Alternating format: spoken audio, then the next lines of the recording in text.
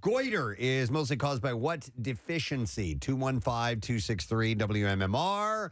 We will go to Victoria to see if she knows the answer. Hi there, Victoria. Good morning. How are you? Wonderful, Victoria. All right, so if you have goiter, it's mostly caused by what kind of deficiency? Iodine deficiency. Iodine. Yep. You're correct. Hang on, Victoria. I'm going to give you a pair of tickets as Four Walls presents the Always Sunny podcast live Saturday, September 23rd. That will be at the Mann Center. And Preston Steve show here, of course, welcoming the gang back to Philadelphia. Tickets on sale now via Ticketmaster. I forgot to tell you this, but you know who's opening up that show is Don McCloskey. Hey! He's doing barbecue this weekend, and then that show with Rob and Charlie and Glenn the following weekend. Nice. Yeah. All right, I got a lot to get to. Let's just dive into this. At the box office, number one was The Nun 2.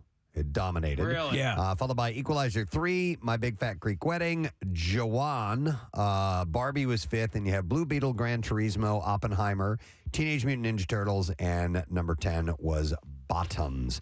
We're going to start with this. I'm sure you guys saw it. Ashton Kutcher and Mila Kunis were two of more than 50 people who wrote to the judge in the Danny Masterson sexual assault trial. We have audio for this, Marissa, if you don't mind. And they were supporting the convicted actor ahead of his sentencing per court documents obtained by Variety. Now, Kutcher and Kunis wrote letters in an effort to urge the judge for a lesser sentencing. In Kutcher's letter, he referred to Masterson as a role model. In Kunis's letter, she vouched for Masterson's exceptional character and referred to him as an outstanding older brother figure.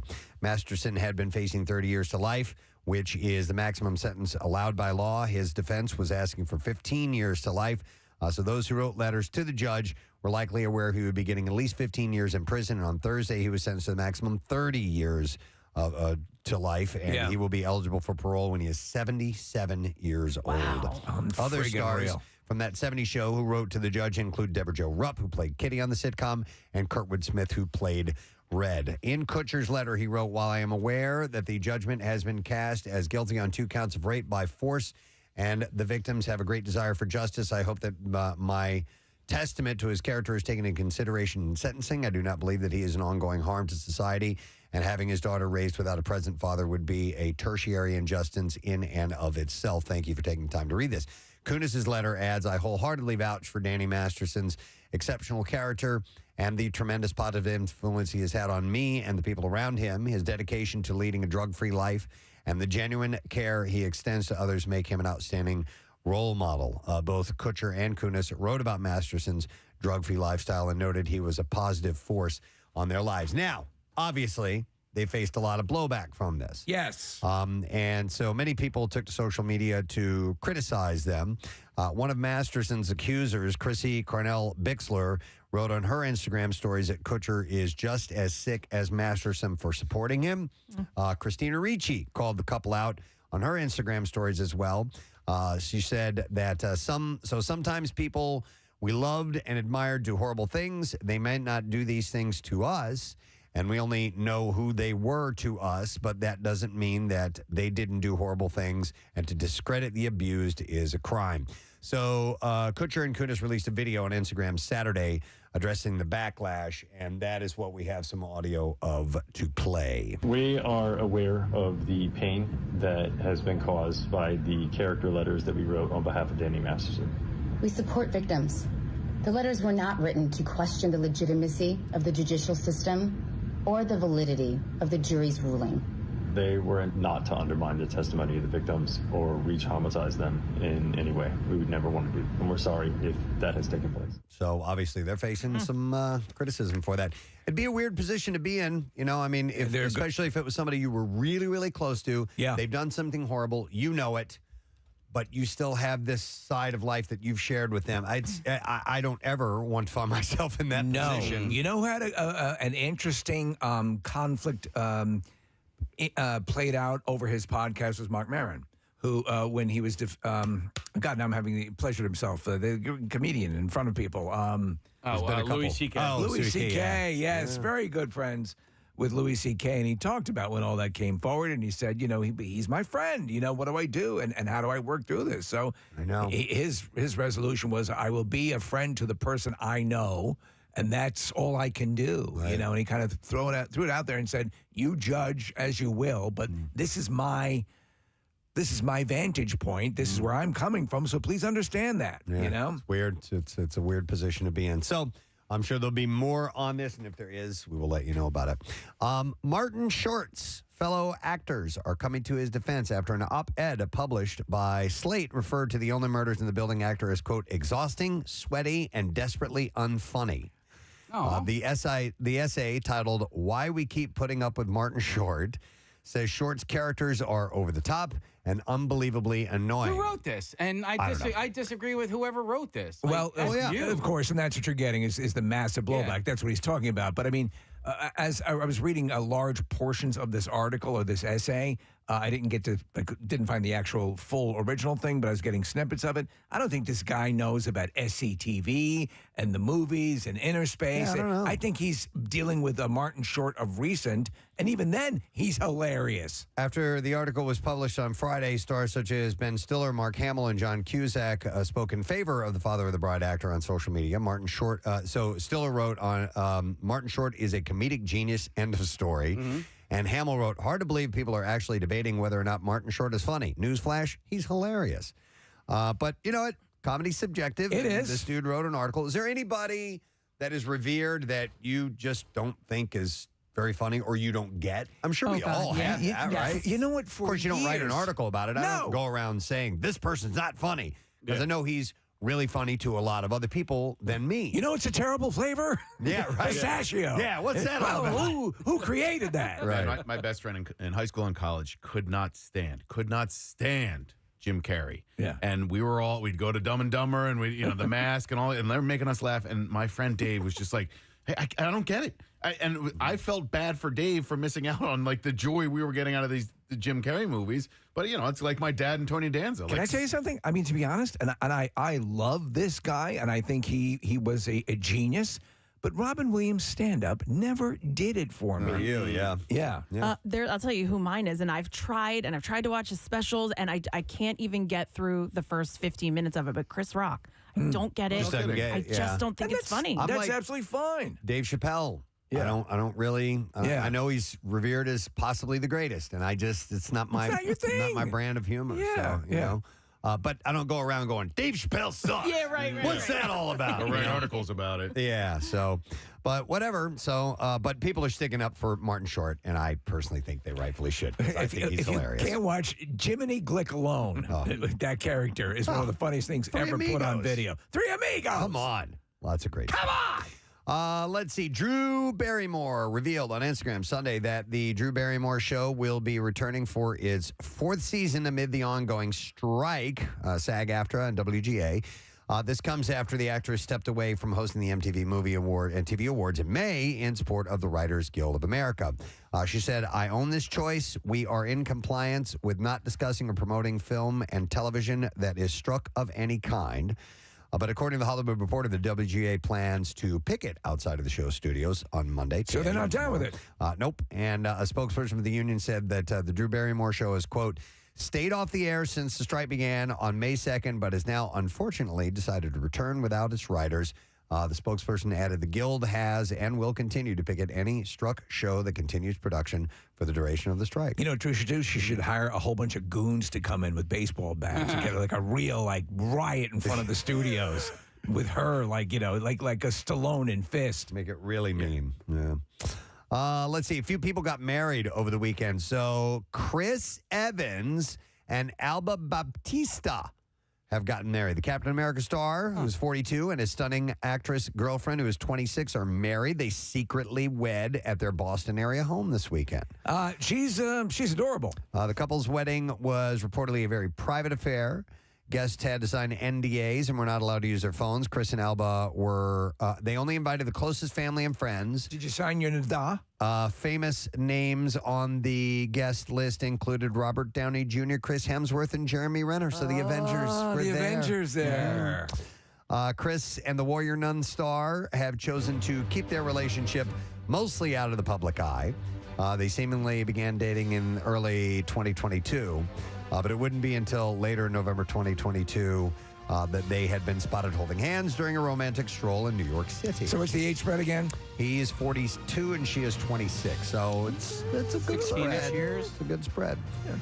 By January 2023, a source dished to Us Weekly that Chris and Alba had gotten serious, and this was the most committed anyone could ever remember him being in a very, very long time. 2 months later on Valentine's Day, 2023, things got even more real when Chris posted PDA photos of his love on Instagram. I love you. So he has finally found the one after dating a handful of actresses over the years. He dated Jenny Slate, Jessica Biel, Minka Kelly, and also have been linked to Kate Bosworth, Christina Ricci, Diana Agron, and Lily Collins as well. At a certain point, you've effed everyone. Right? So, Hang it up. Yeah. All right, you. Yep. Also getting married over the weekend, Good Morning America host Robin Roberts confirmed the reports that she married her longtime girlfriend Amber Lane with an Instagram post shared on Sunday alongside photos of the couple holding hands in their white wedding dresses. Roberts wrote an intimate, magical wedding ceremony in our backyard, followed by a joyous reception. Oh, the dancing. And she said, we are immensely grateful to all for making it a day and a night to remember. Honeymoon, here we come. And the guest list included stars such as Garth Brooks and Trisha Yearwood. So another star-studded event. How about that? They should have done a double wedding, Chris Evans and Oh, you save money Robin that way, Roberts. man? absolutely, yeah. Because I know things are tight. So this is interesting. Zoe 101 actress Alexa Nicholas took to Twitter on Friday to share her experience meeting Joe Jonas when they were younger. And she said, I met Joe Jonas when we were teens, and let's just say he's the guy who wore a purity ring but asked for nudes. Okay. I don't know anything beyond that.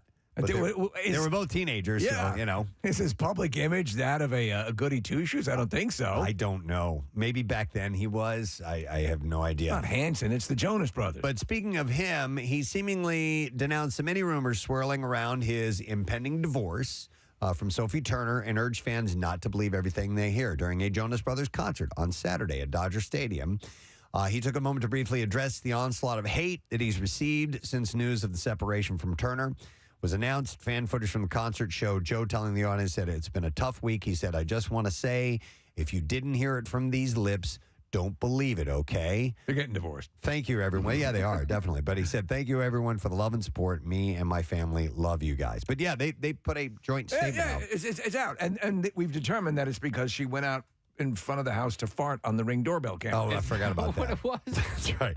She snuck out. yeah. She didn't want to do it in front of him. Yeah, and she had told him that she didn't have a butthole. Yeah, that's right. I forgot all about that. So the speech came before the band sang their song Hesitate, which Joe has said he wrote about Sophie. During the performance, Joe made a slight tweak to the lyrics from Don't Be Scared Because I'm on Your Side to Don't Be Scared Because I'm on Her Side. Oh, my God. Oh, no. Joe then became visibly upset while singing the emotional song. He was upset. He wasn't scared. Yeah, so. I'm scared. Mm-hmm. I'm scared. Listen to that emotion. There's a lot It's of emotion ripping him up. It's tearing him apart. in that. Marilyn Monroe's Brentwood home was granted a temporary reprieve from demolition after a unanimous L.A. City Council vote on Friday. It's Hollywood history. Yeah, agreed. Council member Tracy Park was rushing against the clock to save Monroe's final residence after learning Wednesday that the owner, Glory of the Snow Trust, had requested a permit to have the iconic Spanish colonial residence demolished. She said, immediately, my team and I sprung into action, but unfortunately, the Department of Building and Safety issued a demolition permit before my team and I could fully intervene and get the issue resolved. It's like the first Brady Bunch movie. The 11th district council member wore red lipstick and styled her short blonde hair a la Monroe as she gave an impassioned speech announcing that she would be bringing emotion and to initiate consideration of historic cultural monument status for Monroe's home. The motion presented to the council called for immediate action to initiate consideration for the home as a city historic cultural monument. Was this not the home that she died in? Yes? Oh, I don't know. Yeah, it is. Is it? Okay. Yeah, I just looked it up, and I didn't realize this or I'd forgotten, but she was only 36 when she died. Yes. Yeah. Yep. Yeah, it was tragic. Yeah, correct. Yep. So many weighed in on the matter during the public comment portion of the meeting. Some slammed the urgency around preserving Monroe's home while the city faces a homeless crisis. while others spoke to the importance of honoring women by saving the home. The city council voted unanimously to move forward to considering the home for historic cultural monument. They're not going to tear it up and put in low rent housing. They're going to put in top price condos or something. Yeah, it's in Brentwood. Yeah. In the recent Rolling Stone report about Jimmy Fallon's toxic workplace and The Tonight Show, 2 employees say they witnessed Fallon berate a staff member who was holding cue cards while Jerry Seinfeld appeared on the show. According to one of the employees, they said it was very awkward, and Jerry was like, "You should apologize to him," almost trying to make it a joke. In response to this, Seinfeld told Variety in a statement, "This is so stupid. I remember this moment quite well. I teased Jimmy about a flub, and we all had a full laugh about how rarely Jimmy is thrown off. It was not uncomfortable at all. Jimmy and I still occasionally recall it and laugh. Idiotic twisting of events," he said. So this person who was there and part of it said that it was nothing. Jerry Seinfeld said it was nothing. Right. Yeah. But this other person said no, that it was Right. a thing. So, but listen, Jerry's been known to be a little bit harsh to people too. So maybe he thought it was no big deal, but the other people did. So it's all dumb. I don't care. You know what I mean? Like, there's no criminal thing going on here. Like, they're just like, well, he's not as nice as. Well, listen, we all have bad moments. You know what I mean? So like, I don't know.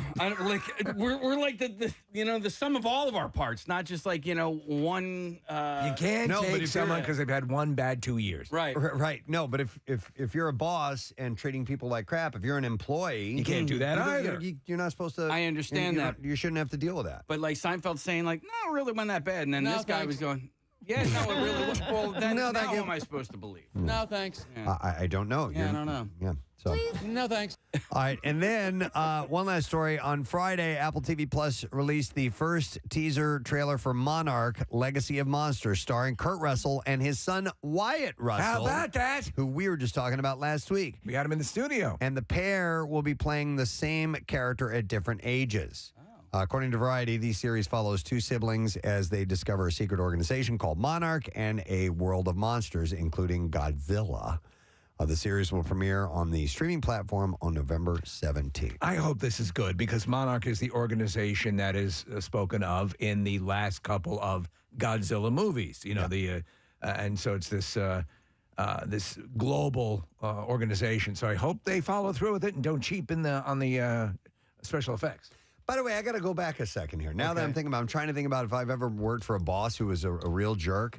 Yeah, Big Dog was an a-hole. Oh, Big Dog was really. Oh my God, he was mean, quirky. Really, he was just mean to everybody, and it was miserable coming to work. What was the meanest thing he ever did to you besides? Not me. Where'd you get that hat, Kenny? I watched him victimize this guy who was our promotions director, and he went by Colonel Steve Austin was his name.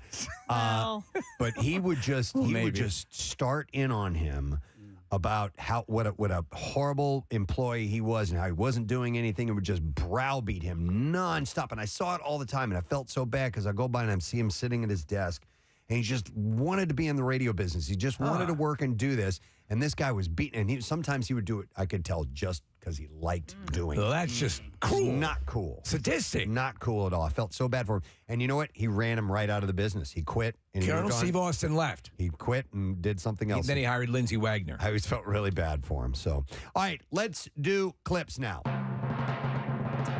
The horror flick The Nun 2 topped the box office this weekend, which has to be a big relief for the cast and crew. And here, director Michael Chavez talks about the challenges of filming. Here we go. It was the longest, most hardest journey to get that thing pulled off. And it basically was like I was working on that until the end. It was like the first thing I was working on and the last thing I was working on. That was 100% a beast, and really, and it almost broke me. I didn't know one scene could break someone. I'm scared. The Nun 2 is scary. It's very scary. And it's out in theaters now. Here is our next clip. Haunting in Venice. Ooh. Is the screen adaptation of Agatha Christie's novel about a retired detective who is forced to solve the murder of a guest at a seance he is attending. And in this clip, production designer John Paul Kelly discusses bringing the set to life. it was the longest, most hardest journey to get that thing pulled Same off. clip. And That's the same clip. That's because I was doing something else. I Okay. apologize. All Go right. ahead. Here's the other clip. Here we go. The house, unlike normally in a movie, the house is a background to help tell the story of the actors, where they came from and so on. In this case, the house is a character. It sits alongside the actors. It's a potential suspect. So did the house do it? So it had a prominence that was really interesting and really exciting, as a designer. I'm scared. Is he saying house? The heist. The heist. Yeah, the heist. The house. Okay. I Yeah. thought he was saying the heist. No, the heist. At first, the heist. The house where you live. Okay. There's a With heist your in the house. backyard and your circus. I And your am, larving room. I'm hosting a screening of this tomorrow night in King of Prussia, so I'll let you know how it goes. Because, All right. It's a Kenneth Branagh film. Yeah, and he looks. gonna I be love good. Kenneth Branagh, and Tina Fey's in it. I don't know if Tina Fey's ever done like a horror movie before. No. But Steve, my review will be like this for most of it. My hands will be in front of my face because I hate horror movies. It's Agatha Christie-esque, is it not? It is. Yeah. Yes, yeah. It's he's Poirot. Yeah. Poirot. There you So it's going to be In the heist. opening this Friday, and we actually have we have some passes to give away to this event that Nick, not only you, but Casey and Marissa are a part of, and it is going to be on Wednesday. Nice. So day after tomorrow. And if you would like to go to it, I can give away a couple of these now. We'll take callers 15 and 16. You have to be at least 21. All right, 215-263-WMMR. So 15 and 16. This is going to be the special murder mystery event at Red Room Theater. Awesome. And it's courtesy of A Haunting in Venice, and it includes complimentary buffet and a first free drink, too. And then you get admission to the advanced screening of the film, which will only be in theaters on September 15th, by the way. So we'll take those callers now. How about that? 215-263-WMMR. All right. We got that stuff out of the way. We're going to take a break. We have more of the A to Z. We're in the stills section of the S's, and we also have Bert Kreischer joining us on the program today, amongst other things. That's the way you start a Monday. We'll be back in a moment. Hang out with us. Middleton and Prince William are opening up about their family life and what it's like behind palace walls. We enjoy swinging. The pair joined baking guru Mary Berry for a Berry Royal Christmas. I love her. On the BBC. Do you really? Yes, I do. Oh, okay. Sharing his perspective on how he has been talking to his kids about the causes they champion. William noted that when he drives Prince George and Princess Charlotte to school, they point out homeless people and ask questions. Daddy, run over them. They frighten me. Will do. He said, on the school run, I know it sounds a little bit... I killed that one. Got one. Keep score back there. Do you all have a pad and paper and pencils and such? 1-1.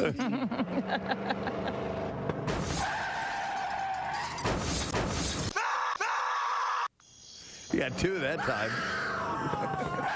William also highlighted his late mother, Princess Diana's work, and credited her with opening his and brother Harry's eyes. And he said that a visit to the Passage Homeless Charity was one of the first places I came to, actually. It must have been between 8 and 10 years old, something like that, and it had a profound effect on me. He said, my mother knew what she was doing with it. She realized that it was very important when you grow up, especially in the life that we grew up in, that you realize that life happens beyond palace walls and that you see the real people struggling with real issues. And this is the cake woman they're talking to? This is the cake woman. I'm sorry, were you talking to me all this time? Yeah. Mary Berry. And I simply asked, how are you doing? The special aired yesterday on the BBC, by the way. There was a throwaway line that made a lot of press. I guess it was in the Daily Mail. She said to Kate Middleton, basically something like, would you like to squirt on the cake? Oh, geez. And so there was actually isolation. They thought that was rather amusing. Why don't you lift up your skirt, hop up on the table, and squirt on the cake? Squirt. You know, like they do in pornographic films. Royal jelly. Royal jelly. Wow, you're like a geyser. Okay. Kevin Costner has set a new drama at ABC. ISB will tell the story of elite special agents of the Investigative Services Branch, whose job it is to solve the most complex and heinous crimes committed in national parks in the Pacific West region. ISB? ISB. He is going to produce and write this. It's a procedural. Former The Flash showrunner Aaron Helberg and Costner will co-write and executive produce. And Helbing will also be, act as the showrunner. I don't think he's planning on acting. He's producing in the whole thing. He's also producing a series for NBC called DVDA. Oh, really? Yeah, which and it's another division, Preston. I guess that is. They have there's 2 openings in that particular division. Jesus. Oh, and there's 2 different divisions, right? Yeah, exactly. Okay. So 4 openings total. Yeah. No, 2 openings, just 2 4 openings. positions. Wow. I'm with DVDA. Any openings there? 2. You guys are talking about the Delaware Valley Dance Academy, right? Yes, of course. Yeah, 4 positions. 4 positions for 2 openings. Right.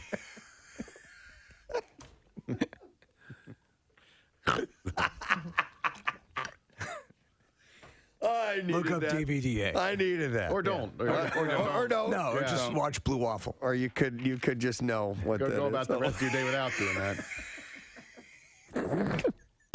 Did you guys see the updated E.T. commercial that's I on? did. It's Yeah. great. I love it. It is Steven cool. Spielberg directed it. Did he? That's what I was wondering because that's what I read. I'm like, you can't tread on Steven Spielberg's territory. Yeah. Well, Henry Thomas, who played Elliot, allegedly tampered with his sobriety test during a DWI stop. According to a police report obtained by TMZ, he refused a breathalyzer during a stop in Oregon. He was reportedly taken to a station and put in a holding cell.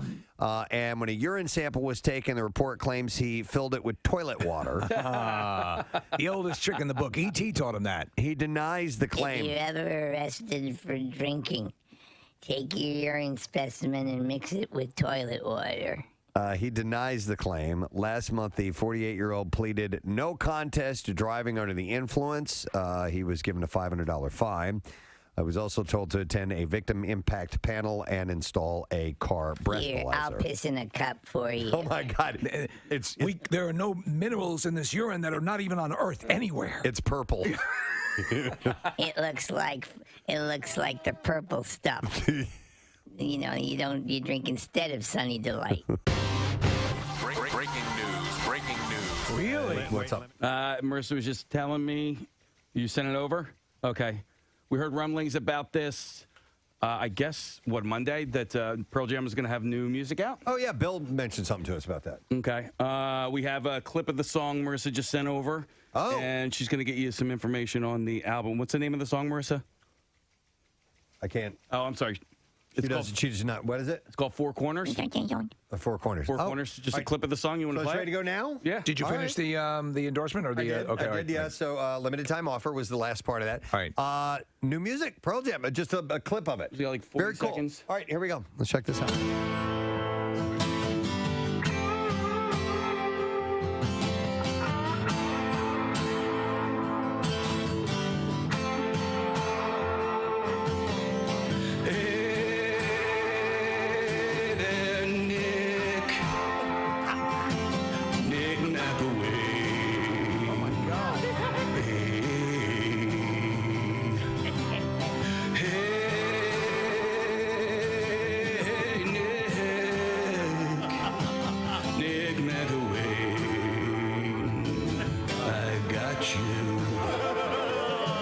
Yes. Hook, line, and sinker. Even As soon as the vocals started, his Dude, no. head popped up. But it was believable vocals. The first line of the vocals, I was like, well, Casey's going to make fun of this. What's the guitar? It's actually Mike McCready. Mike McCready. Is it? Okay. Yeah. But you can play now. Both you can play. Not this.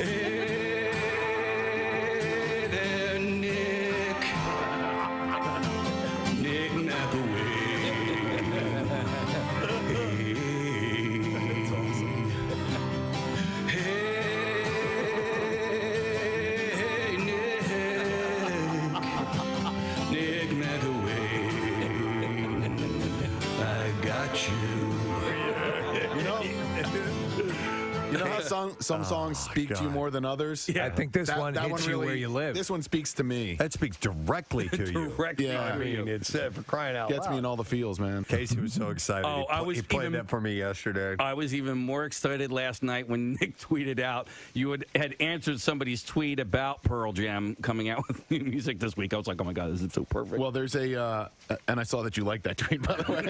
There's a Now we know why he liked that tweet. There's a Pearl Jam account in Italy that actually helps break some Pearl Jam news around the world or whatever. And Pearl Jamma. No, it's Pearl Jam Online Italia, and we've been talking about possible new Pearl Jam music all week because we heard from Bill Weston that there might be some. And that's not it. And well, no, clearly. But the more we talk about it and the less that actual Pearl Jam music shows up, the more nervous I am about actually talking about it on air because it's just been rumors thus far. You know, we haven't actually had any. So then you got me today.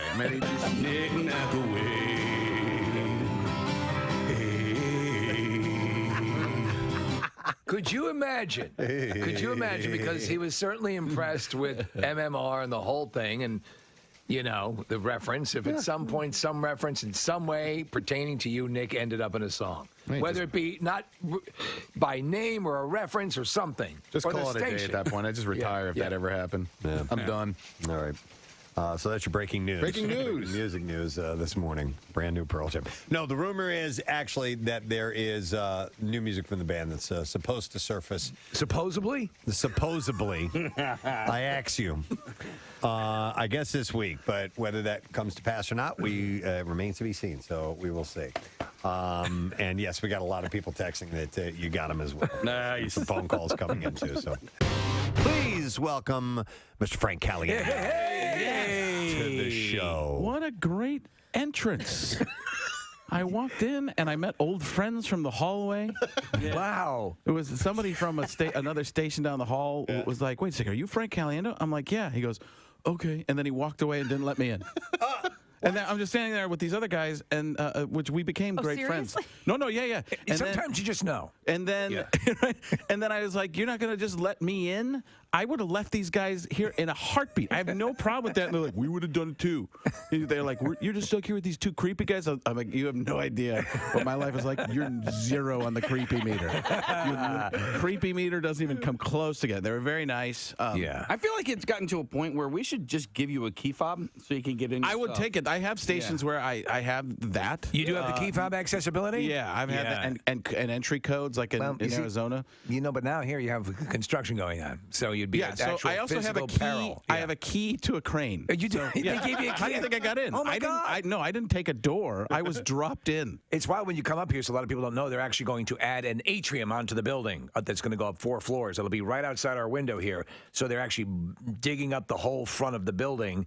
And so we haven't heard it as of yet. But, Nick let me know in advance. Did you walk over here? Yeah. Okay. What do you think? I think I Ubered from across the street? I wouldn't put it past you. How lazy do you know that I am? But it's, I mean, your hotel's literally a block away. Let's just tell everybody where I'm staying. That's great. Room 472. Then you want to see some creepy factor, guys?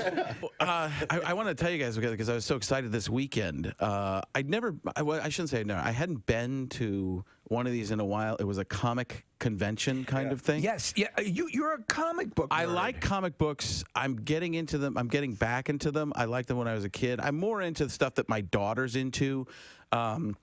Barbies, My Little Pony. No, you're into more. Just looking for a joke. It just got creepy again. Yes, no problem. I like to comb their hair. My Little Pony. You know what they call those bronies? Yeah. Yeah. No, is there such a thing? I'll get into it. I got no problem. It's a legitimate fetish. They're called bronies. Not that there's anything wrong with that. So, hey Jerry, what I was going to do there was going to get real creepy. So this one was called Ace Con. All right, and Arizona? No, it's a national thing. Okay. I think they might do one in Philadelphia too eventually, but they go all over and they do major celebrities from the movies. Yeah. So Tom Hiddleston was at this one, who was cool. Loki. Yeah, we love Hiddleston. Yeah. Oh, and he's nicer in person than he is as Loki. First of all, but he's so nice. But he comes up. I don't know if they. I can never tell this because he was so smooth and so incredible and so British that he comes over and he knew who I was. And that was one of those moments I'm like, well, this is pretty awesome because my daughter's like, huh? Well, he's an impressionist as well. Oh, he was so great. He's got somebody texted the wrong radio station. What does it Why? say? What does it say? This says, I do believe in life after love. Hearing her music this early in the morning totally makes my day. That's Cher. We didn't make any references to Cher, did we? no. And we did not play. No. Could it have been anything? Like when we go to commercial, maybe there's like, are they listening live or they listen on the podcast? So. I do not know. Says the text response, it comes back automatically if you text us, says Gadzooks, thanks for texting the Preston and Steve show. So I wonder, whoever this is, if they realize they made a mistake or not. Thanks for listening to my music. I do believe in life after love. It's crazy because last night on the Collector's Corner was someone who collected Cher memorabilia. What? What a confluence of events. Oh, that's great. That's great. I love seeing that. Well, somebody's day was made by Cher. Somebody's day was made. I'm all for that. I do kind of like that song, believe it or not. Yes, it was one of the first that did the life after love. The auto-tune. auto-tune. Uh-huh. Yeah. People are like, what was that? I just think of Steve though every time I hear it. I do. That's I why. used to like it too, but now that's what I ruined think it. of. You've ruined it. I ruined it Thank for you. Yeah. All right. I want to go back to what we chatted about in the entertainment report briefly because we were getting a number of responses via text, and maybe they were listening to a different radio show. But there was an article that was written in Slate, and whoever wrote the article is not a fan of Martin Short, and went so far as to call him like horribly unfunny or some kind of over the top characterization of that. Yeah, and you raised the point. It's all subjective, but to take your article space or whatever you're allotted and committed to crapping all over someone who clearly many other people find amusing seems like a waste of time. But still, and that could very well be he's just throwing bombs and just wants to get this reaction, and then mission accomplished. But it did raise the question. Iconic people or comedians, people who are comedic actors who everyone seems to love, that you just don't get it. Yeah, and I guess some of that maybe the reason you might, yell this from the mountaintop or something like that is you feel out of place maybe when everybody else is in on the joke and you aren't. You know what I mean? So I don't know. I'm just throwing that out there. It's I don't know if possible. that's the case or not, but I've never viewed it as a condemnation of me if I'm not along with everyone else on something. Right. It's just my taste. Right. But obviously a lot of stars came, to Martin Short's defense because he's hilarious. I think he's hilarious anyway.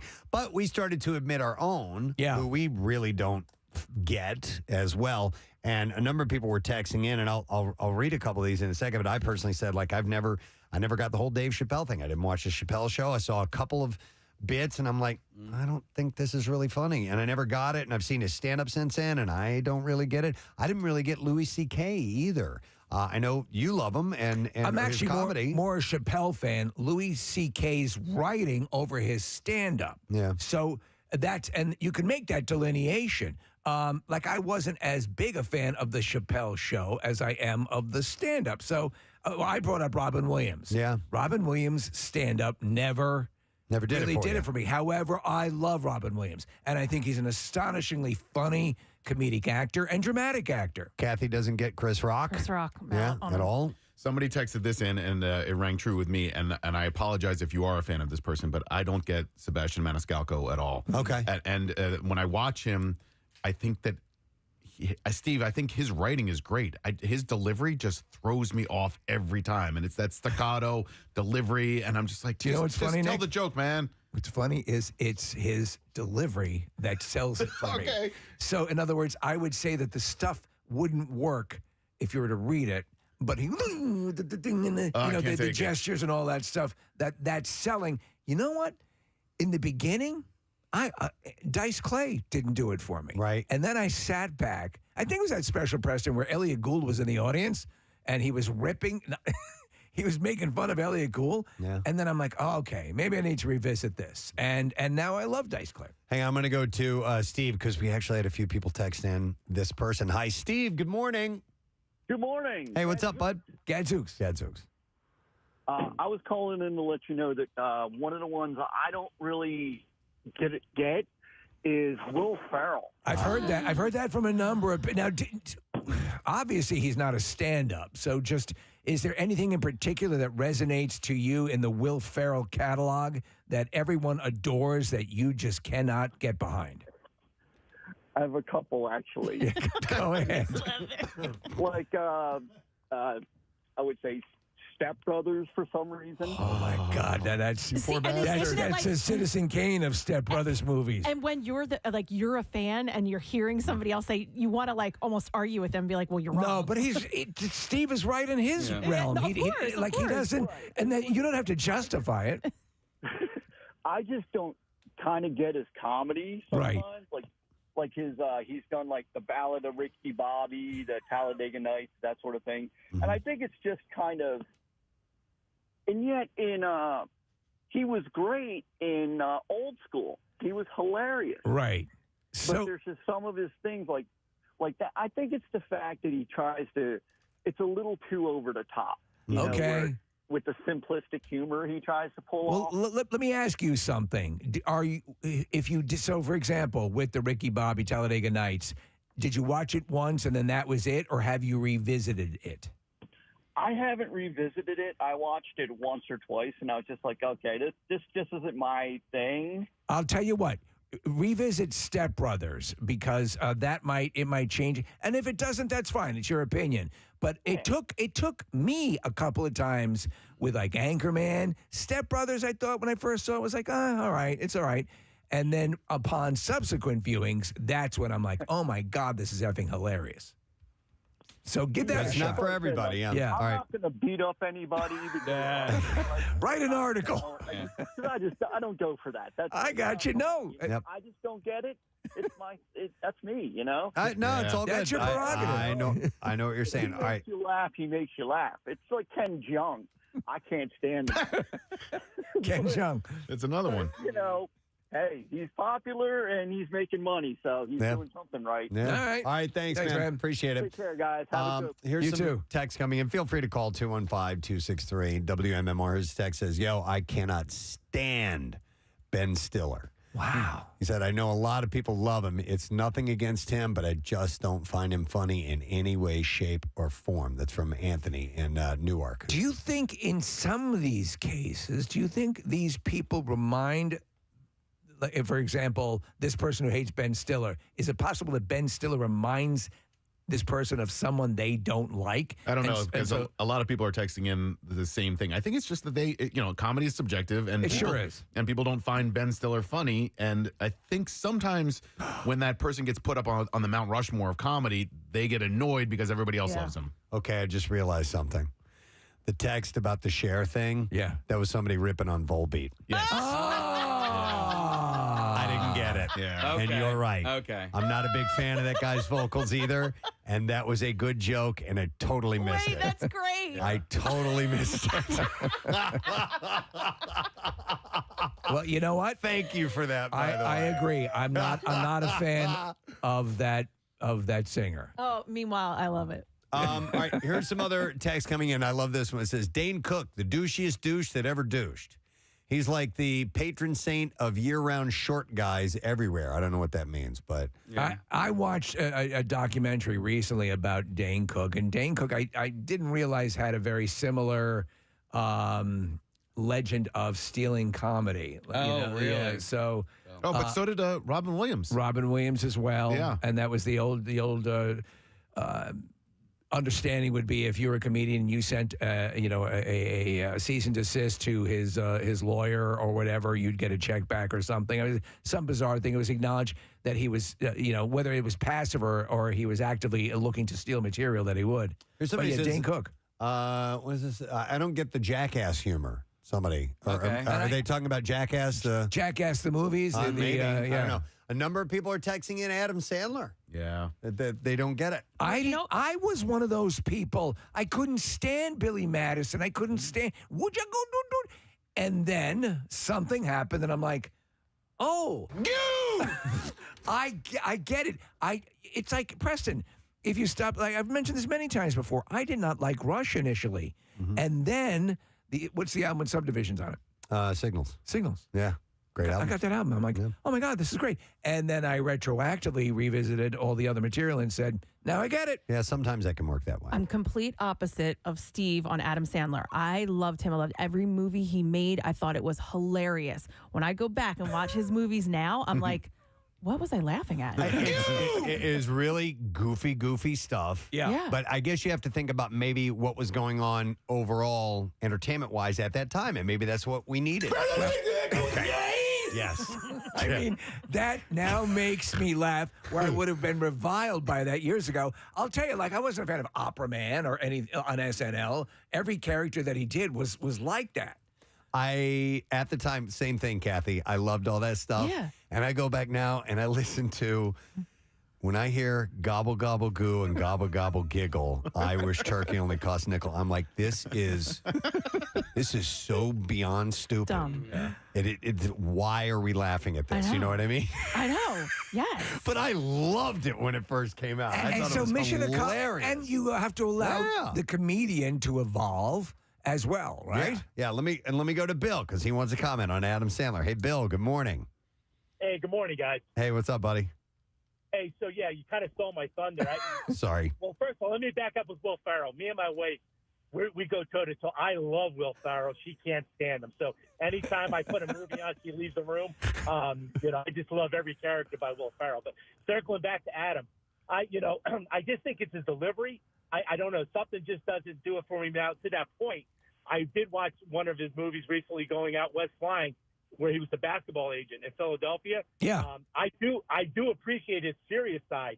I can't get over. I think it's the voice affliction. I just don't know what it is. I think to the point of that, it just doesn't do it for me. No, he's a solid. And again, I'm straight up. I did not like that earlier stuff, and now I look back at Happy Gilmore and those others, Billy Madison, and I enjoy them. I find them amusing. I think in the context, I had to appreciate him later on, and I do agree. Dramatically, Adam Sandler can really deliver. Uncut Gems is like it's amazing, but.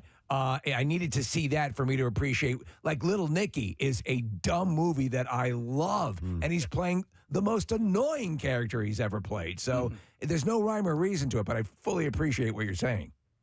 Yep. Thank you, Bill. I appreciate it. We'll go next to, let's go to Frank. Hi, Frank. You are on the air. Good morning, buddy. Bitches. Good morning. Good morning to see you, bitch. What's up? I was going to say Kevin Hart. I think he started out like really, really good, but once he got big, his stand-up just it wasn't as good. Huh. So you liked him in the beginning, but you thought he's been waning a bit. Yeah, and when he did that show in Philly, he kept doing this bit where he was like, really? Okay. And he just kept going back and back to it. And I was like, dude, this is just not good. Is there? So you think there's still the potential where he could come back and get you? So you're not the book is not totally closed on Kevin Hart. No, he's a millionaire. The book is closed. We're going to just try again. He doesn't need to. Okay, right. It doesn't matter if he wins you over. Thanks, man. Appreciate it. Let's see. I have Bill. Hi, Bill. Morning, bud. Yes. Hey, good morning. You guys rock. Thanks, man. Appreciate it. I love Gilbert Gottfried. I miss him so dearly. Yes. But my wife can't stand him. And she doesn't understand his satire. I thought he was brilliant. And I think it epitomizes what you're talking about is that either people loved him or they despised him.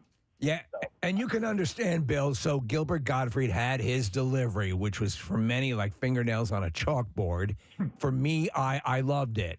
And, right from the earliest days of his stand-up, I loved it. Later on, he became more of like a, not an insult comic, but he became more of like an older style comedian.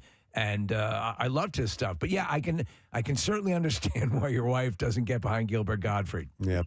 Thank you, Bill. I appreciate it. What about on outside of just comedy? Let's say, do you think there's somebody listening? I'm trying to think of the most benevolent, wonderful character that you can think of. But is there anyone like just who despises. can't stand Tom Hanks? Just hates probably. him. Oh, yeah. Just Oh, absolutely. I guarantee you. His entire body of material is just like garbage to them.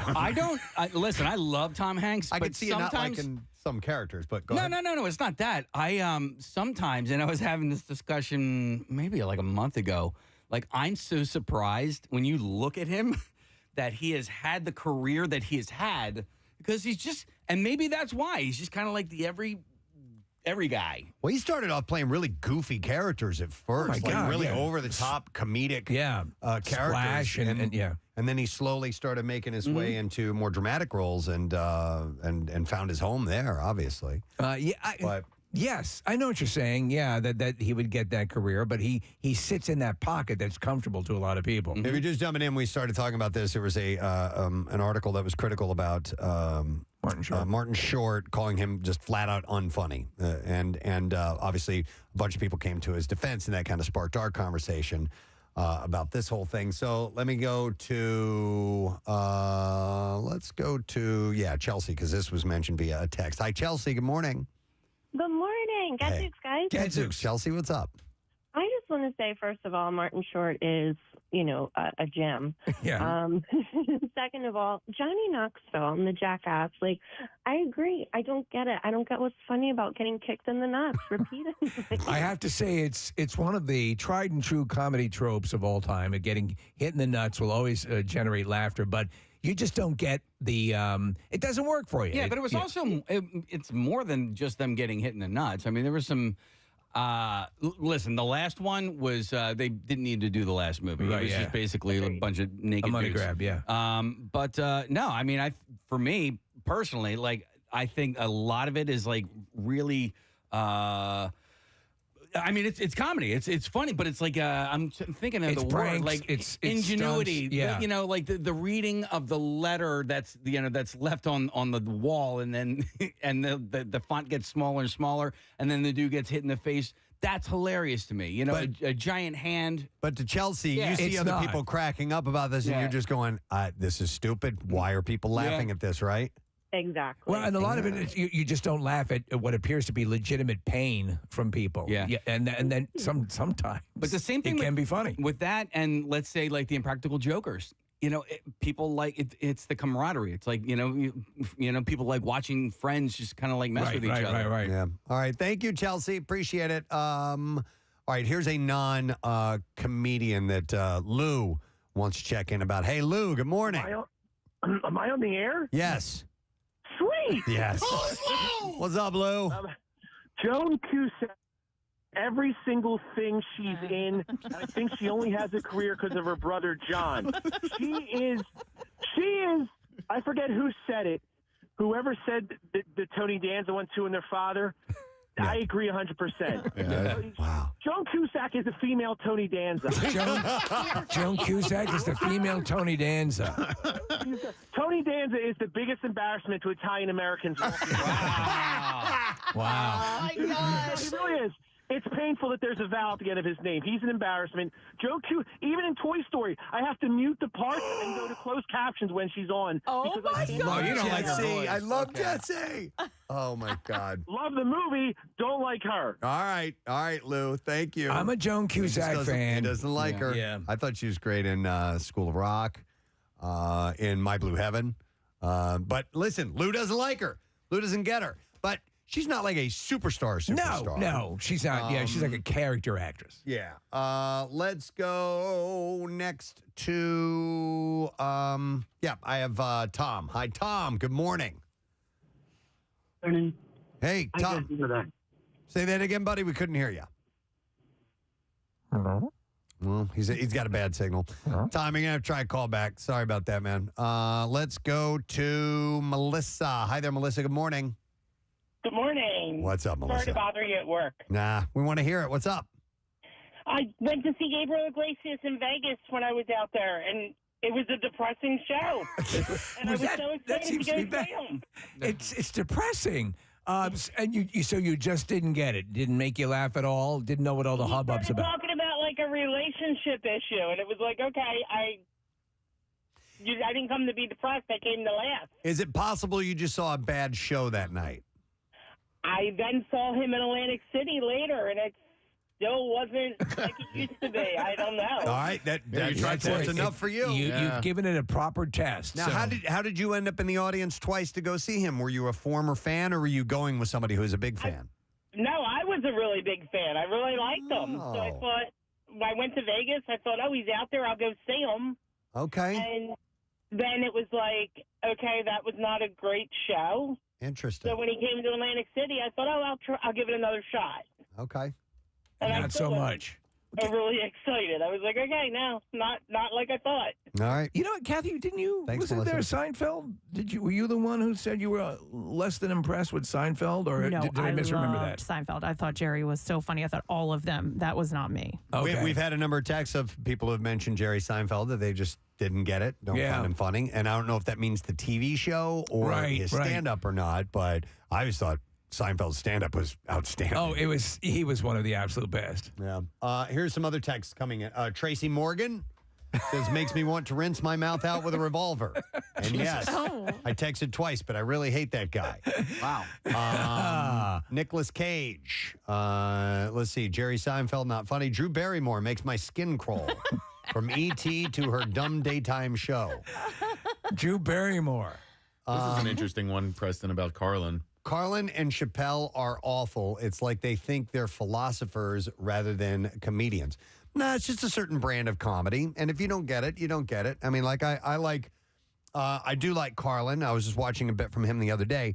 I can only take so much Carlin, and then it's too much for me. Right. If so, even in his own shows, a lot of that of the acrimony or the ranting stuff would be compartmentalized, and you'd get some of the other stuff as well because it's a lot to process. Yeah. But it was brilliant stuff. Yeah, there are a lot of stand-ups out there that I don't necessarily prefer their stand-up, but I do like them as an actor. You had mentioned Robin Williams. I never really liked to stand up, but I love him as an actor. Right. Carlin, probably similar. And Carlin had two phases. There was the earlier phase where he was more of a standard stand-up, and then he, as is beautifully depicted in the Judd Apatow documentary on him, he said, I got to do something different. I got to be truer to myself. And that's when that second legendary Carlin came through. But like Pryor, right? He is revered, and I like his stand-up is like kind of whatevs for me, but I love him as an actor. I think it was more of a time than it is now, because at the time it was really groundbreaking because he was going for it. He was all saying, the time. I mean, as far as his going into really like vulgar territories that people wouldn't touch on, and it was kind of groundbreaking. But looking back on it, you might go, all right, it's not as funny anymore. Live from the Sunset Strip, I think that was the one directly, or not, well, after his situation where he was freebasing and set himself on fire. And it's incredibly candid. It's amazing stuff. I'm going to go to Melanie. Hey, Melanie, good morning. Hey guys, good morning. The guy that I can't stand is Mike Myers. Mike Myers. Simply because he always uses the same Scottish accent in every single movie, like Shrek. I didn't mind him in Wayne's World, but everything else is just like, even in Bohemian Rhapsody, he spoke in a Scottish accent. Yeah. Isn't that annoying? Yeah, and he also, there was that Gong Show reboot. Do you remember that? And he played this sort of Scottish host. And he did a Scottish character in So I Married an Axe Murderer. He did one, he was Fat Bastard. And so he does go to that a lot. quite a bit. And the only thing that bothered me, and I love some of Mike Myers stuff, and obviously the first Austin Powers and everything, but the Austin Powers movies, he was just regurgitating a lot of the same bits over and over. Yeah. And that kind of grated on me personally. And also, I watched Austin Powers not that long ago. I didn't think it was funny. It's the second But when it came one. out, I thought it was funny. But this time, I'm like, oh, what was it? What was so funny about The this? first one actually did not do all that well. It had to build a head of steam because of streaming and ending up on HBO. And that's actually, and home video is when it caught fire. Let me see. I will go to Amanda. Hi there, Amanda.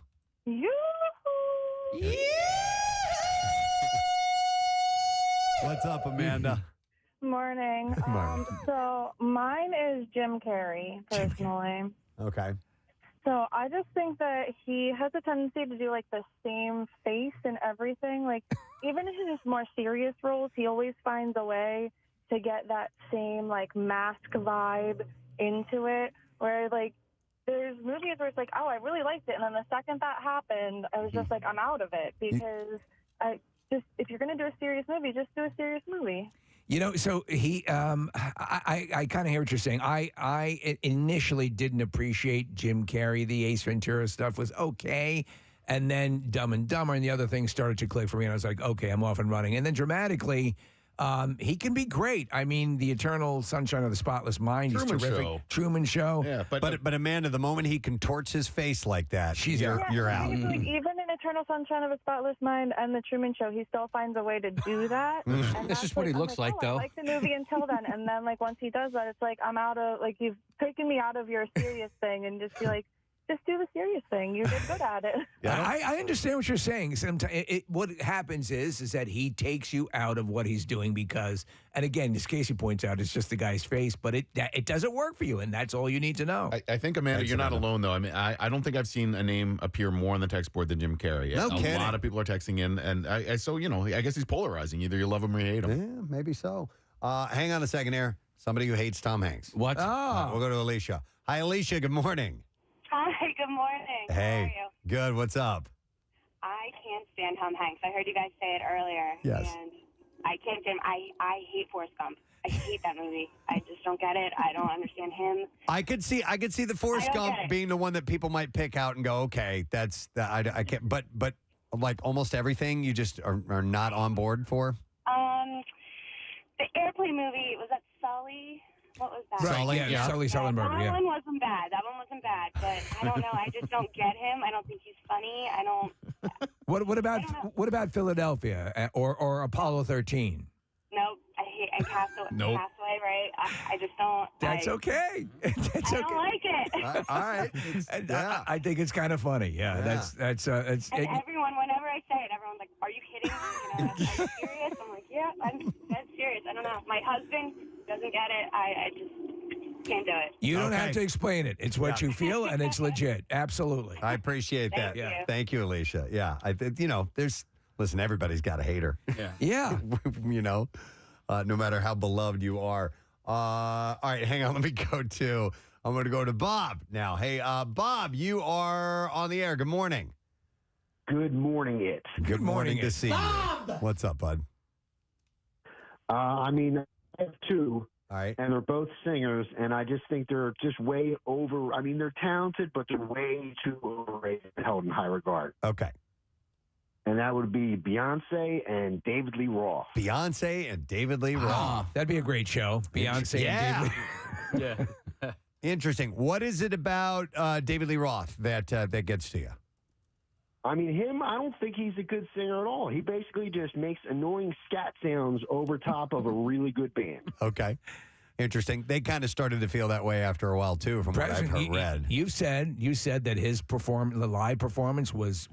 Oh, he wouldn't sing. Yeah, it was not like good. Bob was saying, he would change the melody up and kind of talk through a lot of the words. Now he would do backflips and swords and he was a big showman, right? Without question. But I was not impressed with his singing every time I did see them with Dave in the fronting the band. But Beyonce, you don't get the hype.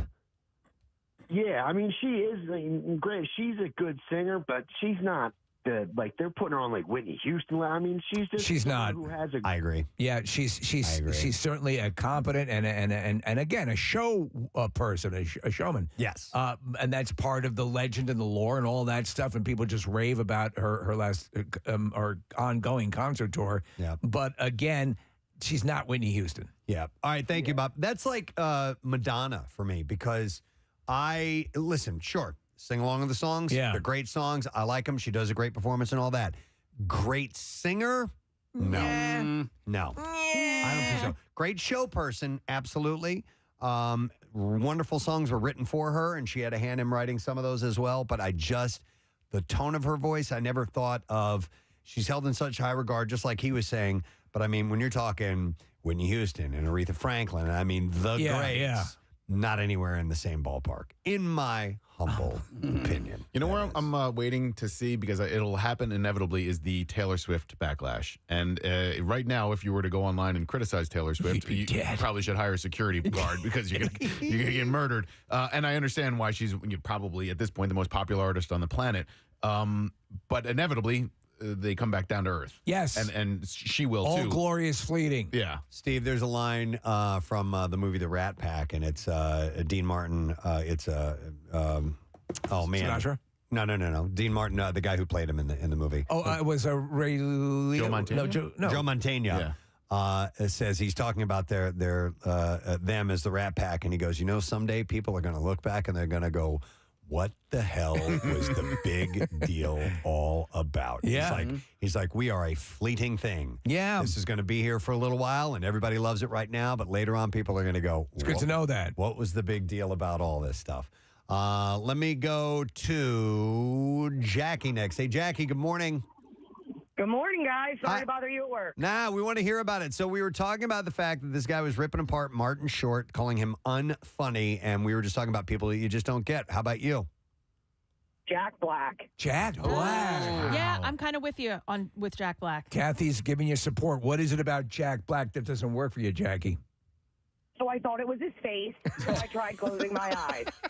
His voice doesn't help anything. I can't stand him. It makes me envy Helen Keller. You thought it was his face, so you closed his eyes. And by the way, you're being very fair. You closed your eyes. You tried to give him the benefit of the doubt, but then the voice was no better. No better. And I can't stand him as Tenacious D either. I'm with you. I'm with you. So I love Tenacious D. And I do too, but it's a niche thing. It is a niche thing, yes. But the movies, you're not in on that either?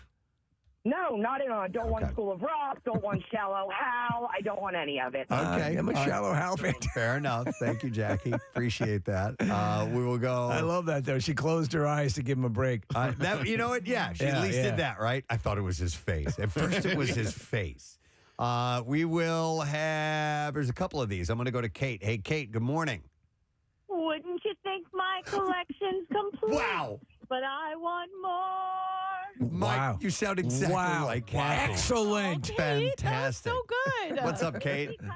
It's because my voice is as beautiful as Kathy. Yeah, that's it. Exactly. It's you and Whitney. That's true. So I don't have it. Actually, I did. For years, I thought I had an issue with Keanu Reeves because my mom hated him so much. I grew up believing that he must be a terrible actor, even a terrible person, because of how vocal he was about it. I mean, and then I saw a movie with him, and I was like, wait, I think I like Keanu Reeves. He's fine. I don't know what her issue was, but if anything came up on the TV, a new movie, oh, God, no, I hate Keanu Reeves. So Keanu Reeves was your mother's Tony Danza. Here, let me tell you why. Let me tell you why some people might have an issue with Keanu Reeves, because he played in 3 movies. He played 3 very similar characters in Bill and Ted, and then in Parenthood, right, and then in I Love You to Death. All 3 of those characters were dude, and it was this whole thing. Except I hated him from Speed. You hated him from Speed. That was my first hatred of him, and I'm right along with her mom. Well, Speed was his breakout Studley movie. Right, that's where he started to break out of that characterization. But let me go to Colleen, because she hates Keanu Reeves too. Hey, Colleen, good morning. Hi, good morning. Hey, what's up, Colleen? It's kind of like Jackie said with Jack Black's face. It's every time I see his face, I hear that voice, that it flashes back to that Bill and Ted and that, and I stand him. So I just don't think he's a good actor. Like in anything, Let me tell you. So, and I completely get you guys. I completely understand what you're saying. But Keanu does know where his lane is, and he stays in it. John Wick, there is a small range. The Matrix was a little wider, but I mean, he knows where he's best and where he's best utilized. I'm a massive Keanu Reeves fan, but I completely hear what you're saying. Hey, I thought he was good in Devil's Advocate. I thought they showed some acting chops in that movie. Yeah, he's pretty good at that. But I get it, Colleen. I understand why someone might not like him. You know what I mean? I mean, for me, he's John Wick, and it's the Matrix, and he's always going to be top. This is one I did not expect at all. Oh, I'm sorry to interrupt here, Casey. Sorry, Casey. It just says Steve Martin. Steve Martin. I thought he'd be like Tom Hanks. I thought everybody loved Steve Martin, but I'm not right. I don't hate Steve Martin. I do think he's funny, but I don't view him as Tom Hanks. Like Tom Hanks to me is flawless. Anything he does is going to be good in some way, but I don't view him that way. Do you know what Steve Martin's comedy initially was a reaction to the standard type of stand-up. So it was a second-to-second parody of the kind of stand-up and overly unctuous, showman. And so, like, excuse me. Yeah. And then as you read his book, right? Yeah, about his stand-up It career. began to eat itself. Yeah. Like there was no joy in it. And then you got The Jerk and other movies. But yeah, to me, I'm just laughing now. There's always stuff that will make Steve Martin just unassailable. Comedically, he's brilliant. Yeah, and dramatically, Parenthood. Yeah, This is an Parenthood. amazing I mean, film. that's a great, Just But phenomenal. he's hilarious in that as well. And yeah, he is in Yeah. that. But then, like Grand Canyon, he has a full dramatic role Yeah, in that. yeah. There's several movies where he takes on dramatic roles. He's wonderful. I love Bowfinger so much. I know. You know? That is just the best But movie. you can't and I think we've been good at it. People calling in and Yeah, that's fine. Yeah, I get it. I get it because I understand that some of the people I don't like it doesn't make any sense, but I just don't. Right. We didn't get a chance to go to these calls, but I'm going to mention these. Brian said David Spade doesn't get it. Carmen said the Comedy Central Roasters, Lisa Campanelli and Jeff Ross specifically. Jim says Bruce Springsteen. Wow. His lyrics don't follow the melody. Thank you. Let's see. Ben doesn't get Forrest Whitaker. Steve hates Hugh Grant. Sean can't stand Taylor Swift. Sean, we'll keep your identity a secret. So you don't get hurt. Helen says the Three Stooges aren't funny. And Shannon, Anthony Jeselnik. Every topic isn't funny and his delivery isn't good. Wow. Okay. Well, listen, there are some people you just don't get. And they may be absolutely at the top of the totem pole as far as reverence goes, and you just don't get it. I've got a few. I would myself. say this. Absolutely. Leave the door open. Don't because I reversed my decision on people over my life and come around to appreciate, and then I've decided that I thought less of people. Yeah, so I that's guess true, it's a too. trade-off. All right. Listen, we're going to take a break. We will come back in a moment. We have MMR's Back to School A to Z. We will be honoring a moment of silence this morning because it is the anniversary of 9/11, so that will be in the 8 o'clock hour. But Bert Kreischer's also going to be on the program today, so we have a lot going on. Back in just a moment. Good. He comes over and he's talking about, but he has the one up, like he's friends with Jeff Goldblum.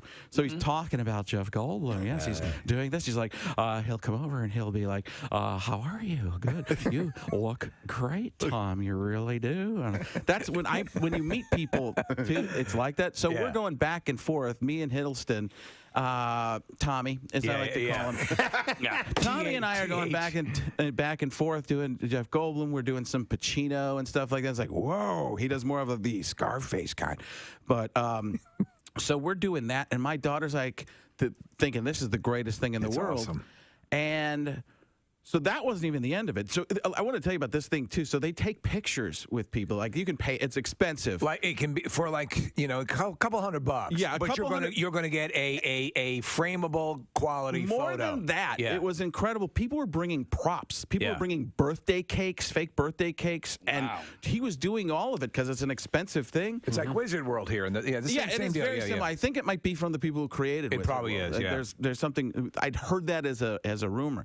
So they're doing that kind of a thing. We keep running into him. And Hiddleston walks up behind me at one point. Who towers over me? I'm 5'6", he's 6'2". He's like, I heard you do a Tom Hiddleston impression. I'm like, no, I don't, but I do the Beatles. That's what it turns into. So then a guy comes in and he goes, Frank! And they were in the back area because originally I was just going to stalk everybody with my daughter. But try and be nice. You know, you guys know what that's like. But He's looking at his stalkers here in the studio. No, you do that thing where you respect everybody's space and stuff like that. You do. So we didn't ask for any extra pictures or anything like that outside the times we were supposed to. And this guy comes and he goes, Frank! And it's Todd McFarlane. Oh, wow. Spawn. Yeah. And baseball collector extraordinaire. Yes. Yeah. And he sits down and he starts talking. Who's this? This is Juliet. Hey, Juliet. And he starts talking to my daughter. He starts saying, so I actually have this on video. I'll show it to you. I don't have, I never asked him if I could share it with anybody to play. But he says, I created a character called, you ever hear of him, Venom? So I was trying, and he tells the whole story of how he created Venom, which is basically, they wanted him to, and I've never heard this story before, they wanted him to draw the black costume Spider-Man. That was where it was at that point. He's Right, like, right. He's like, I don't want to draw Spider-Man. I can kind of do his voice. Like, I don't want to draw Spider-Man. I don't want to draw him in a black costume. Red and blue, right? And my daughter's like, yes, it's red and blue. And he's like, so he starts drawing it there, and he starts going to. He's like, so the reason Venom's created because. I was stubborn. I didn't want to do what they wanted me to do. I was like, and that was the genesis of the character. Yeah, that's what it says. He's like, well, make a villain. He'll be the black character, and then the red and blue will be Spider-Man still. We'll all be happy, and that's how it turned out. Oh. Yeah, it's surreal. Did you watch The Family Guy this past weekend or the weekend before with Peter goes to the White House and works in the Trump administration? No. It was a funny episode, but as you can imagine, it skewered Trump a lot. I thought that it was you. I had to watch the credits because it sounded like your impression of Trump, which is a relatively easy impression, I think, Yeah, I don't to think do. it's very hard. I think that because of how easy it is, people think that just doing the impression is funny. When that's not the case. It's not. Right. You've always done this. And mine is tremendous. It really is. There's a lot of people that are talking about my impression. Here's the thing: you guys do a great job. This is probably the #1 show I'll be on right now. And let me say this: the ratings going through the roof. Not even just the roof, through the stratosphere, and Space Force will probably find them. Yes. But we'll talk about this for a second. What were we talking about? Doesn't matter. It just got better. My stuff is silly. My stuff is silly that people who are like on one side or the other, they go, oh, that was great. I had that happen years and years ago in Texas. I was doing George W. Bush. Yeah. And they're like, you do, the people out of the same show, people go, you must really love him. That was great how you did that. And other people walk out and go, you hate him, don't you? And I was like, you decide. You decide. That's what you want. If you're listening to me for politics, in this venue, you're in the wrong. But if you're able to nail it both ways like that, then you hit it. That's how I want to do it. Yeah. And for me, like, there's enough out there for the people that are pro this or anti this that. What am I going to do? Add to one of those sides? That's our philosophy. And I don't even believe that I would go. There are things I think that happen that are okay, that are good, and that are bad and awful. And it all happens, and it's whatever. I feel like eventually it's going to work itself out one way or another. But if people just scream and yell from the rooftops, it just makes other people mad. Yes. And that's where I come from. And besides that, Preston and I are big fans of dystopian future movies. So those are cool. Well, however it breaks, whether we're fighting vampires or zombies, whatever it is, or whatever, or maybe we're a mailman, Preston, like in the Postman. Yeah. Listen, my friend Rick and I met up with a lot of people. You just stab them in the brain. That's what you do. You don't grab them by the you-know-what. You stab them in the brain. When you hear that sound, it's tremendous. It gets really, really great.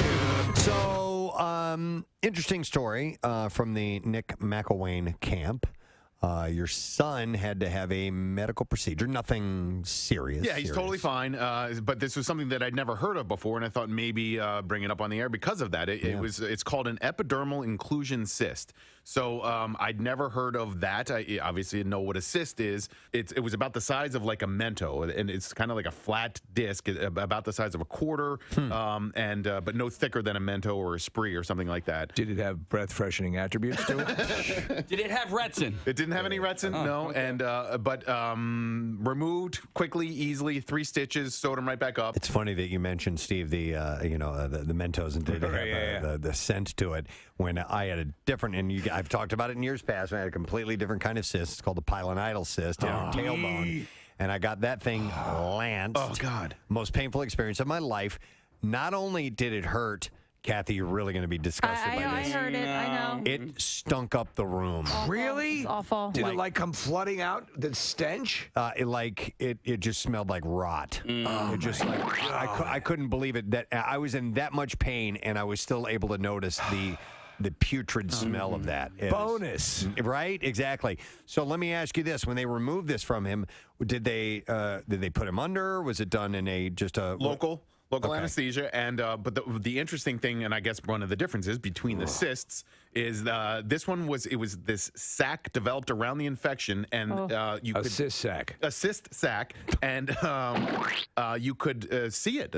So it was encased in this thing, and so it was almost like a solid just pulled right out of his body. So this protective sac that formed around the cyst the cyst sac, was there. It's what the body does to protect itself from an infection. It's amazing what the body does in those cases, the way it attempts to expel anything. Any chance if you had left it there, it would have become a pearl? Maybe.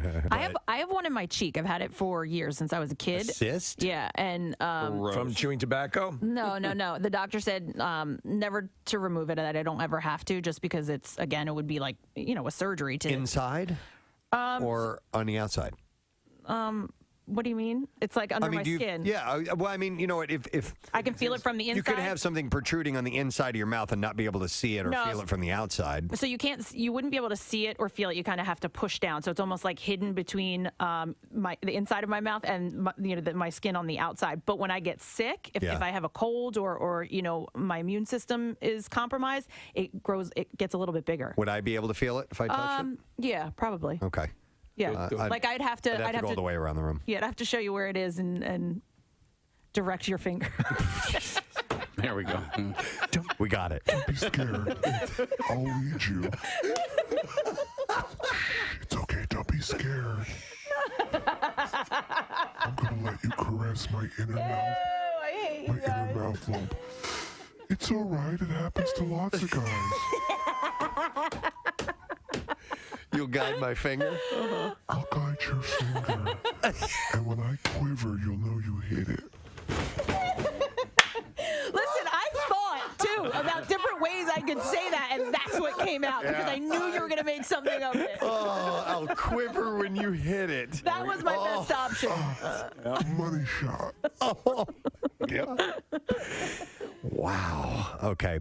I've been given the wrap-up sign. We have to take her. I know. Marissa just brought the full list of cysts, Casey.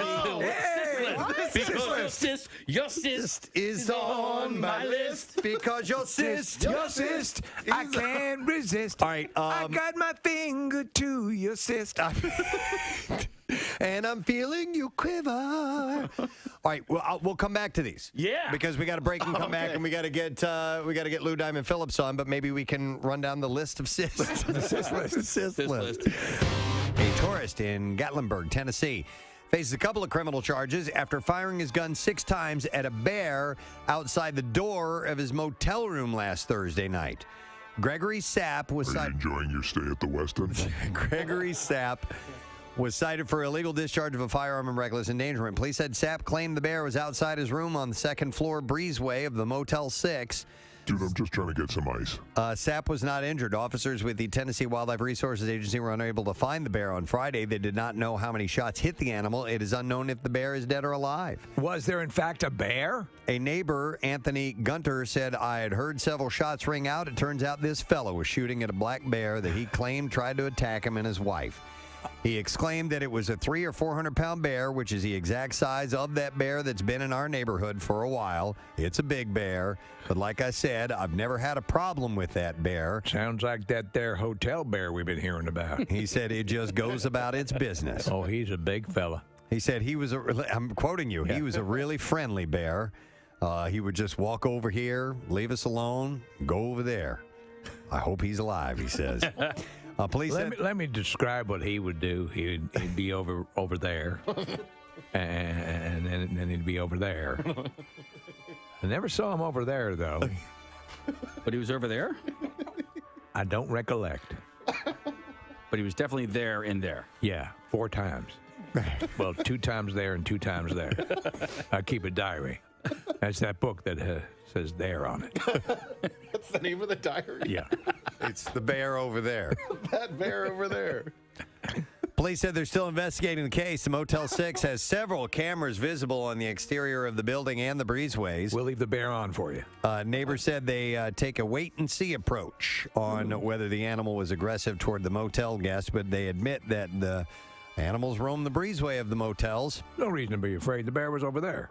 He said those bears will go up and down them ramps of these hotels searching for food, whatever they can find. If the bear was truly aggressive and threatening, the man may be justified for shooting in self-defense. But you are not allowed to shoot a bear just because it's close to you. Just because it's there. Yeah. Where was he? There. Firing a weapon should only be used as a last resort when there is no other escape option. according to them. I don't know how fond I would be of a hotel where there was a robust bear population. On the second floor. On the second floor. He was able to make it up there. Yeah. I don't know. Without a key.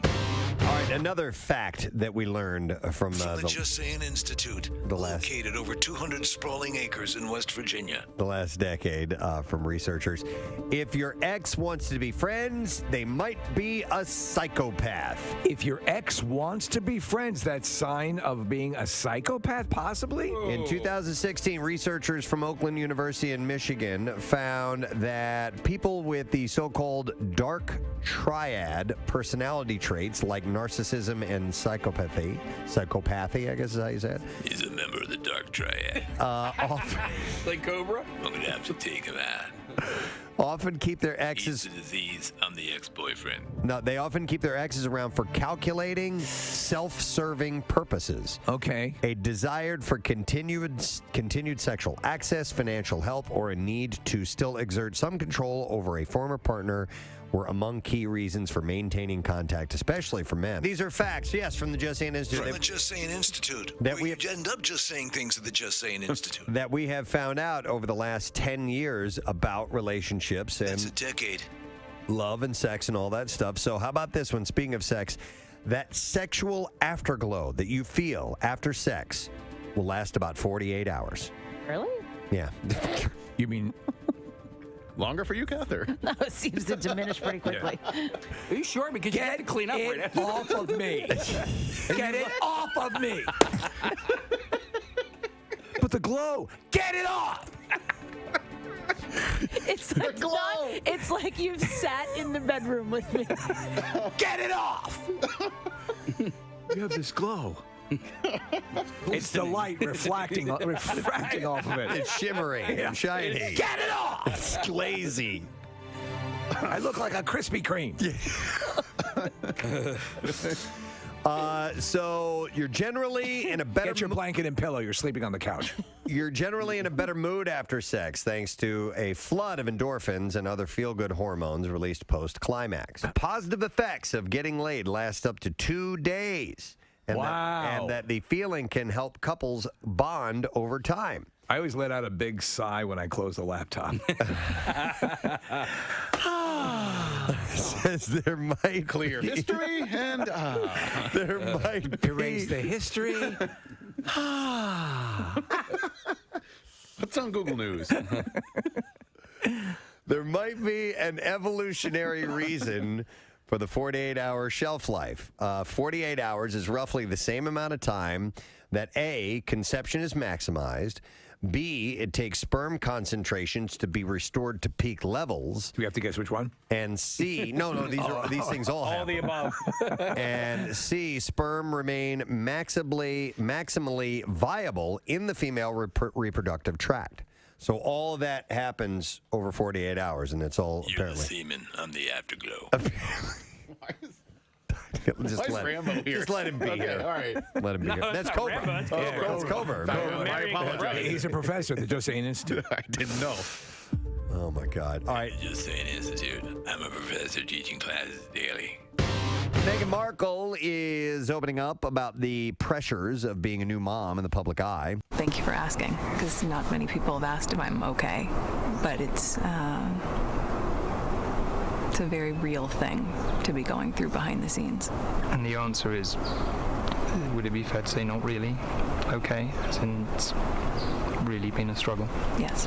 Wow. Says a new mom? Yeah, she's dealing with being a new mother. Well, you let her tell you.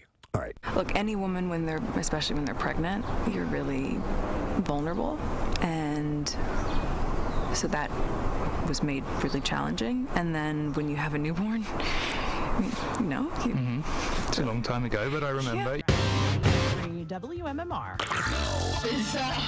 WMMR presents Preston and Steve's Bizarre File. Brought to you this morning by the Pro Team Collision Crew, your certified collision repair center. And if you get into an accident, Pro Team Collision is there for all of your auto body repair needs. We'll start with this.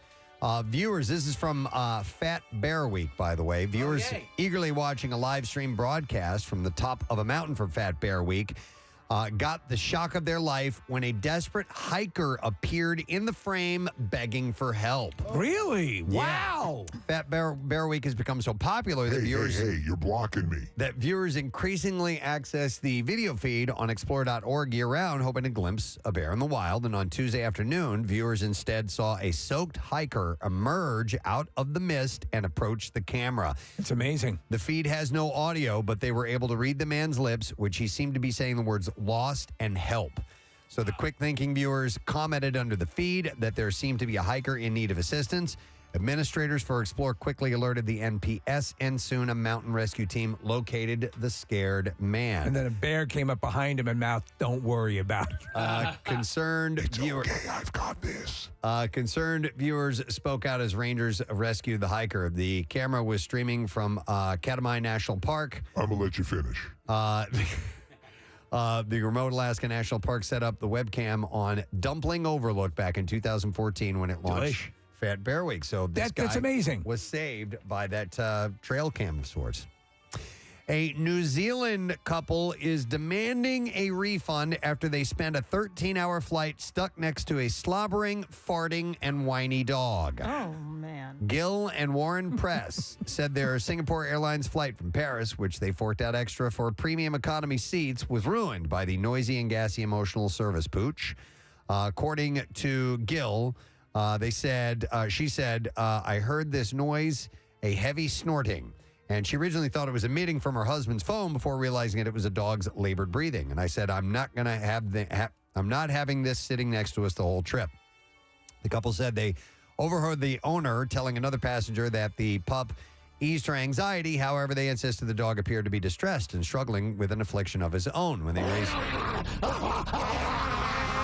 concerns with a flight attendant, the annoyed travelers said that the hostess offered that they move their seats to the only available ones left, which is in the back row of economy. No! The presses decided that it was not worth giving up the luxury seats that they splurged on for a long-haul trip to their layover in Singapore. But their patience reached a breaking point halfway through the 13-hour journey when a certain smell could no longer be ignored. The canine had begun farting. That's great. As it inched closer to their personal space, the couple said. She said the owner couldn't have the dog out in the aisle because they couldn't get the trolleys through, so it had to come in further, which meant his head was under my husband's feet. My husband was in shorts. It was getting dog saliva goo on his leg. Eventually, the presses decided they couldn't take it anymore, and they accepted the air hostess's latter offer to place them in the front row of the economy cabin that had been reserved for staff. The attendant promised that she would file an incident report and that the airline would reach out. However, the couple claimed Singapore Airlines didn't contact them until they began pestering its customer service team.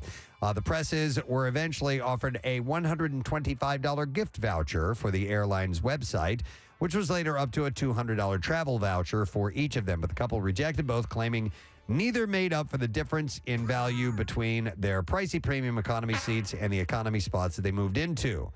Now they're demanding that Singapore Airlines provide a full refund for the leg of the journey. 13-hour flight. The pair said that they are also disgruntled that the airline failed to notify them in advance that the animal would be on board. Could you have done the classic trick where you take a ball and you have your wife hold open the door while you're in flight? Go get it. Go get the ball. Go get it.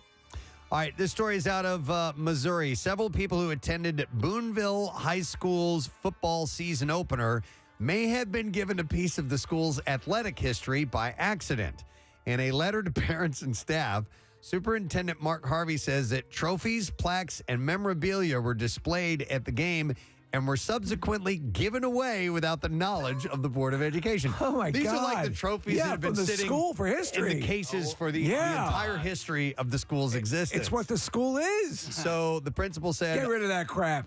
I'm working with district employees to review how this occurred. In the future, should an incident arise where there is a need to store or consider the dispersal of memorabilia, a group of stakeholders will be involved in determining how to address such an issue in a manner befitting the respect of our history. Harvey is asking those who were erroneously given any items to return them.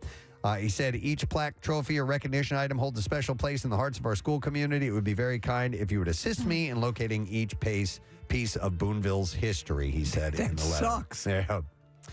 And Adelaide, Australia man has been charged after being caught riding on a stolen scissor lift down a popular Adelaide party strip this morning, or yesterday morning. He was riding a scissor lift? Yeah, at about 4 a.m., police security officers who were monitoring security cameras saw the 26-year-old driving the scissor lift down Hindley Street. By the way, we did that when we had him out at the camp out. You remember that? Yeah. They were awesome. Police said the vehicle was stolen from a construction site. The man returned a blood alcohol reading of 0.138. He was charged with illegal use of a motor vehicle, drunk driving, and driving an unregistered and uninsured motor vehicle. Steve, you're a very law-abiding citizen. However, if you were to ever get arrested, it could probably be something like this. Oh, yeah. You get in trouble for. Oh, they're a lot of fun. He was also issued with an instant loss of license for 6 months. So no driving scissor lifts anymore. And that is what I have in the bizarre file for now. Still some more great stories to share. Later on, we'll get to that. We're also going to have Bert Kreischer on the program. Yes. And quite possibly, we might have a U.S. Marshal on to talk about the fugitive manhunt and what's going on in that storyline. So we're going to take a break. We're going to come back in just a moment. Hang out with us. We will not be gone long, friend.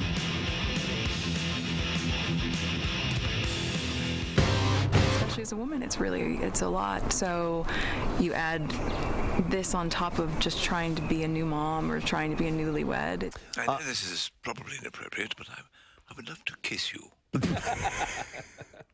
Wow. Excuse me? I would love. I'm just watching you speak, and with your tone is very inviting. I would love to kiss you. He's the Joe Namath. He's the Joe Namath of the British press corps. I'm sure that this is inappropriate, but in that first clip, the British guy says to her that it's really been a struggle to her, and to me, it sounded like it's really penis struggle. Yeah, I don't know if you guys caught that clip, Really, but penis struggle. Go back to. You're right. I have struggled with many penises, depending on girth and other factors. Wow. But I have a perfect fit in my current husband, and it's good. Sometimes I don't even know it's happening. Thank you. Wait, let's hear that clip. Would it be fair to say not really? Okay, it's really been a struggle. Yes. In fact, the other night he rolled over and he said, God damn, that was great. And I said, what? And he had actually completed a sexual act. And I was wholly unaware. I didn't even miss. I was reading a book at the time. I had literally no idea, but that speaks to how quiet he is and how small. She's turning it into him. I've had things that were very painful, and I felt, I don't know, in a way, the word would be, I guess, build up, and I don't feel that. I feel as if I don't know. If a person of short stature would have wandered through the Carlsbad Caverns. I think perhaps that's what his penis must feel like. Oh, my God. it's a penis struggle. So this was kind of interesting. Jodie Foster almost played Cindy Brady when she was a kid. Wow. The Brady Bunch cast As revealed Nell. on Watch What Happens Live. Yeah, instead of a lisp, she can't communicate at all.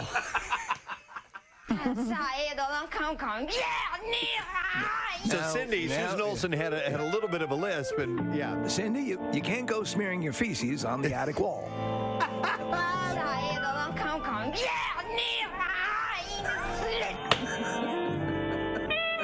I know it's comfortable for you to spread your spore around the house to chase away predators. Mr. Brady could even communicate. He could have a moral lesson for Nell, who wouldn't understand him. Gaya fla bla ta qua. Fuego taba. That's Nell. Where y'all going? What? No. I got ta qua qua. That's her version. That's her version of Mom always said, "Don't play ball in the house, Steve." Play it one more time. Where y'all going? What? Yeah, Mom always said, "Don't play ball in the house." You know that. But apparently, it was on Watch What Happens live with Andy Cohen, Maureen McCormack, Eve Plum, Susan Olsen, Barry Williams, Christopher Knight, and Mike Lookenlam were all reuniting there. This is ahead of HGTV's Food Network crossover special, a Very Brady Renovation Holiday Edition. Susan Olsen had said that James Gandolfini was supposed to play Bobby. That Jodie Foster was up for Cindy. So Entirely different cast, right? Yeah, totally different. Something new from Hershey's. I have. You guys like Hershey's Kisses, right? I mean, pretty much. I do. I do. Yeah, they're especially on the holidays too. You get those cookies with the big single Hershey's Kiss right in the middle of it. Right in the middle, yeah.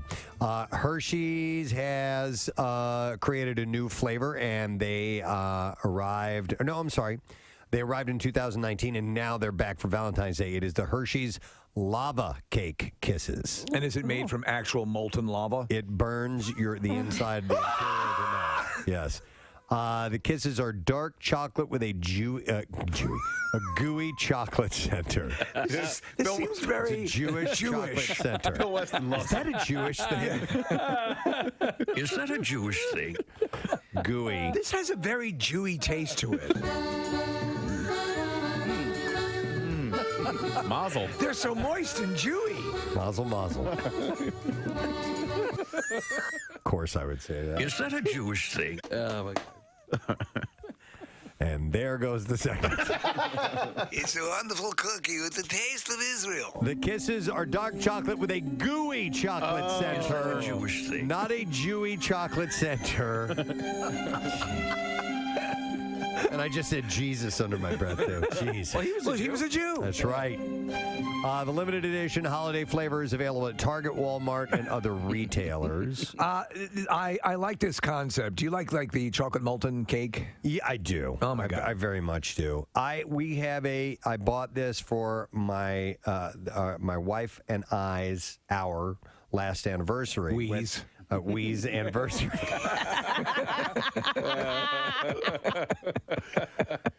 And by the way, if chocolate has a discolored look to it, does not necessarily mean that it's bad. Yeah.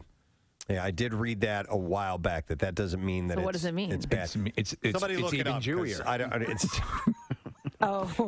It's kosher. Okay, all right, that's what it means. Yeah. So Preston, just a quick thing on these candies, the ones that have the molten, is that a soft center? It's a gooey, center. Chocolate I center. like that idea. Yeah, I do too. Here we go. It says, when you see white or grayish film on the surface of your food, it normally means product has gone bad, but it's different with chocolate.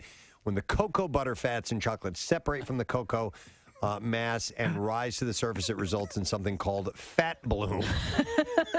You gonna eat your fat bloom? Are you gonna eat that fat bloom? Listen, if you're not gonna eat your fat bloom, can I have it? It looks really good. Can I have So if it's white, it's Can I please have your fat bloom? It looks extra delicious. it might not be bad, but it's called fat bloom. I'm going to pass on it. Okay. So let's just make a dessert, cut right to the chase, and fat bloom. One last thing. Marissa sent this to me. It involves booze, so thank you, Marissa. Red Lobster has added a specialty cocktail to their menu. Red Lobster is now offering a Bloody Mary, but with a twist in line with their brand. It comes topped with a lobster claw and one of their famous Cheddar Bay biscuits. Wow. And it does look quite yummy. So it's made from Tito's vodka, Marissa's favorite, and Bloody Mary mix that apparently is custom made by Red Lobster. The glass is then garnished with an entire lobster craw. One shrimp, an olive, a lime, a Cheddar Bay biscuit, and spicy seasoning on the rim of the glass as well. My mouth is watering. Really? That's working it for you, huh? Oh, man, a good Bloody Mary. Jesus. Murray. You and the Jewish thing. Jeez, oh, man. Listen, can I have a Bloody Mary and some of those Jewy candies? Bloody Murray. We should make a Bloody Murray. We should. Cream soda, gefilte fish. It's a Bloody Mary. Manischewitz. Yeah. Right? Do they make like a raspberry Manischewitz? Manischewitz. I've only seen blackberry. You have with your Jewy candy. I want to try a Bloody Murray. A Bloody Murray. Bartenders, come up with a Bloody Murray. I'm coming. Oh my. He said he wanted a Bloody Murray. And and it comes with calamari, which looks like calamari. It looks like it's been from a bris. Sure. I'll have some calamari, a Bloody Murray. Anyway, we need to make that drink now, Preston. Yeah. I know. That's why I said let's put it out there to bartenders. Yeah, bartenders, come up with a Bloody Murray. Bloody Murray, and we'll try it out. Anyhow, but I did have a series of stories that all have food in common. Which means I think what? we need our jazzy music because, It's time for the Connoisseur, a collection of food stories. He gets the best tables. He knows all the best places to eat. He's Connoisseur. Let's go. Yeah. So there's a thing on TikTok called the Cereal Challenge. Yes, it's another social media challenge. This one is interesting and disgusting all at the same time. In your butt? Not in your butt. Okay. But here's what happens. Takes two people to do the cereal challenge. Okay. So the first person lies on the floor with their mouth facing the ceiling. Oh, I saw this movie. They then open their mouth as wide as possible. The second participant pours cereal into their horizontal friend's mouth, followed by milk. And then all you have to do is make sure that it's in there long enough for the second person to take their spoon and dig in and have a mouthful. And apparently it's very hard to do. It is hard for you as a human being to open your mouth and have and lay in that position and have liquid and substance in your mouth. And then This you eat out video of it. we're watching is dripping out of her mouth and into her ears. Yes. I'd rather do the Tide Pod challenge. Yeah, exactly. Seriously, Yeah, Steve. yeah. So you tell me you guys want to try this. You want to send somebody down to Joe's to get cereal and milk? Is that We what can you were try saying? it. We can try Marissa it. just brought the cereal Yay. in. Do we have milk? We could use water. But who's going to do it? You know what? That's gross. No. Oh, what do you mean? I'll do it. You know what? How about piss? We have cream. Casey, I'll eat it out of your mouth if you want to do it. Yeah. Really? You guys are so gross. Sure. All right. I wouldn't even do that. No? No. Oh, come on. What's going to happen? Is there germs in there? Oh, man. You know what?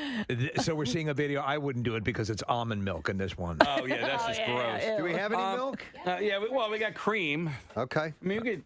Let's do probably it. get Do we have a milk. tarp? Let's put it down and do Yeah, it. we got it. I think I have some. Yeah, Casey's got something we can lie down so Bill won't freak out if We we have get some of our those- disgusting carpet a little dirty.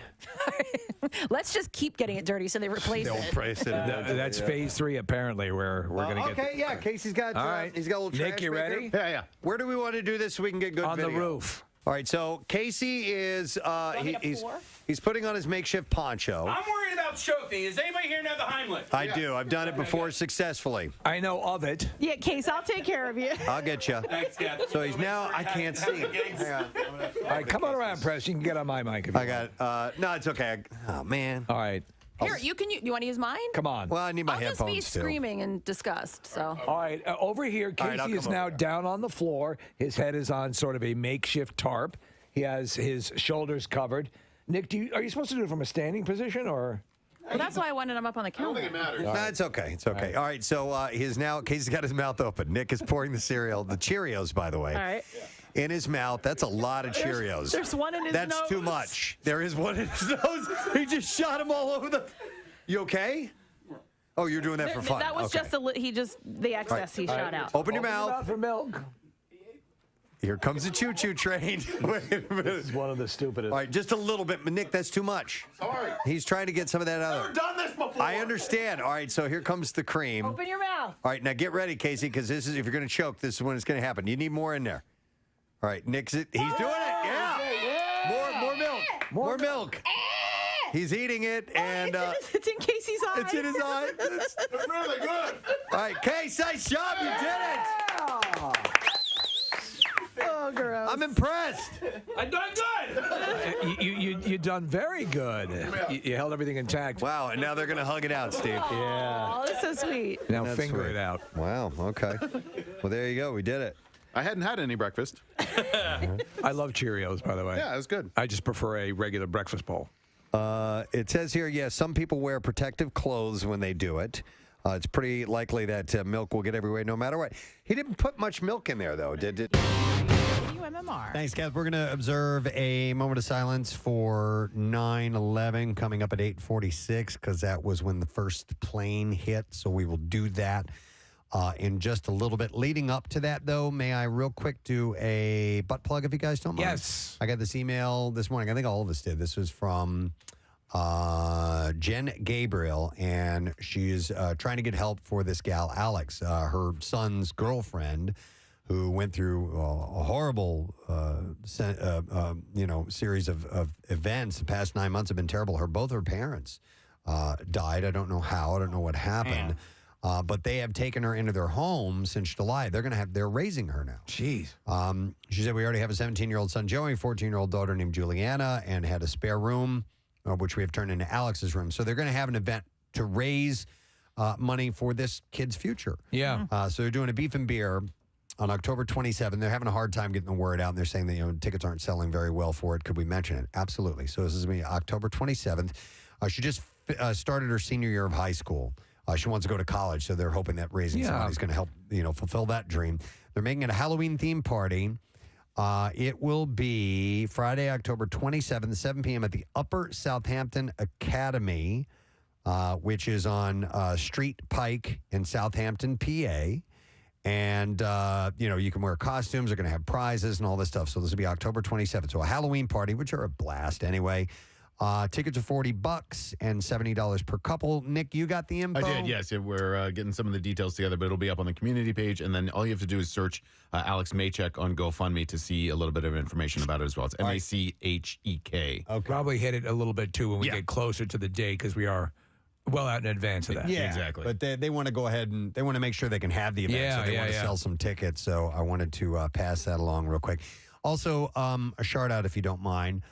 This one says, Gadzooks, y'all. I'd like to throw a shout out to my baby sister, Holly. She is entering her last chemo treatment. Yay, that's awesome. After having an emergency hysterectomy throughout the process, she's kept her spirits high, as well as being a terrific mom of her 2 boys, as well as being an amazing aunt to my children. Whenever you can, shout out would be amazing. Love you, Holly. And F Cancer. That's from Roy in East Kensington. So here you go. That's a shout out for you. I may as well go ahead and do them. Get these other ones done real quick. This is from Gary Drabelbus. No, I'm not. Gary Drabelbus. I'm sure I'm not getting that right. He wants to send a shout out to his beautiful bride of 14 years. And he says 2 trips to the hospital, and to top it off all my issues, she's lost her mom in the middle of all my BS. She's been my rock, our family rock. If though she's had a meltdown or two, she deserves a giant shout out for being the strongest, most dedicated woman I've ever had the privilege to know and be fortunately able to marry. He loves her so much he didn't include her name in this. So here's a shout to Gary's wife. Gary, there you go. We'll call her buddy. Rock. Well, she's a rock. And then finally, here's another one. Says, hey, my dear friend Karen Ambrogi has had a major life change that required her to sell her house and start over. She's embraced this difficult circumstance and is making the best of it by doing what she's always wanted to do, move to Florida. And we're both huge Preston Steve fans. She'll be driving to her new home, her new home both September 19th and September 20th with her 2 dogs. How do you do that on 2 days? Oh, it's a 2-day drive. Okay. There you go. Driving there and back. And then there the next day. Yeah, and then now I'm going to come back and pick up the other dog. I'm sure she'd love a shout out to encourage her on this new adventure. Thank you. That's from Diane Winter. So here's a shard. And good luck with the move, because that can be, we know how much fun moving is. Oh, it's awesome, especially when you're transporting pets. Yep.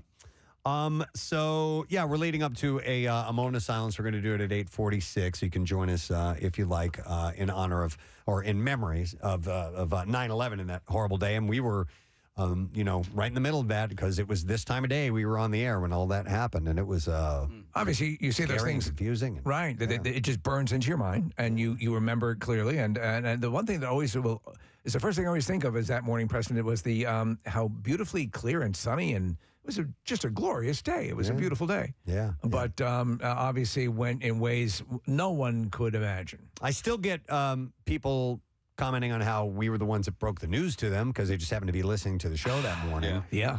And we used to have audio of it, and you can just hear me like offhandedly say, "Oh, a plane crashed into the World Trade Center." So we'll take a break and we'll come back and find out what that's all about, because we were thinking a small single engine aircraft or something like that. Well in advance of a whole suite of internet resources.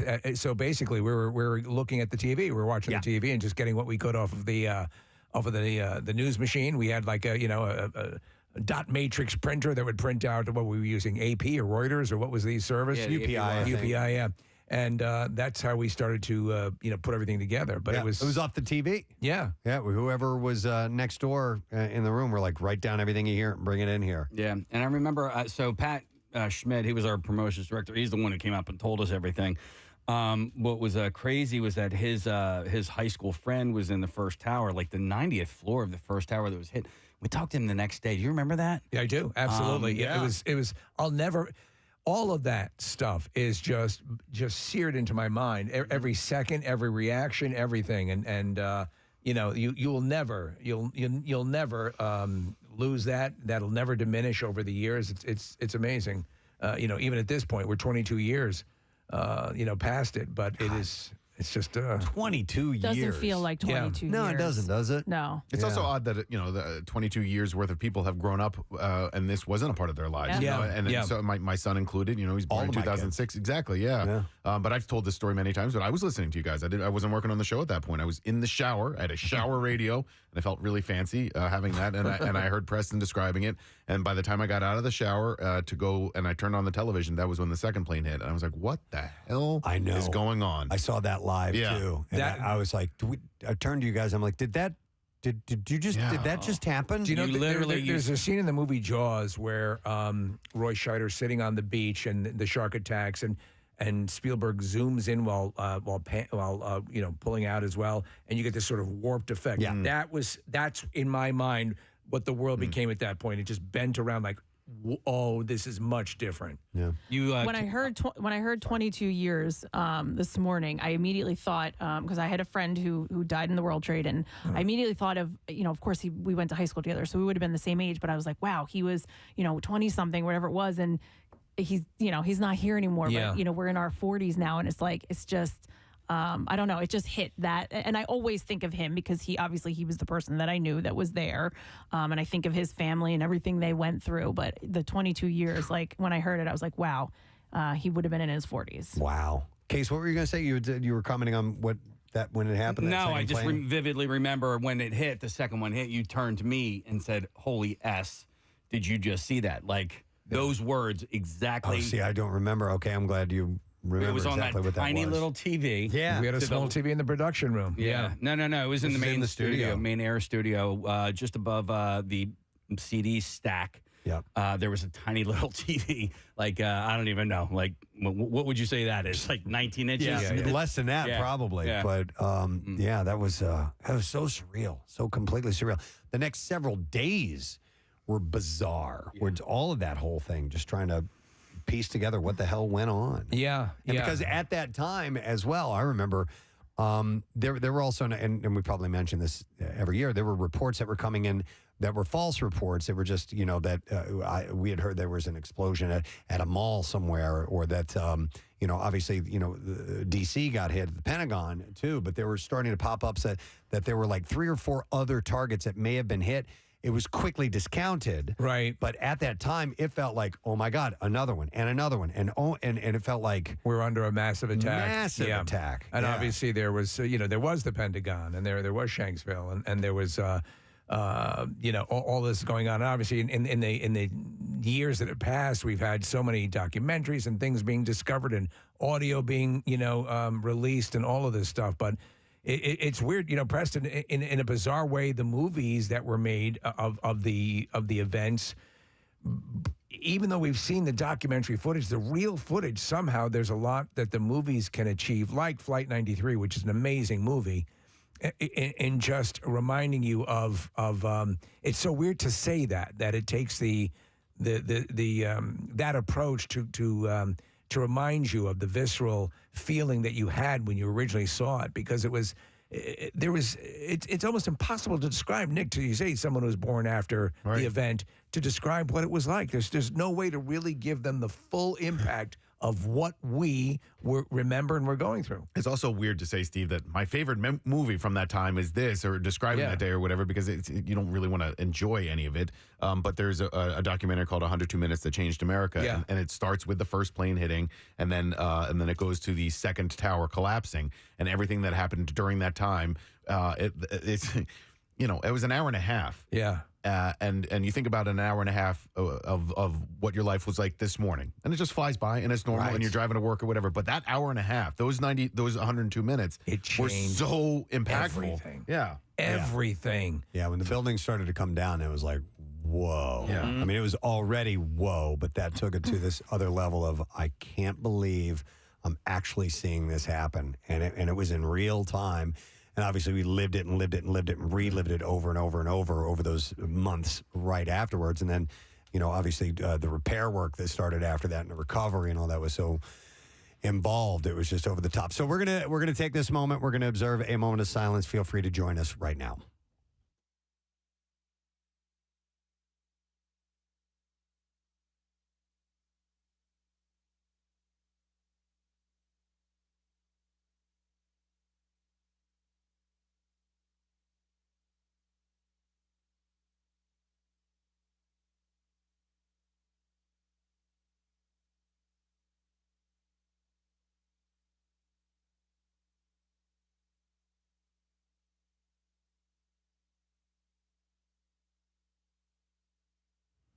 All right, if you just tuned in and wondering why you're not hearing anything, we had a moment of silence to honor 9/11 on this date 22 years ago, and that's when the first plane hit the buildings. We actually have a couple of pieces of audio we can play real quick if you want. Speaking of, have you been out to? You've been out to the Shanksville. I've been out to Shanksville twice. Right. I went there when it was kind of a makeshift memorial, and then I went when they finally rebuilt. They built the whole thing. It's wild, and you've got two areas. There's an area where the actual impact happened, and then there's an area where the actual memorial is, and it's pretty wild. It's pretty wild to be there, and they've done a really nice job of making it interactive, and you can listen to some of the phone calls that were made by people who were calling out at that time, and if you want to, you can do that, which is, I mean, it'll break you. It'll absolutely break you. It's That's crazy. right. These people are pretty damn certain they weren't going to make it out of there, and So how that must have been. You're exactly right, and a lot of what is depicted in Flight 93, the movie, is speculation, because we have a gist of it, but we do actually have, and there's and this clip, I guess, has been added to, but it is transmission from Flight 93 where you can hear the struggle. It's hard to listen to. Yeah, it is. We'll play some of it. Here we go. United 93, that traffic for you is 1 o'clock, 12 miles eastbound 370. Negative contact, we're looking United 93.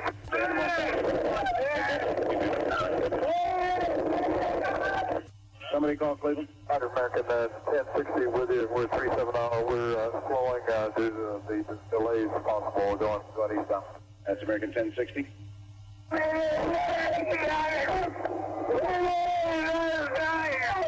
You got United 93? United 93. Yeah. Descended. What's that? I just saying, it looked like he descended I there. don't think so. United 93, verified 350. United 93, Cleveland. Go ahead, Frankie. Do you have United 93 south of Chardon? We hear some funny noises. We're trying to get him. Do you have him? No. Thank you. United 93, Cleveland. United 1523, did you hear your company, did you hear some interference on the frequency here a couple of minutes ago, screaming?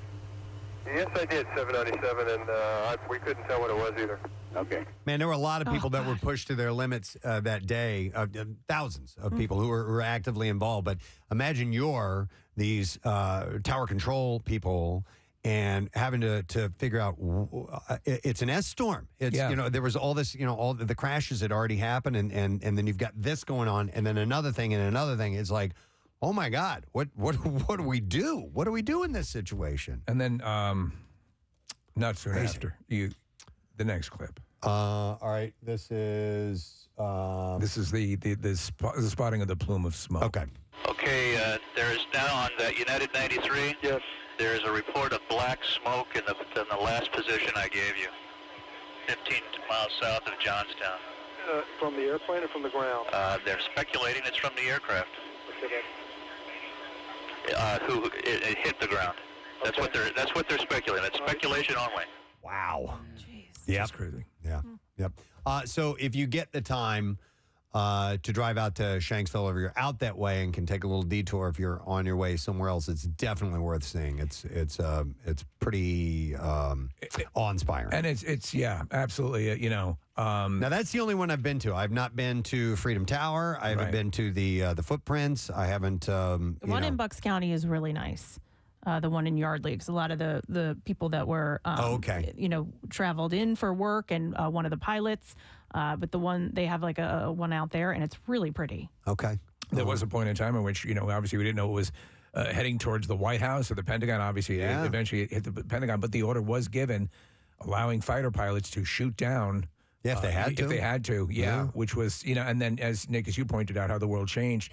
Then there was no air traffic. There was nothing. Yes. Yeah. Right? There was nothing. Yeah, And then, do you that week remember- afterwards. After that, Steve, excuse me, when you started seeing planes again. It's like, oh yeah, right. And I remember being shocked and a little scared looking up and I'm like, wait, is that plane okay? Looking at every flight that went by, I'm like, I don't know. And then what was it, 2 months or so later, there was a crash, a plane crashed in New York.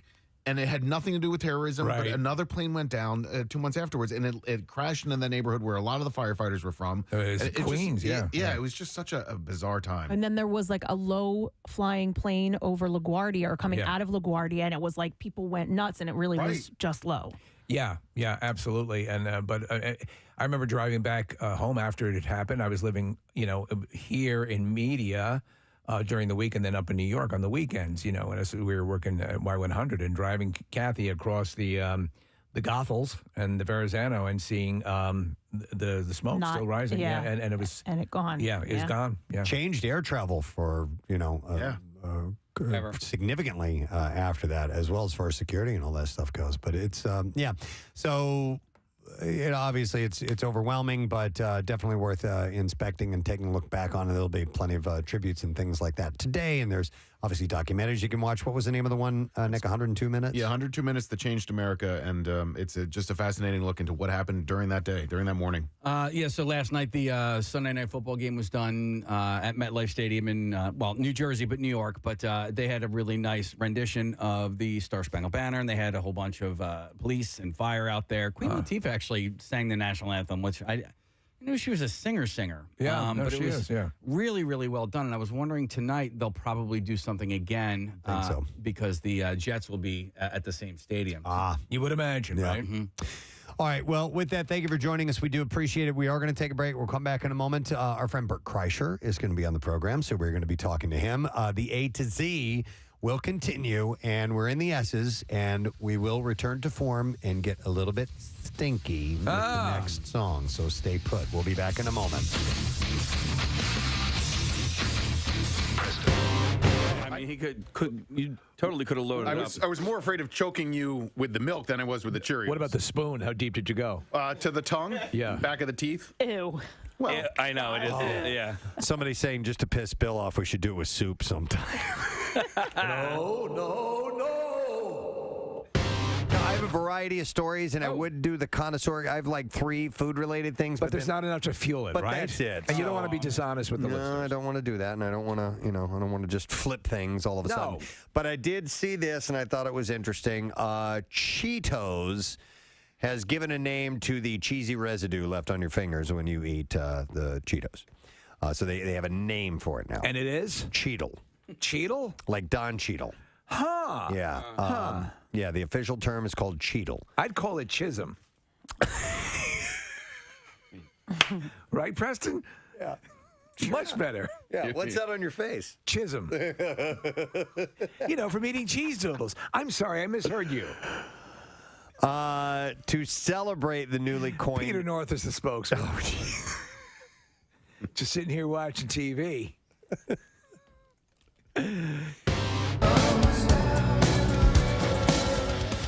unrelated sound to anything from Pearl Jam that I've ever heard before. I agree. I knew it was going to be different. I found that very surprising. We shall discuss in just a moment.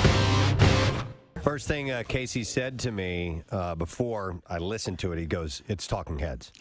He said, "It sounds like Talking Heads," and you nailed it, Case. Yeah. Spot on with that, because there are parts in there where he sounds a lot like David Byrne, and they're using a lot of synth elements in this particular song, which of course the Talking Heads did a lot of. And he says, "This is not my beautiful Pearl Jam." Oh, I missed that part. Yeah. Some people were texting in saying they hear a Chili Peppers vibe in there as well. And a lot of negative comments on the text messages. Let me give you my first impression on that. And I'm not a one-listen guy. I've said that many, many, many times, that it takes a lot of listens for me to warm up to a song. Casey and I listened to about the first minute and a half of it in the Q speakers here in the studio earlier this morning. I thought it was terrible. I didn't care for it. By the last 30 seconds here of that, I think I like it. So that's how quickly it turned around. I'm not a big fan of Eddie Vedder's voice in general, meaning the vibrato that he does. It's very choppy. But I think it fits well with the grunge, heavy, distorted guitar thing, and it kind of slides in there well. That's why I didn't like the beginning of it, because you can really hear his singing. But by the end of it, the melody kind of got me. I've always been a sucker for synth pop. It's interesting that Pearl Jam's going that route. You can hear Matt Cameron is clearly using electronic sounds in his drum kit. There's a keyboard thing going on there as well. Who would be playing that, Nick? Is Eddie going to be playing keys? I don't know. I mean, they got two guitar players, so somebody could step up and play that. Eddie can play piano, but it's probably the producer, I would think. He does some growling in this video, or in this song too. I heard like kind of angry Eddie, which I haven't heard in a long time. Right. So there's the vibrato stuff, which you don't care for, but then this is like some rock. Yeah, like that. He's pretending to be a dog. Casey, play the. Yeah. Let me play it again. Yeah, let me see. isolated. Let me see if I can. Hang on a second. It's like just a couple seconds in. Hang on. Listen.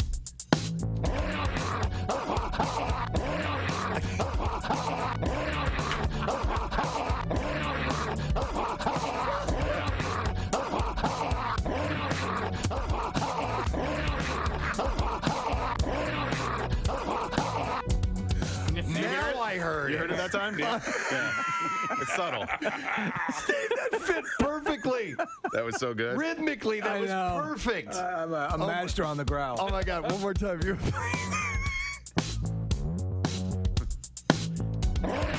I missed it. You cue me. Here we go. Wait. 1, 2, 3, and there it is.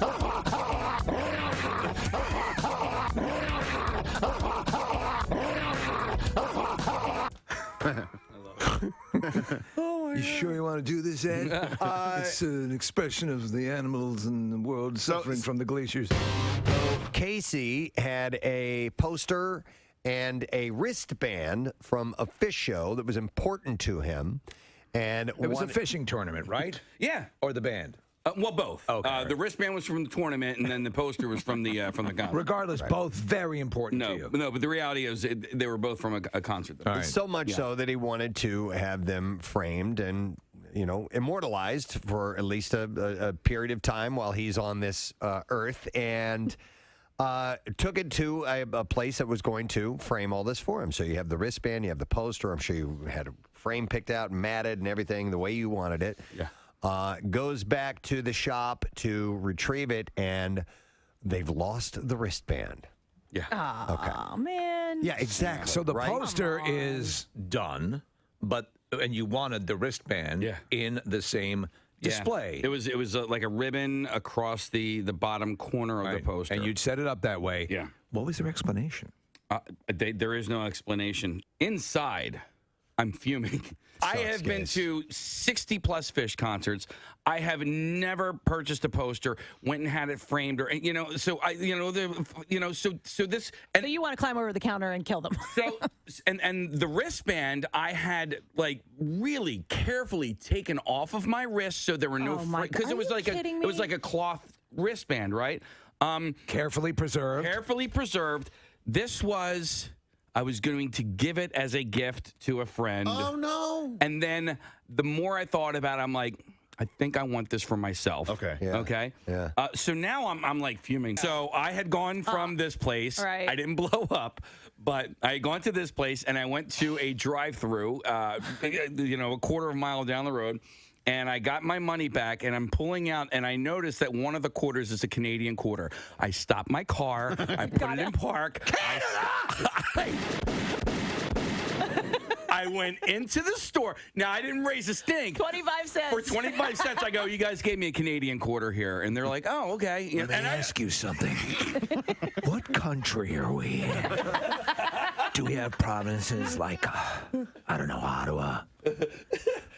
What is this? Yeah. Is this legal tender? I in my life have never returned a foreign coin before. I've never even You just kind of considered that. What did I order? Poutine? What did I come in here on a moose? What am I, a Mountie? Where the hell are we? Does it say Tim Hortons outside of this Come on, for establishment? Christ's sake! What am I, Trudeau? Did I drive here 35 kilometers per hour? Jesus Christ! I didn't make a big stink about it, but I go, hey, this is a Canadian quarter. I couldn't help but notice that there was a ridged potato chip in my bag of regular potato chips. Oh my God! Parlez-vous English? I would be raging. You're better than me. I would be raging out of control at those people. And why not give me the right change? Eh? Eh? It's Shirley Bassey's birthday today. Binga! Yeah. Love her. Pretty girl, beware of his heart of gold. His heart is cold. He loves only gold. He loves only gold.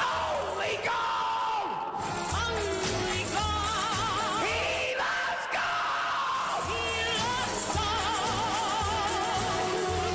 It's the only reason I bring the birthday up every year. That, and actually, we had mentioned that she was on the Oscars, and they had her come out and sing that song, and her voice was outstanding. Hasn't lost a bit. She's 83 years old. She's still a gorgeous woman, too, Yeah. at 83. She also sang the other Bond song for the movie Diamonds Are Forever. Okay. Diamonds are forever. I don't know how it goes. Sparkling round my little finger, unlike men, the diamonds linger. Wow. Men are mere mortals who are not worth going to your grave for. So she's 83 today. We have that as well. Oh, wow. Diamonds are forever. They are all I need to please me. They can stimulate and tease me. They won't leave in the night. I've no fear that they might desert me. Nice. I could have done those parts. I could have sung those songs. Easily. All right, and then we have Rachel Nichols, who is in... Rachel Nichols, jingling in your pockets. Nichols. I noticed a piece of audio that I never notice audio, but I noticed. Notice who never notices audio, but on his birthday, he notices audio. Rent is going to be live on Fox on Sunday night. I love these shows. Yeah. I love them all. There was one or two that I thought were substandard. I think the Rocky Horror Picture Show was not really worth a damn. Yeah. But I loved Grease. Grease was great. Still have it on my DVR. Yeah. And I'm looking forward to this, to Rent. The music in the show is so good. My wife and I went to see it without knowing anything about it other than this is the show to go see. Right. And we were just like sitting there with our jaws on the floor just because the performances were so great. Do you guys want to try it? River Valley Vocal Band? Do you guys want to try it? I think it's something we should set as a goal. We've already did Afternoon Delight. I think we should do it right now. yeah, we can do it. Yeah. Do you have the lyrics? I don't know the. I mean, I don't know the On the monitor, if you will. All right, This is a, we really don't. This is morning, boys. You got to understand our concerts are always at night. This is a very rare performance of the River Valley Vocal Band. Those of you here in our studio, what a treat. This was like when Sonny Bono and Cher sang on the Letterman Show impromptu. All right, Kathy, you're the bass, right? Yes. Yes, I think I can handle that.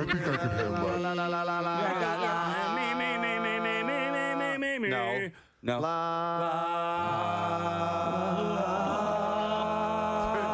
Oh my God, we're harmonizing. That was crazy. All right, that's it. We did it. One more time.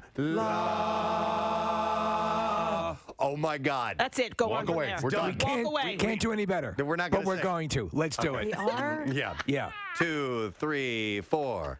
525,000. One more time. Wait, You're you're trying to harmonize? Yeah. It's supposed to be in unison. All right, let's do it. Ready? We got 6 syllables in. I almost fell out of Hey, we aced 5. Started strong. One more time. First One more syllable. time. 2, 3, 4. 525,600. Should I go low or high? You know what? All right, Try high this time. Try high this time. 2, 3, 4. 525,600. Nick's choking. All right, I can't. Hang on, I need to drink water. Hang on a second. Have some water. Have some water. Let us know when you're All ready. right. I think maybe we should just get to the how about love part, guys. What do you say? All right. That's the toughest part. How does that go? I don't. How about All right, you got that? I got it. All right. All right. This time I'll only count to 3. Okay. Because it leads On into 3 the or word. after 3? I say 1, 2, 3. How about? Okay. Ready? All right. Oh, that was bad. All right, everybody get the sillies out. Okay. Seriously. Guys, this is about AIDS, all right? All right. That's true. 1, 2, 3. How about? Wait, no. What? You just said get the sillies out. I choked on my own spit, though. Maybe I shouldn't have drank No, water. I get it. You find AIDS funny. We should have stopped it. Should we call Justin? Oh, God. How much you drinking over there? Not much. Okay. Not much, just enough to clear out all the phlegm. A man died performing Rent today.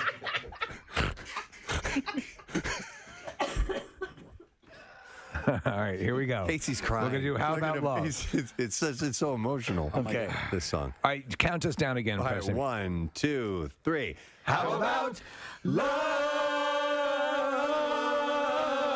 How about? Jeez. We got one line. We got one in. How about? Measuring love. Seasons of love.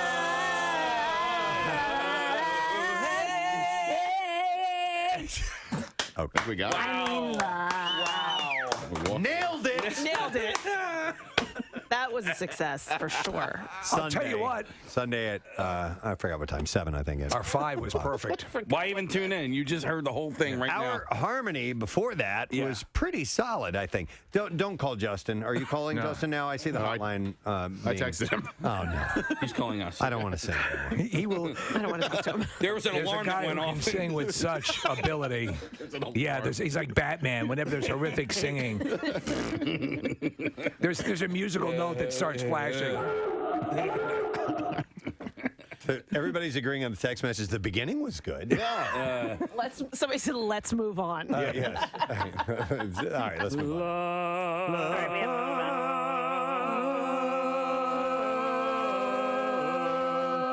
Okay. I noticed other things. So this is the hottest Christmas toys for 2019. I found the article on CNET, and it's a long list, so I'll just go over like some of the big ones. Yeah, hit some highlights. Okay, the Spin Master Wild loves Juno, my baby elephant. I had no idea what this was. It's an interactive toy for like little kids, like ages 3. Wow. It's $70. $70. But apparently this is like a hot toy that the babies want. You know, obviously, I think what probably one of the most lucrative jobs in the toy industry is coming up with these incredibly long names for these toys. I know, yeah. I played Yeah. with G.I. Joes. Yeah. You know, this is the Dr. Spindoculus, floating platform of goodness. Micronauts, or what I played with when I was a kid. These are these little, Aren't kids supposed to be able- little action figure things. Oh, say, because this is sort of a responsive little pachyderm. Yep, that's exactly pretty what cute. It is. Yeah, It actually is cute. Okay. But And I Kathy, want it. kids, babies don't know what they want. I mean, even if they're 3 Well, years old. I don't. Yeah, I guess I didn't mean what they want, but they're going to love it if you get this. It's one of the things that moves in. If they know what's good for them. If they know what's good for them, the little brats. Dude, okay. Okay. It is that cute, looks isn't it? really phallic, though, with the trunk thing. Yeah, well, so you can flipping use up and- adults can use it for other things. All right, I'm moving on. Paw Patrol is also big again this year. Mommy, I want my God, toy that back. was the best gift ever. You tried so hard. It's so hard. And the Best parties I'm never gonna forget.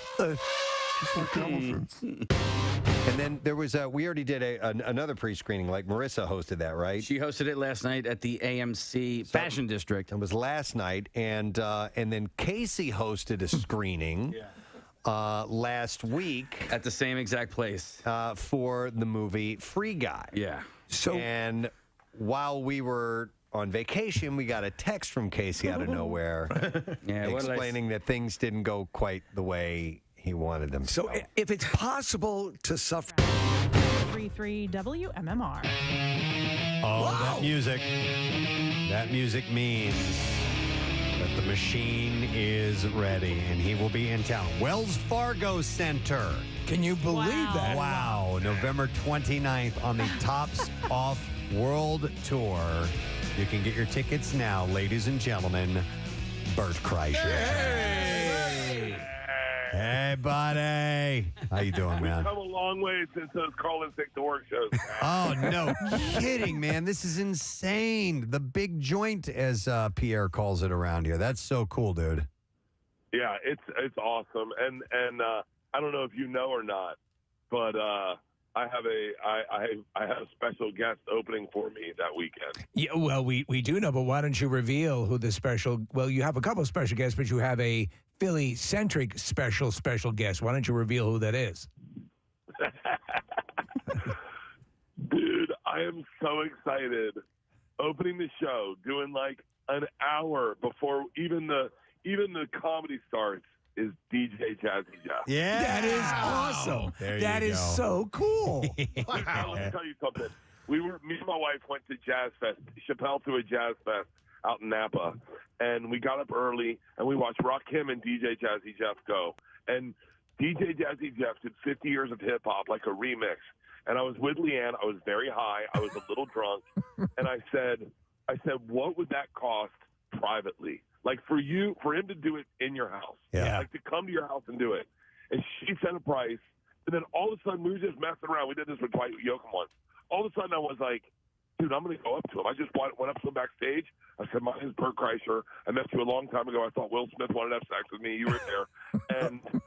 And I want you to open for me at the Wells Fargo Center. He had no idea who I was, no idea. And he was like, sure, call my manager. So I called his manager, and I was like, dude, it's so worth the money. He is so amazing. You have no idea. So get there early, get a few cocktails before the show starts, and watch legit one of the best DJs in the world cut it up on stage at the Wells Fargo. No, it's amazing. It's a brilliant piece of Philly history with DJ Jazzy Jeff. So that's cool. But this show in general, we were talking about this, the Tops Off World Tour. It has sort of a it's sort of a quasi festival feel to it. It has it's not just a standard show, correct? No, I take it. So I did a couple arenas, and a bunch of people, Lou C.K., a bunch of people said to me, yeah, it's like a money grab, you know?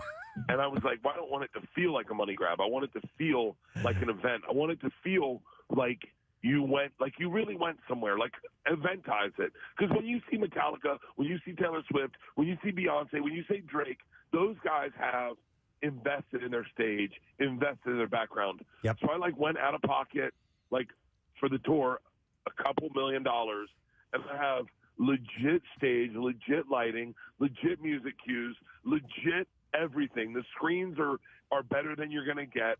And I made it. I bring a mascot with me. We get DJ.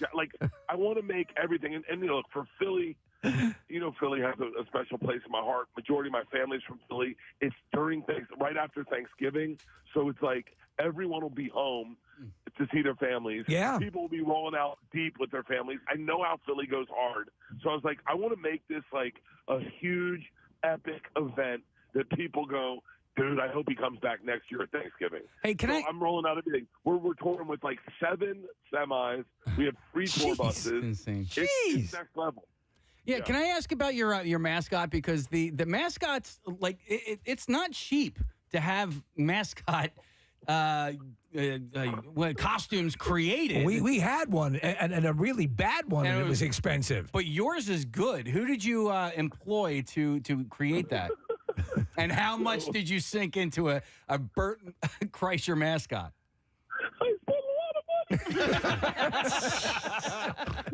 And what I didn't realize, I bought 2 mascot bodies, okay?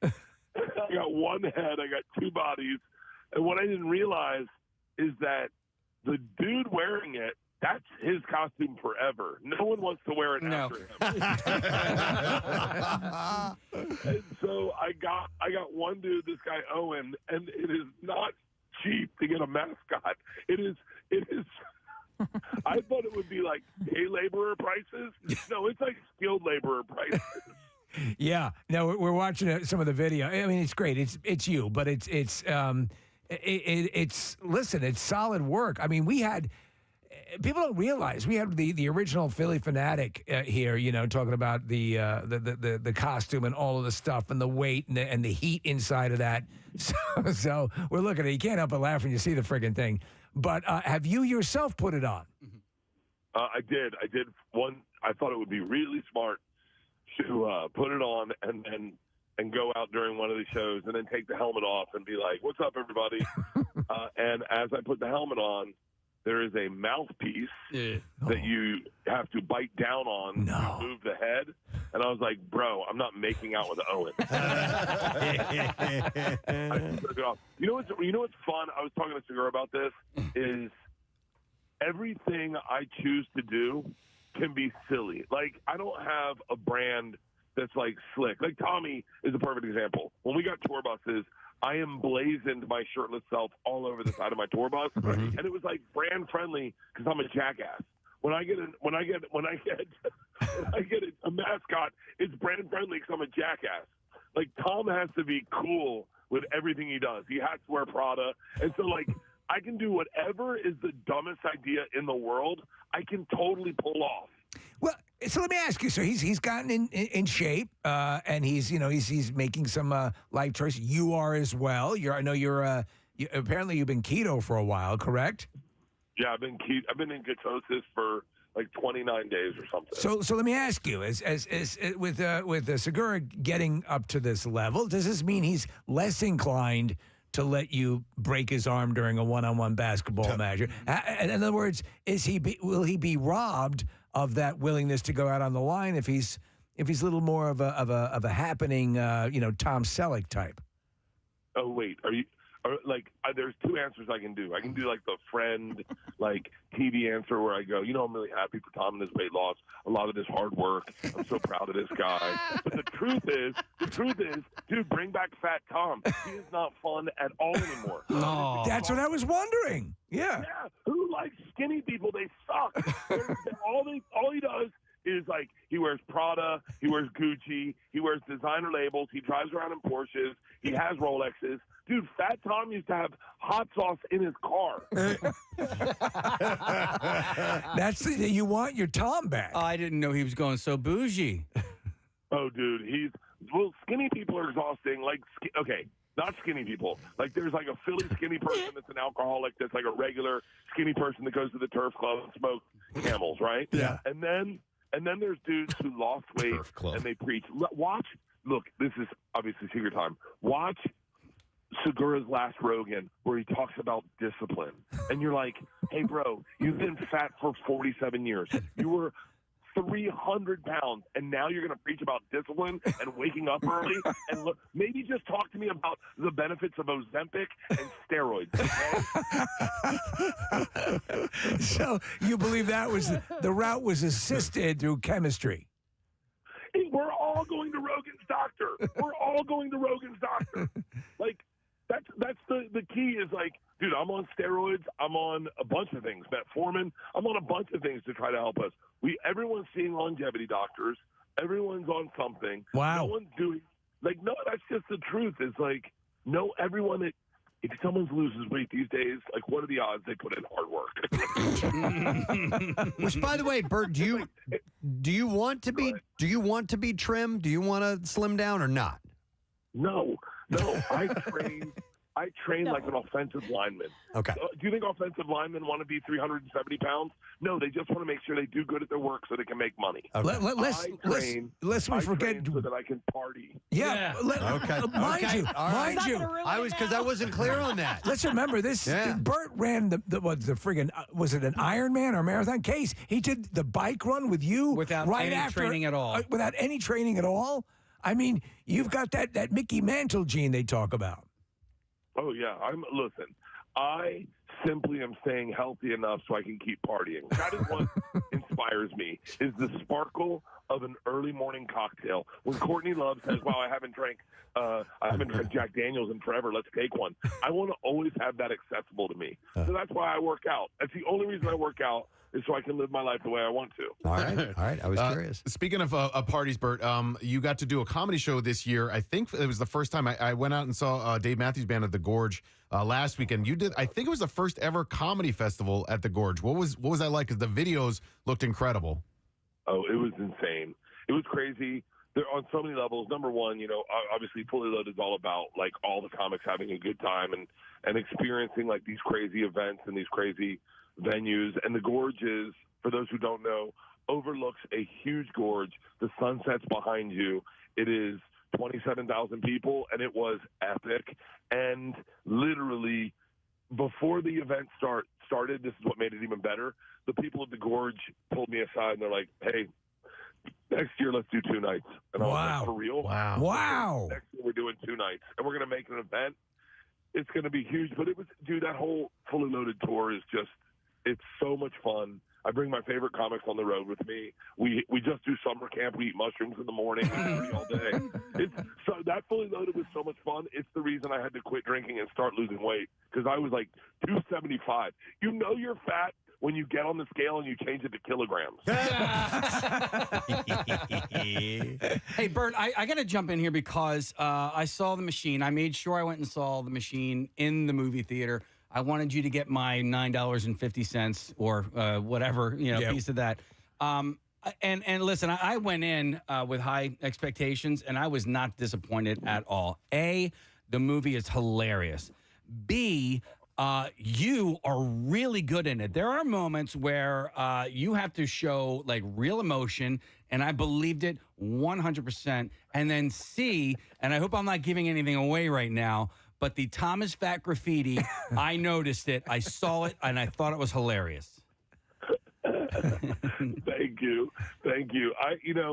It's funny. I love that movie. I'm so proud of it. I really am, and I think everyone, that's all I've ever heard is anyone who's seen it was like, man, I really caught me off guard. I didn't expect it to be as good as it was, which is what you want to hear. Like, you want to get done sex and the woman go, wow, that I did not see that coming.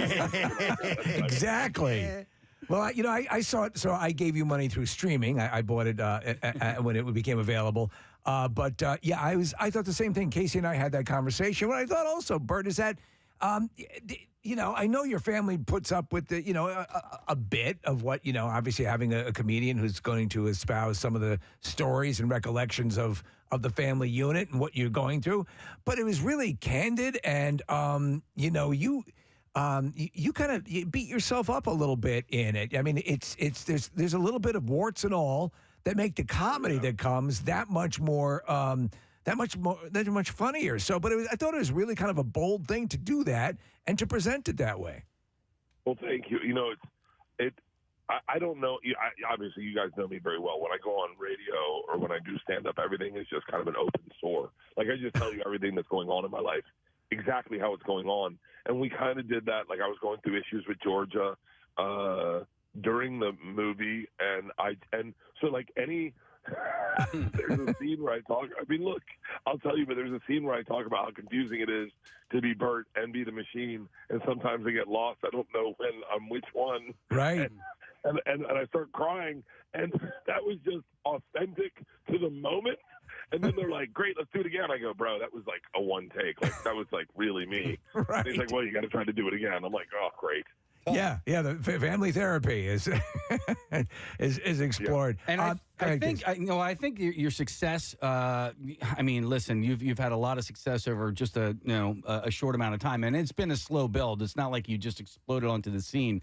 But I think I appreciate that it's not lost on you, and I follow you on all sorts of social medias. But you've been getting choked up quite a bit at just the success that is.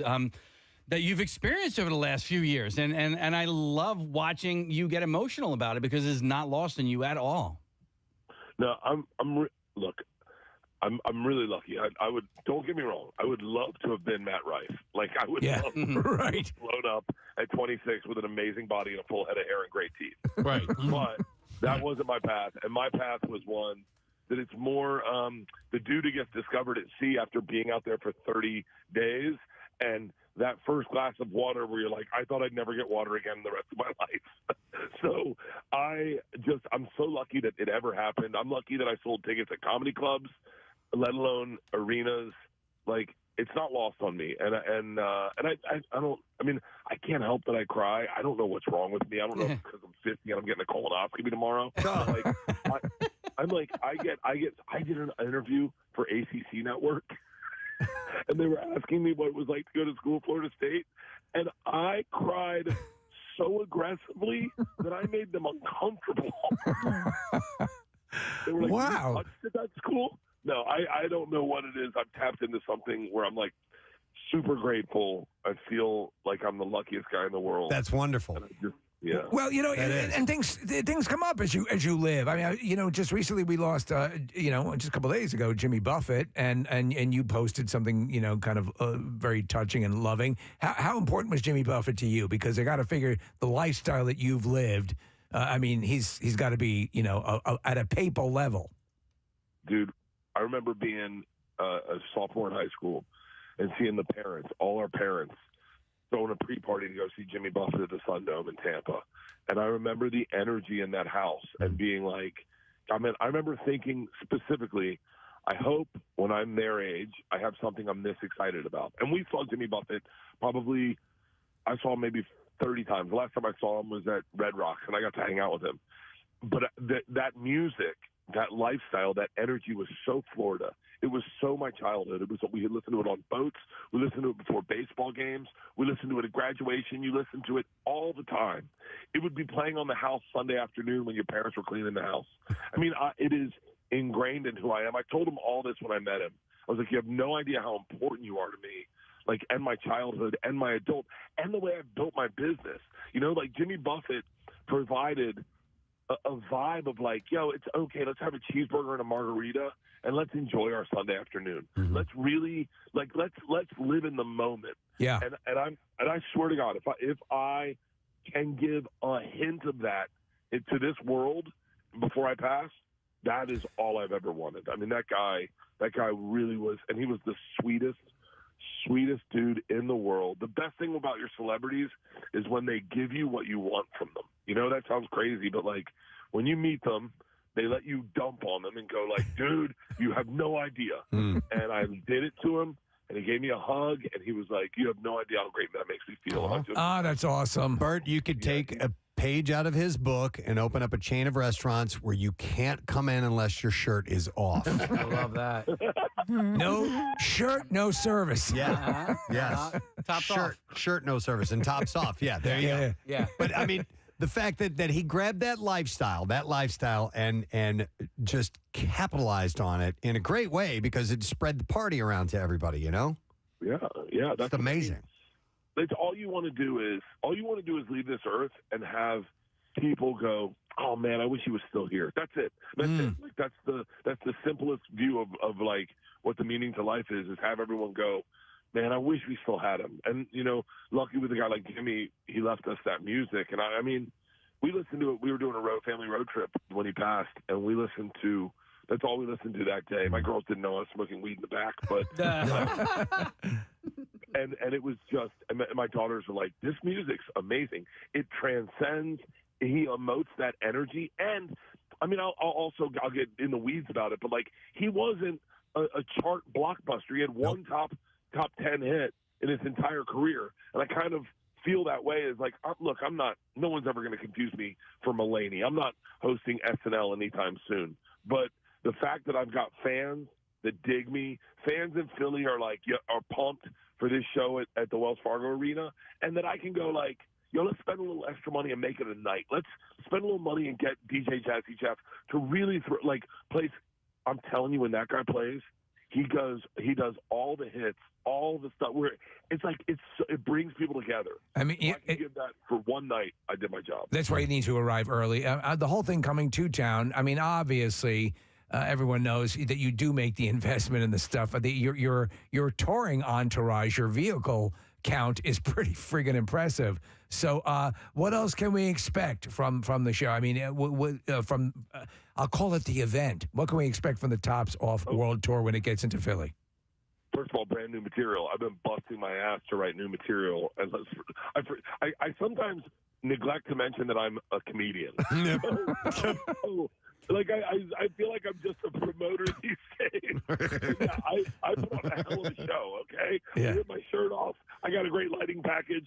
But no, I've been working on new material.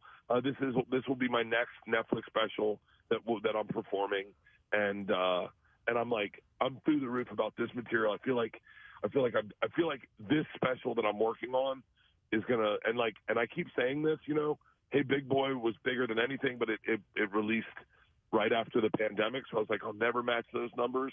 Then Razzle Dazzle came in, and it's like the second biggest special that they've ever done, and it's the biggest special I've ever done. And so this material, I feel like I'm getting better. I feel like this material is just going to be bananas. I'm excited. Let me ask you quickly, because you seem to have like a really good relationship with Netflix. Like Adam Sandler has a sort of a platinum level relationship with Netflix. It seems to be the case with you, because a number of comedians have decided, well, I'm going to go the YouTube route and release it myself and take full ownership. But you're firmly locked into the Netflix thing. Do you have a really solid, tight relationship with them? Yeah, very. I did something a long time ago when I did my special in Philly, Secret Time. I listened to them, and no one was listening to them at the time. And I listened to the other comics, and every comic said, people only watch 30 minutes of your special. So I realized, and anyone that was at this show knows, I took my closer and I moved it to 24 minutes, so that my closer started at 24 minutes so that I could play to the algorithm. And I've kind of done that with that platform all my specials, is I listen to what's going on in the algorithm. And I curtail my special to the person watching the special and not the people in the room. I make sure that the people at home watch it the way that they're watching specials. And when I got done that Secret Time, they legit, Netflix said, your special outperformed rate of retention over any comic. So do you mind if we give this to people and show them how this is done? And I was like, yeah. And so I love Netflix. They've never once edited a joke. If anything, I was going to take out a gun joke, and they were like, can you put that back in? I was like, okay. Yeah, I'll be very candid. I was super adamant. I have to say that Shane Gillis has one of the best specials I've ever seen. I love that dude like a brother. On Netflix, streaming right now, Beautiful Dogs. But I was telling him, and I told him, I said, wherever you're going to go, you're going to be a success. You're that talented. YouTube, HBO Max, Netflix.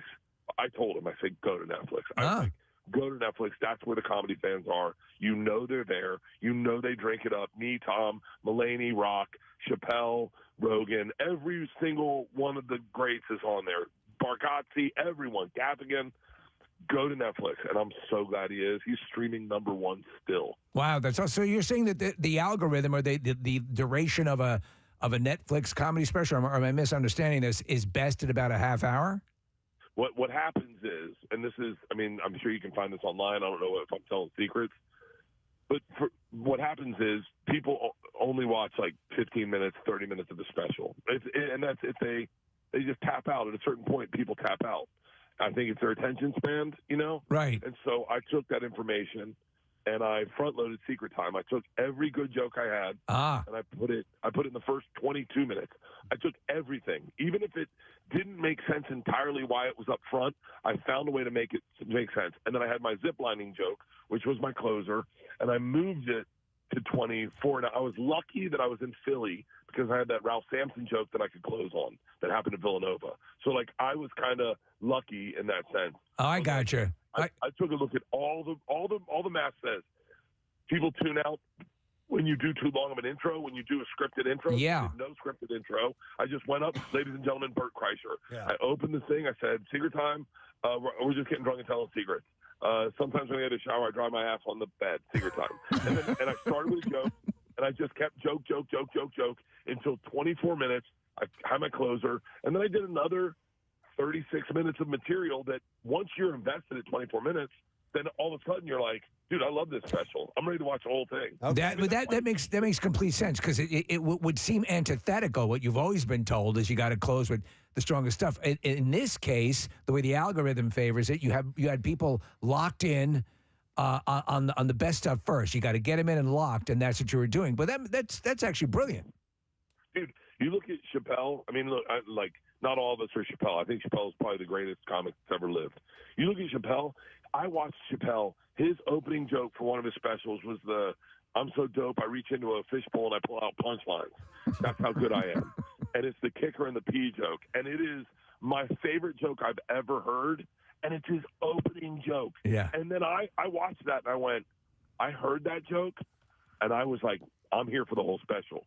So I just was like, dude, I'm a student of the game. I watch the best do it. I could go through everyone's hour and tell you what great comics do, and I just look at that structure mostly, and I go, dude, you got to start with a banger. You got to start with a joke. Look, I'm not Chappelle. I can't sing. I can't mouth the intro of a Prince song. I'm not that good. But dude, I just was like, and so I love the platform. I love that they give you information feedback. They tell you what people are enjoying, and dude, I got lucky. I got lucky with Hey Big Boy that it dropped 3 days after stay-at-home order.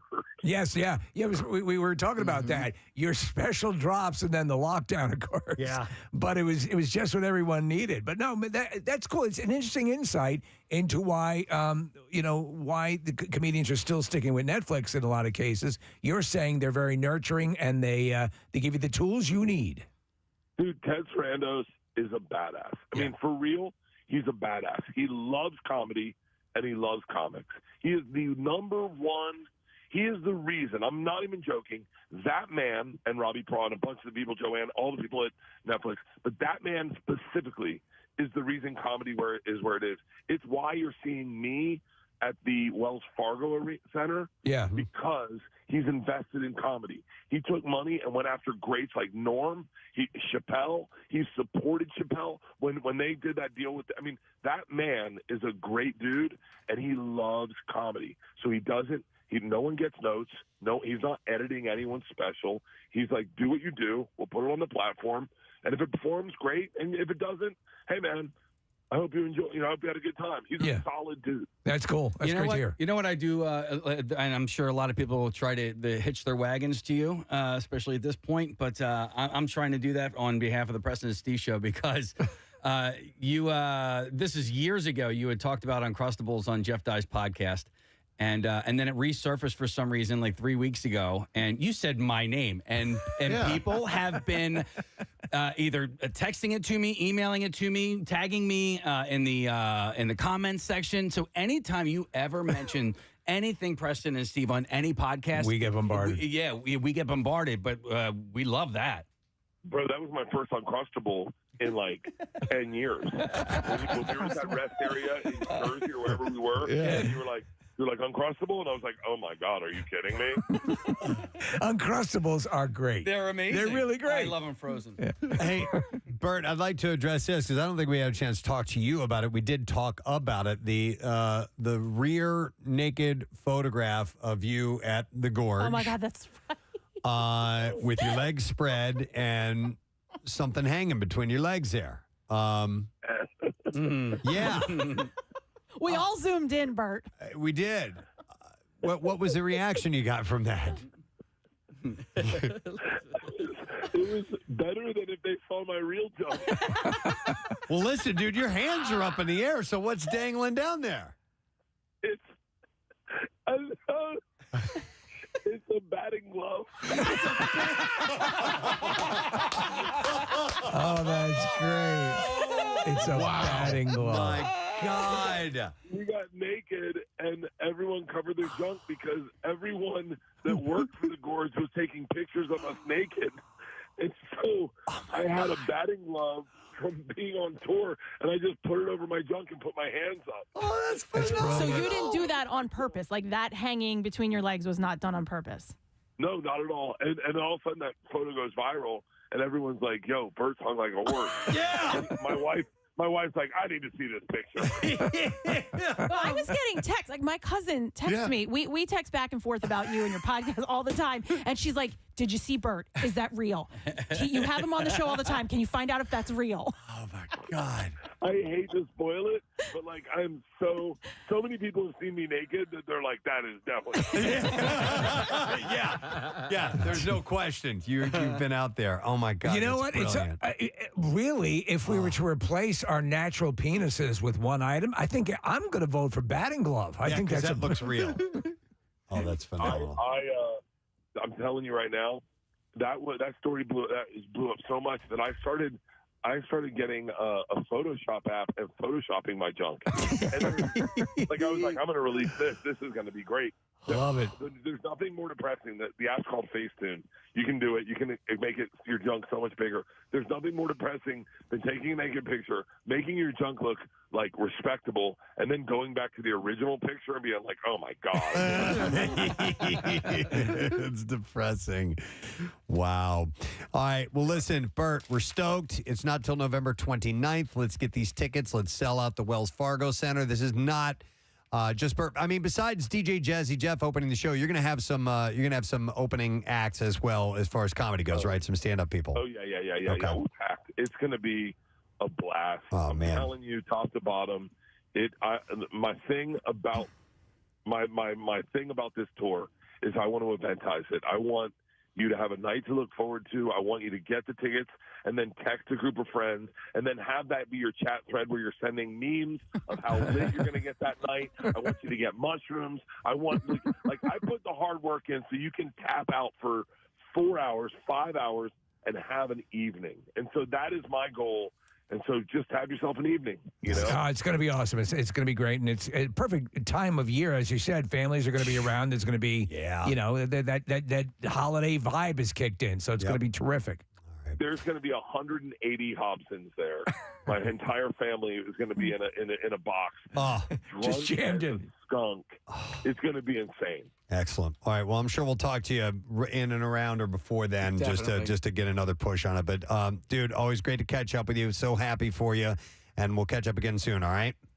Dude, I got to tell you, I'm driving in from the beach this morning, and I know I have this call, and I thought to myself, I had a moment of gratitude watching the sunrise over LA, and I thought, I love that I've been friends with you guys for as long as I have, and that we have this relationship, and I don't feel like I'm asking, like, I feel like I'm catching up with friends. And then Casey called and he goes, well, your niece is going to do traffic, and then we'll have you on the show. And I went, God, man, thank God for investing in a relationship. Yeah. Well, then do me a favor and call Matt Rife and tell him to come on our show. He's going to be at Helium tomorrow. His people barely even answered the phone. They were like, hey, would you like to do click? And so, yeah, just let him know that we're pretty good. Okay, I will. All right. We love you, Bert. We'll talk to you soon. Bert Kreischer, the Machine, Wells Fargo Center. It's called the Tops Off World Tour. Tickets available at bertbertbert.com. And like he said, DJ Jazzy Jeff is going to be opening up with a set, which should be awesome. That's just terrific. Yeah, definitely. All right, I think we should take a break and come back because we do have some bizarre file stories that we'll dive into. Stay with us. We'll be back in just a moment. Actually hitting your head? That's what I think you experienced, Casey. Yeah, and so I don't want to. I'm hoping I'll find the text. Okay, Here. I'll read it. I'm hoping that I didn't lead you guys down in the wrong direction of where you think this story is going to go. No, we don't know anything. We know that, but it was so heartfelt, the text you sent out, that we knew it had to, because there have been similar situations in all our lives.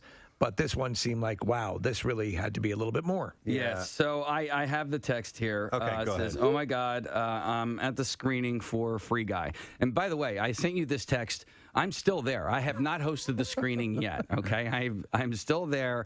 I have already embarrassed myself, and I needed to go somewhere and be by myself, decompress for a second, and then I had to admit to somebody what an ass I am, and just to sort of make myself feel a little bit better. And guess what? It didn't help. I still felt terrible. And I said, so they asked me to hype up the crowd and then introduce one of the stars of the movie. So this guy named Joe Keery, who plays Steve from Stranger Things, is in the movie Free Guy. Yeah. He was there to introduce the film, and I was there essentially to introduce him. Right. So I had come back I was on vacation in Wildwood. I had come back just to do this. I thought it was a really cool experience. Real quick, had you met him at this point, or is he still? Yeah. Okay. All right. Oh, By the way, he seems like he's awesome. I love that character, Steve from Stranger Things. He seems like I've seen him interviewed before. He seems like a cool guy. He was a great guy. Okay. And I will say that, categorically, he was a great guy, and the movie is hilarious. It's a great movie. And the movie had been on the shelf for a year. Yes. They wanted a theatrical release, and so they were like, we're just going to wait. Only theater. And only theater. So, and then I wrote, I just had a classic embarrassing moment. It's a classic shut the F up, Casey, and walk away kind of a moment. I'm pretty embarrassed, but it's also a really funny story. So, and you said you weren't sure if it was going to translate on the air. I'm not sure if it's going to translate on air. Okay. So, well, let's hear it. Well, deliver it in the original Farsi. Right. All right, so here's the deal.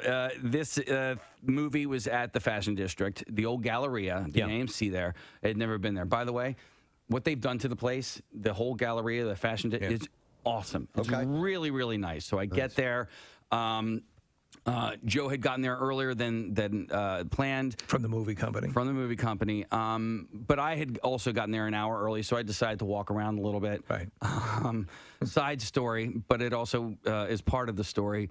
I went to a place called Wetzel's Pretzels. Have you guys ever heard of Wetzel's Pretzels? Yes. Yep. Okay. Yeah.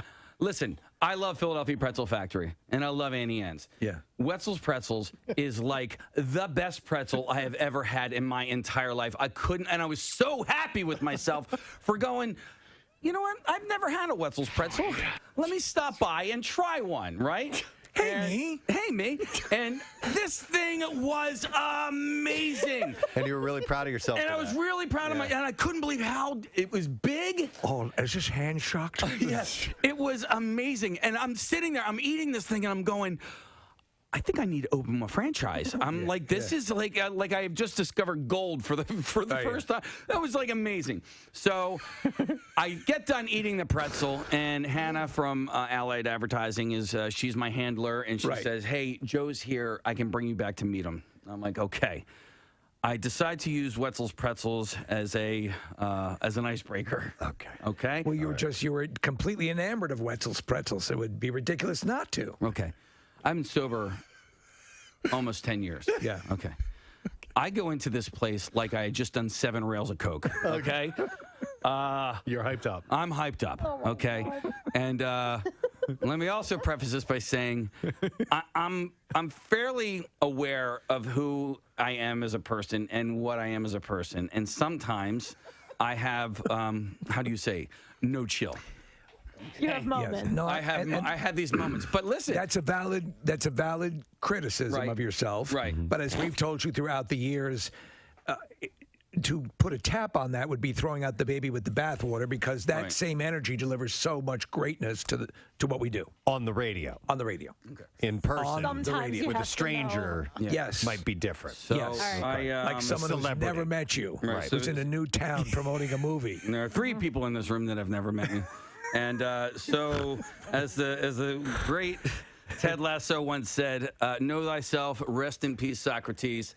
I did not realize as I was going off the rails what was going on here. So I'm brought into this room. I go off on Wetzel's Pretzels. As it turns out, all three people in the room have heard of Wetzel's Pretzels before. Oh, good. And yes. So it was relatable. It was relatable, and we had this in common. You picked the perfect icebreaker. All right. So I meet Joe. Joe's a great guy. And then I meet two of his handlers. One of them, the female, was from Disney, right? Yeah. So she was his handler from the movie company.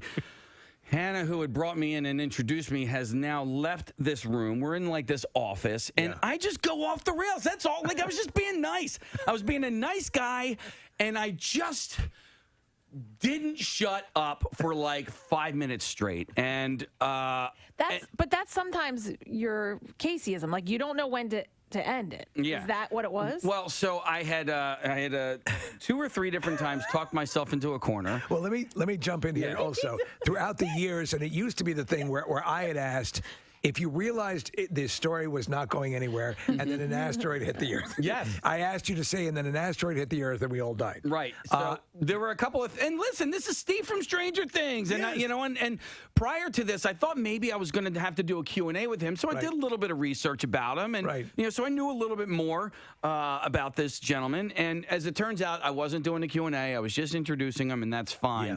So. Hannah's not there. I know, like, I have to leave. I have to get out of here. Like, I am, I'm in a pretzel loop. I have overstayed my welcome. I have moved on from pretzels. I don't even know what I don't know what the bridge from pretzels to Van Wilder was.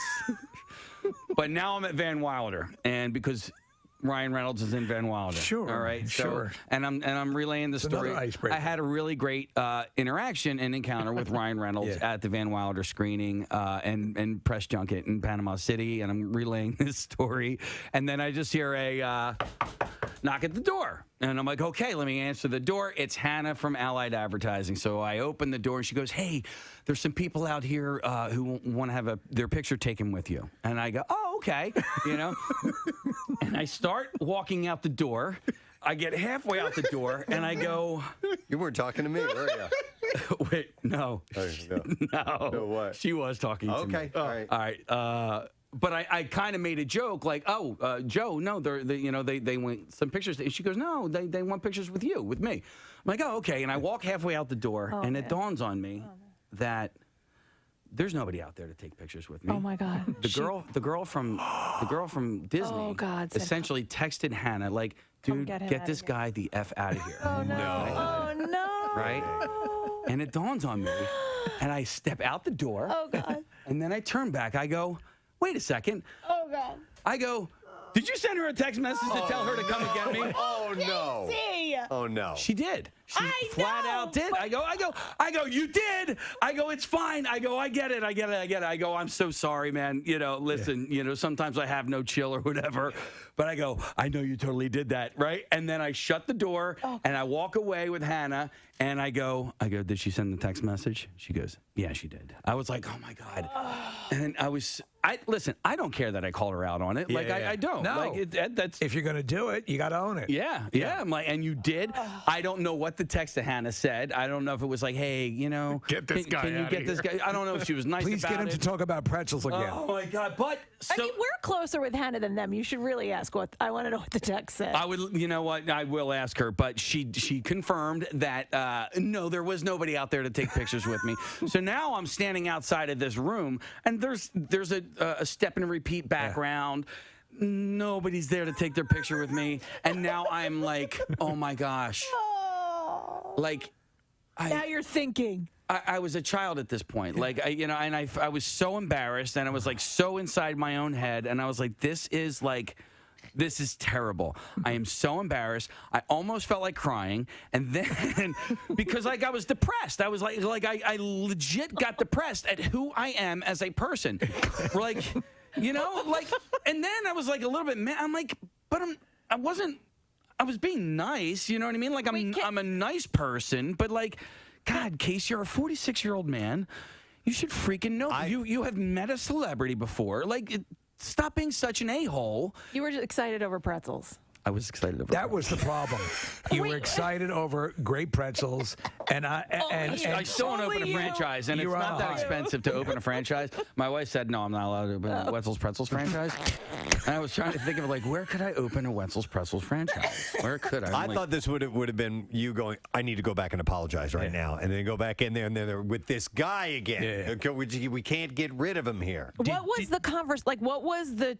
There was no conversation, right? Was it just you talking and not ending? Right. All right. So, no, I try to get people involved in said conversation. So the questions were asked, I think, I'm pretty sure.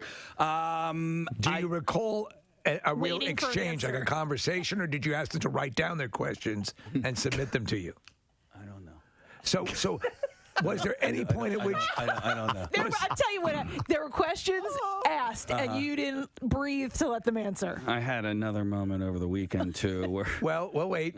Before you go to that, to this point, did you encounter them again? Did you get a chance to apologize to him, our buddy from Stranger? I talked to the guy. All right, so I never talked to the girl again from Disney.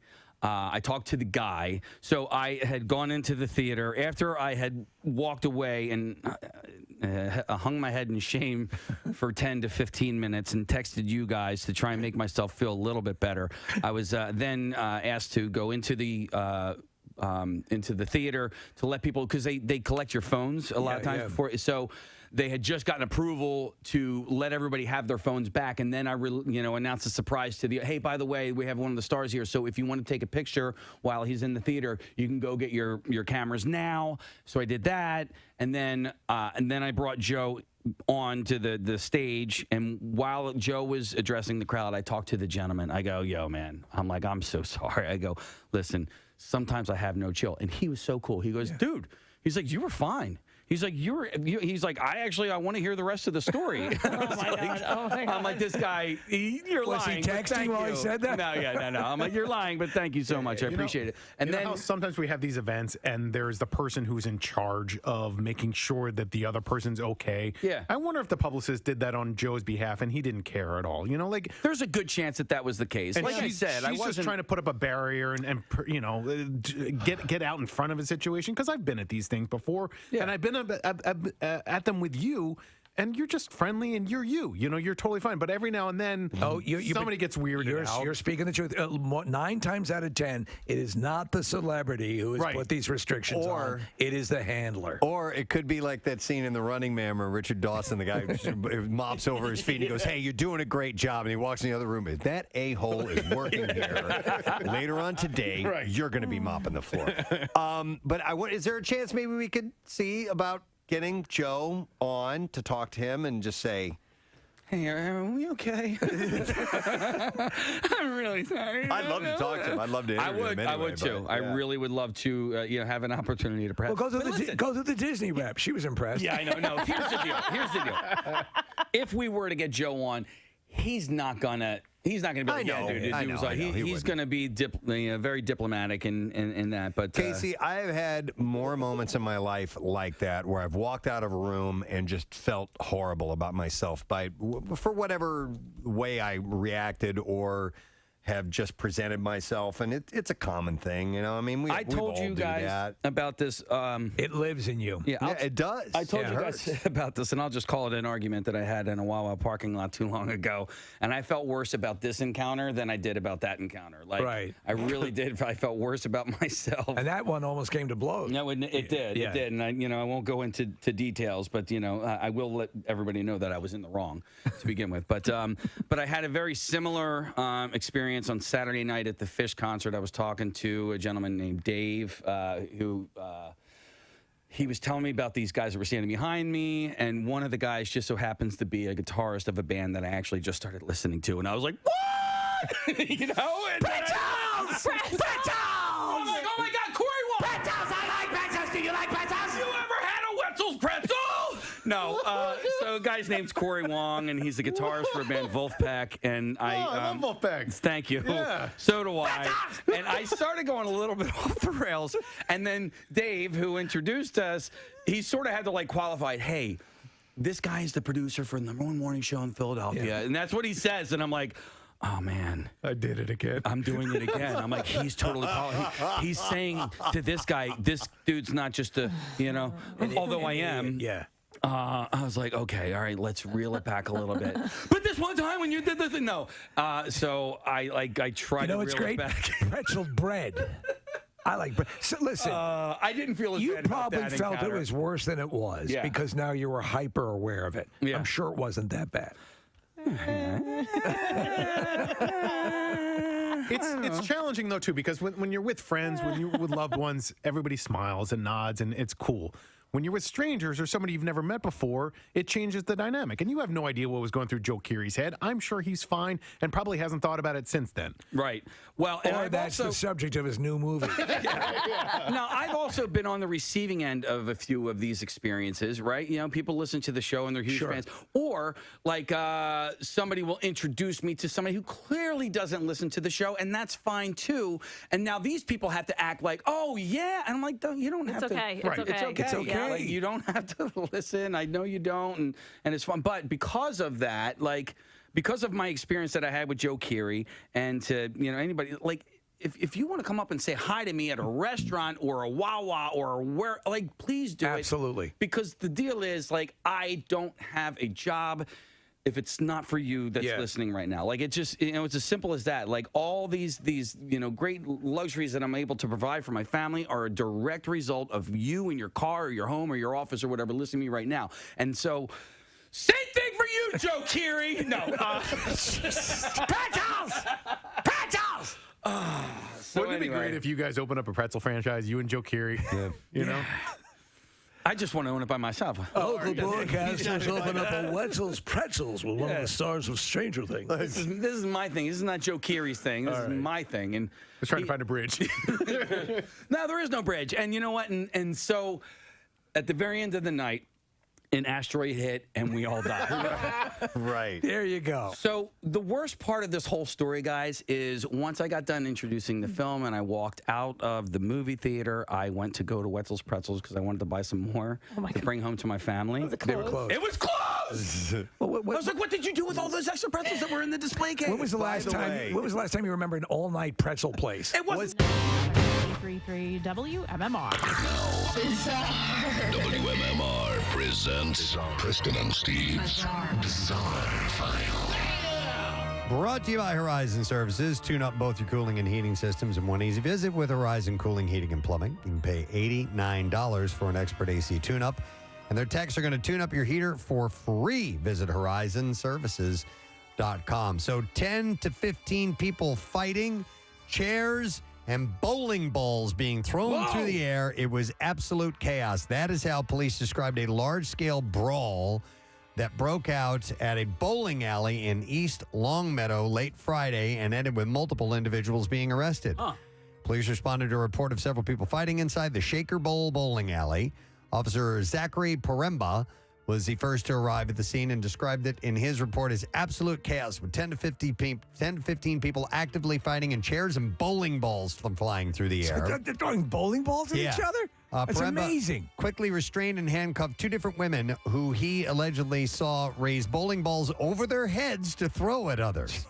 I'm going for the turkey on this one. Yeah, Officer Nicholas Otson arrived at the bowling alley shortly after and detained another woman who he described as being an active aggressor in the fight. First responders evaluated multiple people for injuries, but ultimately there were no serious wounds found on anyone. That's amazing. Could you imagine getting clocked with a bowling ball? No. God, no. That's broken bone immediately, right? However, some individuals had minor injuries. 3 women aged 19, 19, and 21 were hit with multiple charges. All right, how about this crime? Customs agents in China seized 16 live lizards hidden inside a female passenger's bra. Oh, come on. Wow. The unnamed woman had been attempting to traffic the reptiles into Hong Kong, but was left embarrassed after being caught on the Chinese mainland side of the border. Footage shows her shuffling through the customs area, wearing incredibly baggy clothing, and was later forced to undergo a strip search after she drew too many suspicions. Why are you feeding your breast lettuce? As officers took her aside, they discovered that she had 5 mesh bags placed inside her bra, which contained 16 rare sail-finned lizards. How big are they? The video shows agents with the lizards out of the bags and placing them inside large plastic containers. while awaiting for wildlife experts to take over. Now, they're small at this point, but the sailfin lizard or sailfin dragon is a group of large iguana-like reptiles named after the sail-like structure on their tails. Native to Indonesia and the Philippines, they are commonly found living near water and are threatened by both habitat loss and exotic pet trade. So they were babies at the but time. still, 16 of them. They get pretty big, and she managed to fit 16 into her bra. I love this story. So a yoga class was mistaken for a ritual mass murder scene in England after members of the public saw several people lying on the floor. Oh, God. Kathy, they were doing shavasana. Oh, no, yeah. Laying on their back with their hands and legs kind of spread a bit. Yeah, it's like this meditative portion of the workout. And so 5 police cars descended on the North Sea Observatory in Lincolnshire. Yoga teacher Millie Lewis said she thought reports of her being a mass murderer were a joke at first. Police confirmed everyone was safe and well, and the call was made with good intentions. A 22-year-old teacher said she was teaching 7 students inside this cafe in this building when she saw 2 dog walkers peering closely into the glass windows during the shavasana or relaxation stage of the class. Is it regular mass murder or hot mass murder? She said there's students laying down with blankets over them. Their eyes are closed. It's very dark in there. I just had candles and little tea lights in the room, and I was walking around playing my drum. I had a nice floaty top on with large bell sleeves. Oh, my God. A couple of, with some dogs came to the window, and they were having a look, and they walked off real quick, and I didn't think anything of it. I didn't know until later that after we left that these people phoned in saying that there was a mass murderer, and they were wearing a robe, and they were walking over the people, and it looked like some kind of ritual, and that the people on the floor were actually dead. She said, I guess from the outside view, it could look like that because they're really still and very nice and relaxed, and I'm sure their imagination was running wild with what was going on. You'd have to think they were all posed, right? Yeah. Miss Laws, who had only moved to the area 3 months ago, said officers swooping on the small little village in the middle of Lincolnshire is crazy, but it's a bit surreal and funny, she said. All right. Should we wrap it up early? Because our guest is on the line. So I'm sorry for the quick one here, but we do have a guest who's waiting on us, so we will move along. But more bizarre file stories for you tomorrow. So obviously, the story of the escaped convict has been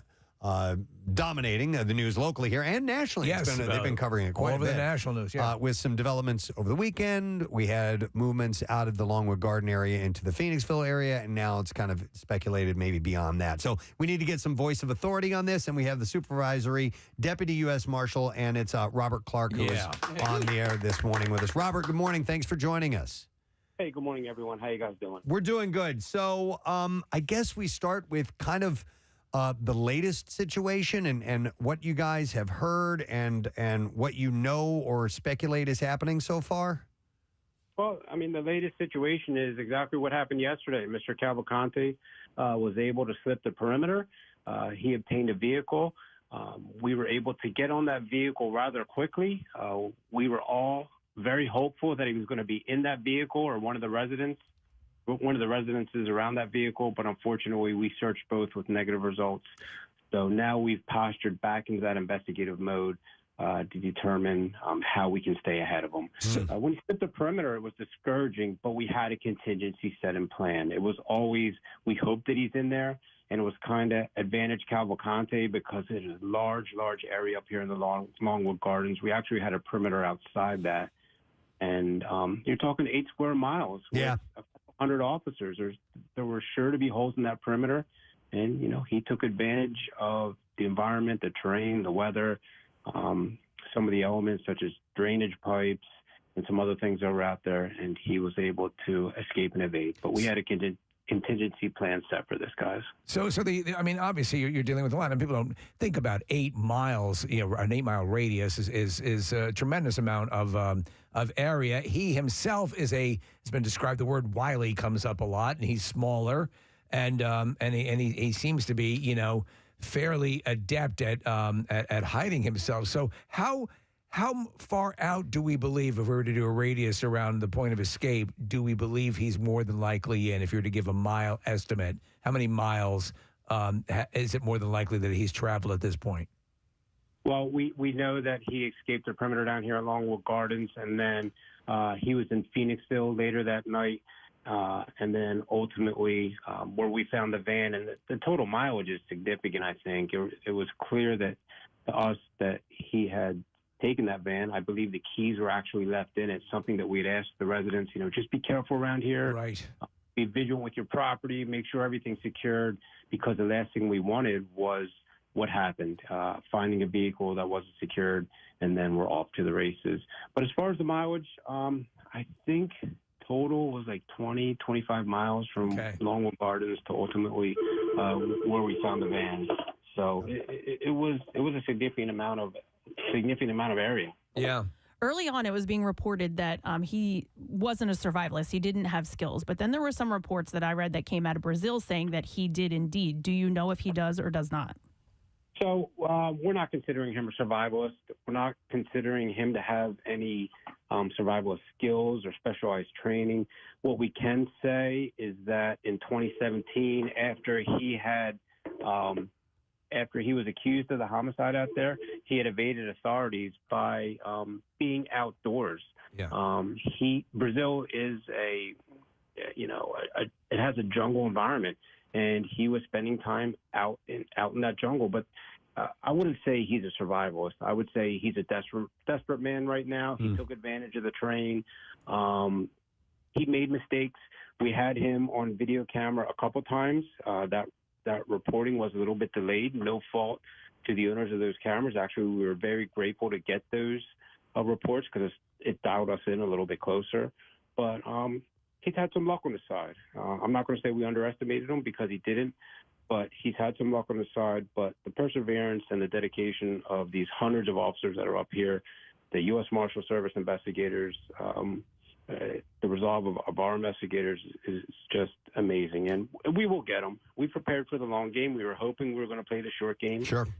We've transitioned to an investigative posture, and we're ready to play the long game. We feel that now he's out of the woods, it's advantage law enforcement team, because our specialty isn't turning rocks and looking in trees and looking under sticks. Our advantage is dialing in on the investigative nature, and that's what we're doing right now with an incredible team up here. So to that point, what can civilians, what can we do, what can people in the general search area do to help ensure that a situation as he was able to take advantage of, stealing a vehicle with the keys in it, what can people be advised to do? What's the best way to help maximize in helping the authorities capture this guy? Well, one is familiarize yourself with the new pictures that came out. His appearance has drastically changed.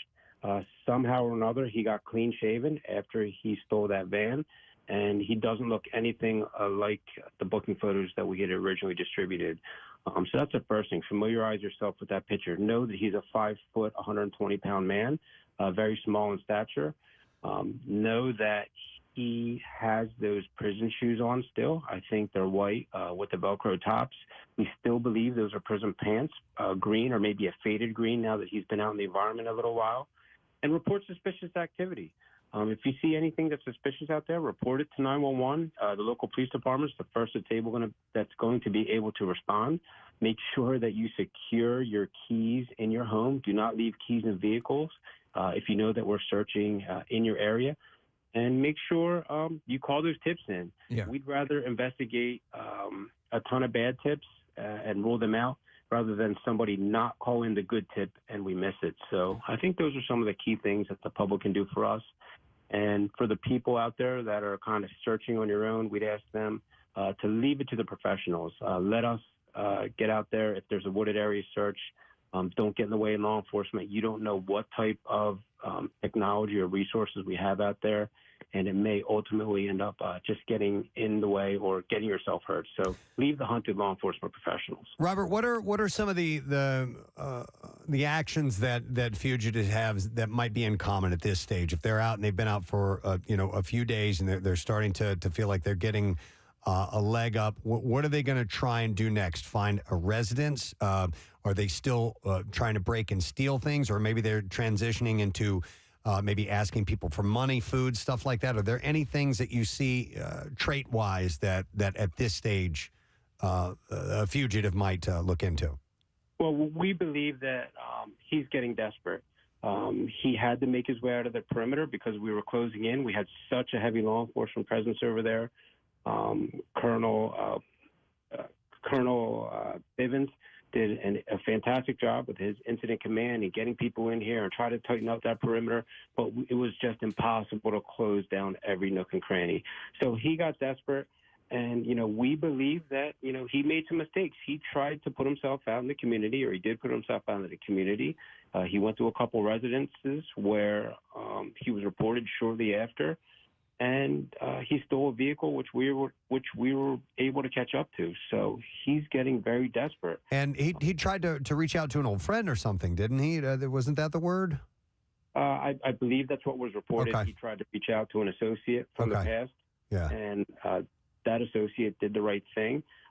We advise anyone out there, if he does reach out to you, or if you knew him years ago and he's trying to get back in your life, that needs to be reported immediately. Anyone providing assistance will be removed from the equation. No ifs, ands, or buts about it.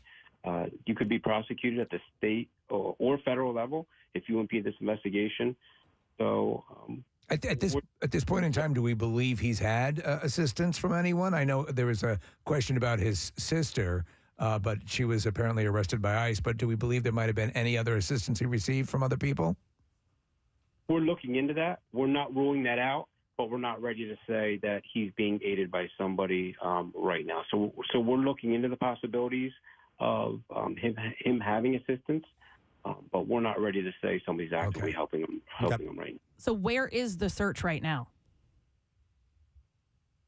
The search right now still continues around the area where the vehicle was recovered last night. We're still focusing our efforts to see if that vehicle just ran out of gas and he hit the woods, or if he had help, or somebody picked him up, or perhaps he stole another car in the area. There's been no stolen car reports to my knowledge. So we're looking at all possibilities, but our main effort is still almost like follow that bouncing ball. Well, the ball just bounced where the vehicle landed up. I think it's considered Pottstown. I think the mailing address is Pottstown, but I forget the name of the exact township. But we're still focusing efforts over there and determining whether or not there's any validity he would still be in the area. All right. Okay, excellent. Well, we know you guys are on it, so we just wanted to get the latest update, and it's a pretty fascinating story that hopefully is going to have an ending very, very soon. So yes, we're hoping so too. I appreciate you having me on and giving me the chance to update the public, and we're going to continue to do that on the local level, but on the national level as well. So excellent. pleasure. You can go get that much more important phone call that was coming in. Yeah, seriously. Not at all. All right, thank you. We appreciate it. Deputy U.S. Marshal Robert Clark on the program, and they're keeping an eye. What are we doing here? Escape. Oh, it's Escape. Pina Colada song. That seems about right. Yeah, right.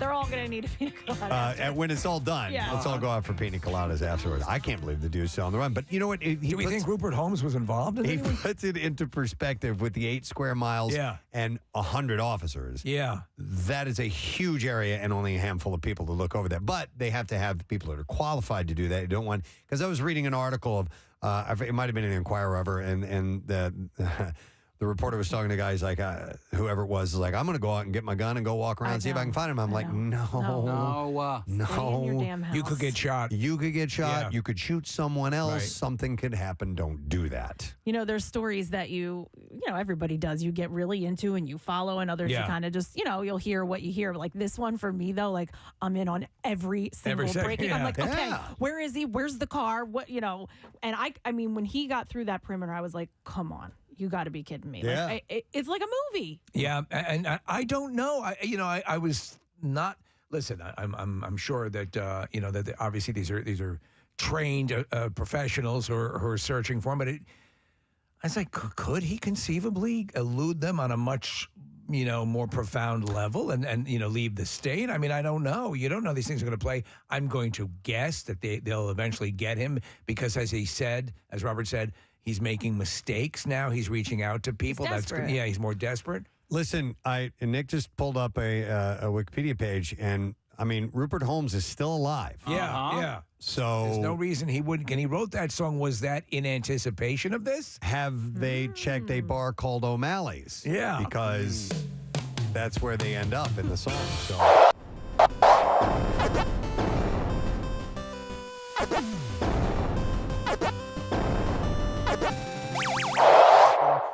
He stole that ambulance that had the keys in it, and I may have seen The Fugitive more than any movie I've ever seen. And so, like, I'm Kathy, I'm tracking along this with you as well, and I'm like, how does he keep evading? But it's not. He's just one person, and it's not that hard to stay hidden, you know. And so that's what this guy's doing. We've talked about people, and it's something that we might talk about at a greater level later on, but people who opt to go off the grid. Yes. You can do it if you are committed to it. Yeah, I was in Phoenixville yesterday, and Kathy texted me yesterday morning that, you know, that this escaped convict was in that area, and apparently he's not that way anymore. But it was everything that it was all that anyone was talking about at the event where I was. And yeah, I mean, it's still a little frightening because this guy is a terrible, terrible human being who did awful crimes. On a side note, we should have Rupert Holmes on the show sometime. Yeah, you know what? You're right. I would like to talk to him. Pierre hates that song so much, and we love it so much. But we forget that Rupert Holmes, Kathy constantly reminds us, is I believe a Tony Award winning composer. Oh, yeah. I'd often remind you of that. I did not know that.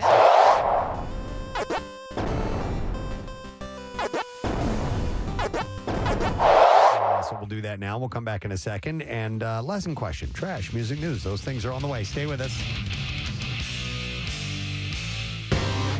Was it as quickly when they introduced you to Joe? Was it as quickly? Hey, man, how you doing? Hey, have you ever had Wetzel's Pretzels before? Was it that quick? It was pretty close. Yeah. It was pretty damn close. I mean, I've seen you do that before. Yeah. I've seen you do that type of thing where it's like, and I know what you're doing. You're just looking to have a normal conversation. It's an icebreaker. You're gonna charm them. All right. Well, anyhow, we have to take a break, I think, right? Yeah, no, we do. As a matter of fact, because otherwise, I would go to these calls. But we have to. No, we got to take a break. The regional manager, Wetzel's Pretzels, is on. Santa's got to go.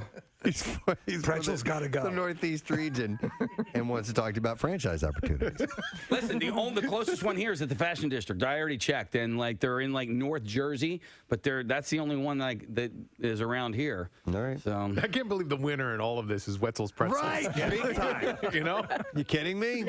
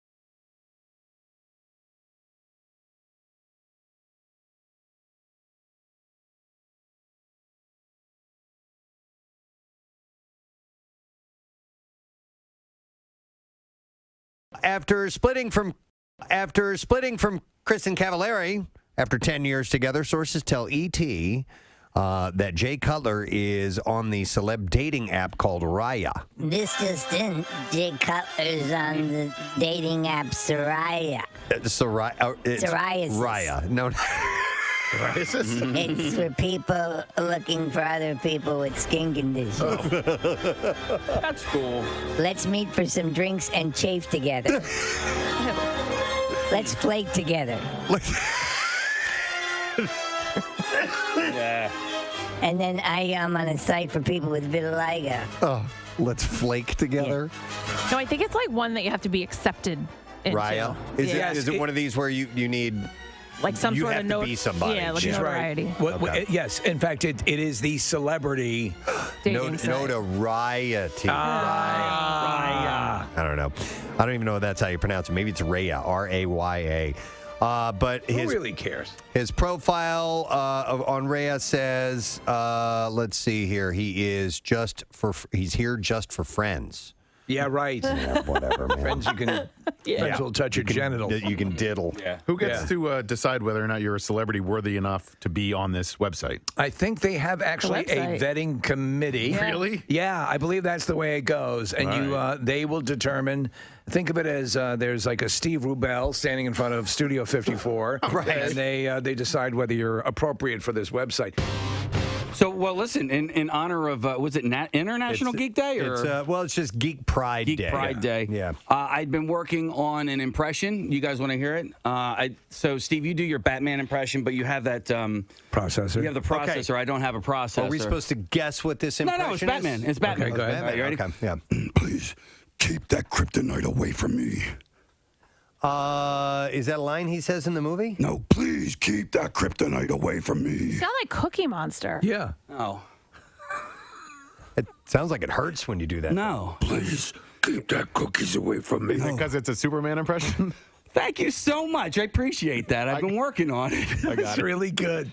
It's really good. I got it. So it's a Superman impression. I was confused why the whole kryptonite It's a thing, terrible joke that I heard with Chuck over the weekend. You say this is Batman, but you obviously say Superman line, and then somebody says, that's Superman. And then you go, thank you so much. I appreciate that. Like, that's Superman. I told Chuck, I said, dude, I'm going to hang myself out to dry next week. Yeah. But you did it, man. You took the bullet. Are we on air? Yeah, we are. I think we're still on air. In fact, Bill's coming down the hallway with an award for Casey. That was great. That was amazing. That's an immediate A+. That's like my joke. Good morning, Cincinnati. You know, it's funny. Yeah. Wow. Please keep that kryptonite. Just don't do one that sounds like Cookie Monster. Cookie Monster. Like the thanks man thing, I was like, I didn't even get that part of it. So, sorry, man. Nick got it. He was following. I know. I enjoyed every second of it. And Bill has that award in his hands. Yep. By the way, somebody said we should make Bad Dad Joke Cookie Monster a character. So you have to do all the dad jokes. What was the last one I just did off air? The thing is that it was not attempting a Cookie Monster, wasn't. but that became your default. Take kryptonite away from me. Tommy, do you like cookies? Me too. Me too. Tonight, when you go back home, turn off the cookie light.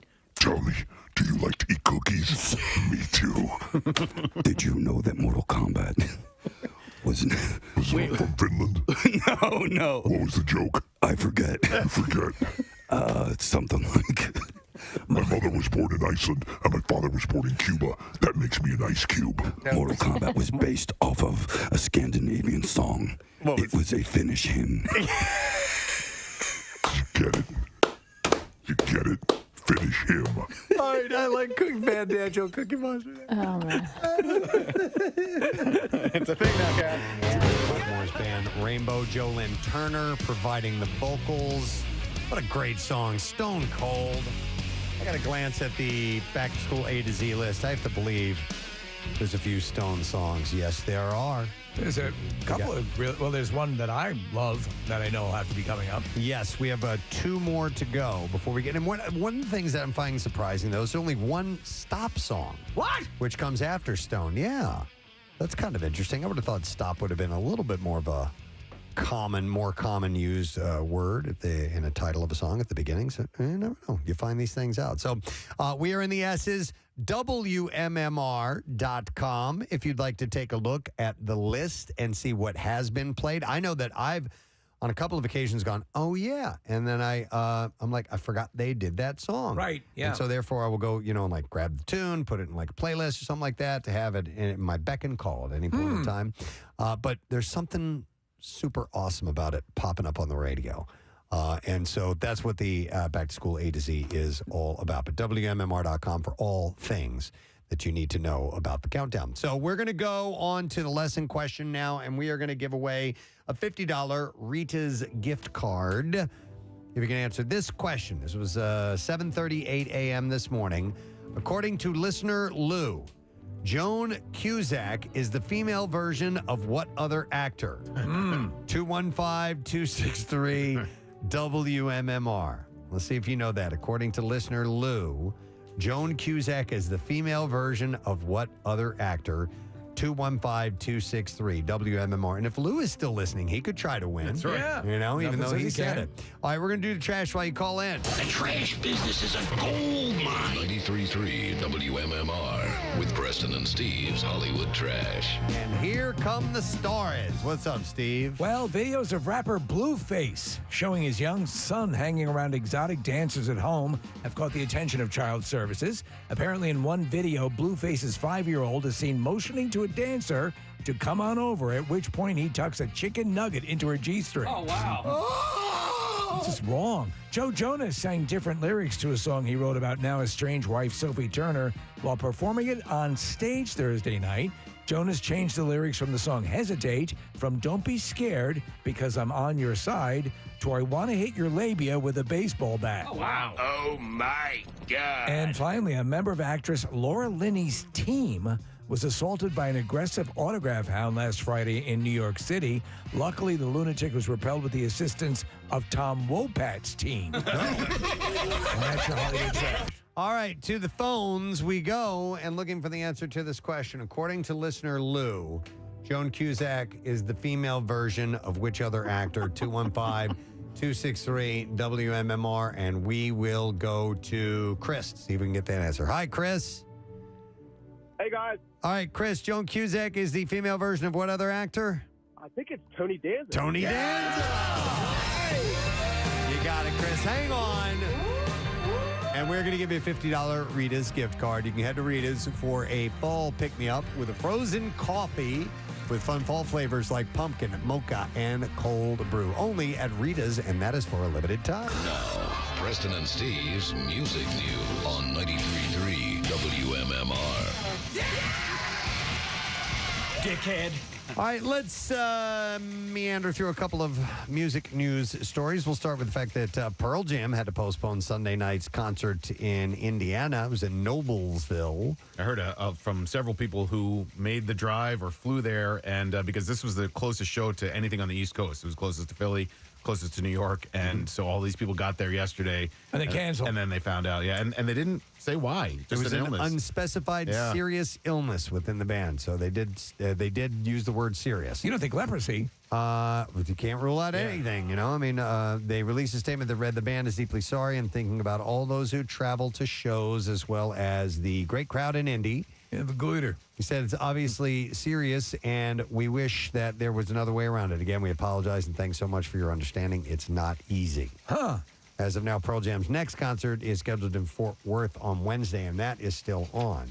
What did Springsteen have for these? He had a peptide issue in his stomach. Something. Yeah. Right. You'd have to think that it was something with Eddie Vedder, because the rest of the guys, as important as they are to the band, you could find a replacement for, or they could have that person sit out for a night. There's really no reason to even have them. Right. They're kind of useless. Wow. I mean, he is, a big part of the show, but you would think a little bit of mutual respect for the other members of the band. No, you'd be wrong. I guess so. I guess I'm wrong. AC/DC released some new audio of If You Want Blood, You Got It. It's from one of their recent rehearsals and features new drummer Matt Logg.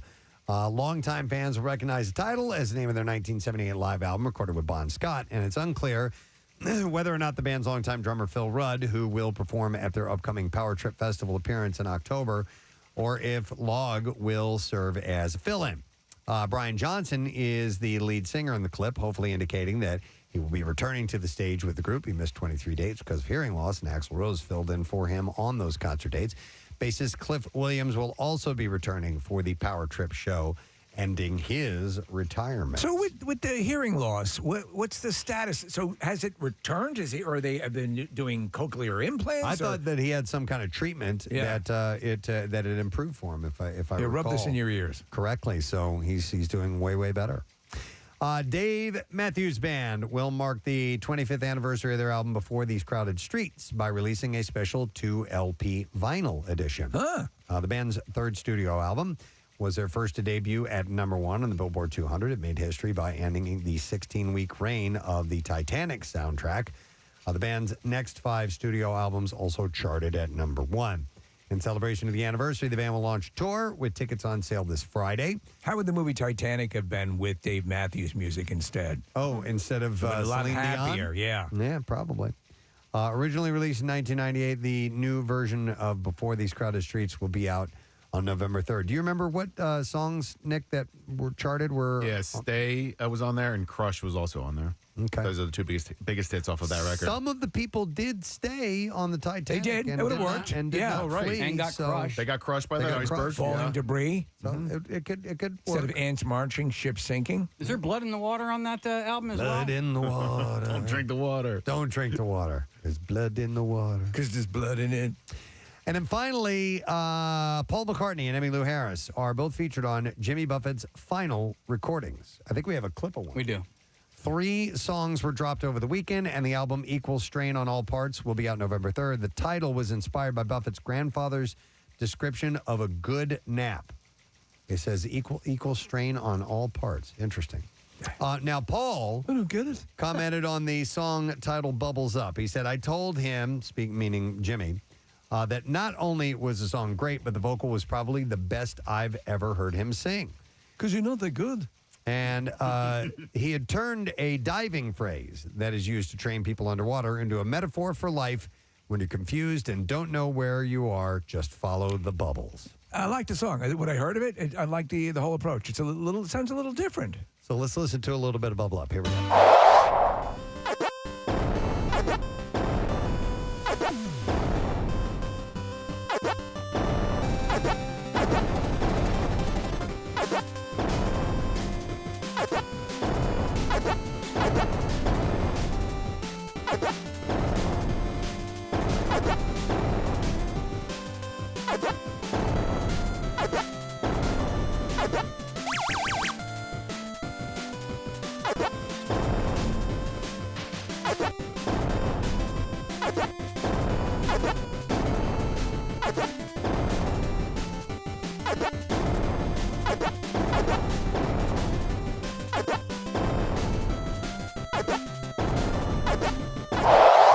The chimp, which I think is really a sweet gesture.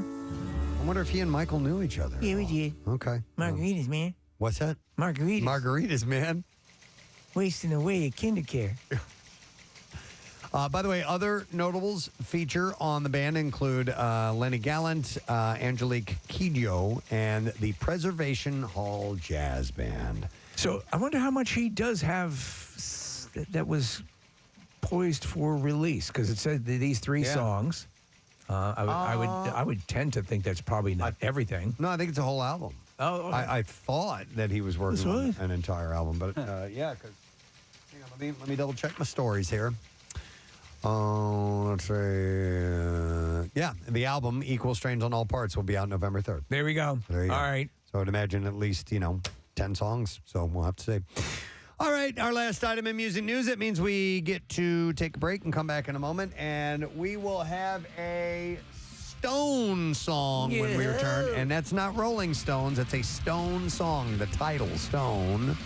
What will it be? There's maybe a couple that come to mind. Back to School A to Z when we return. Stay there.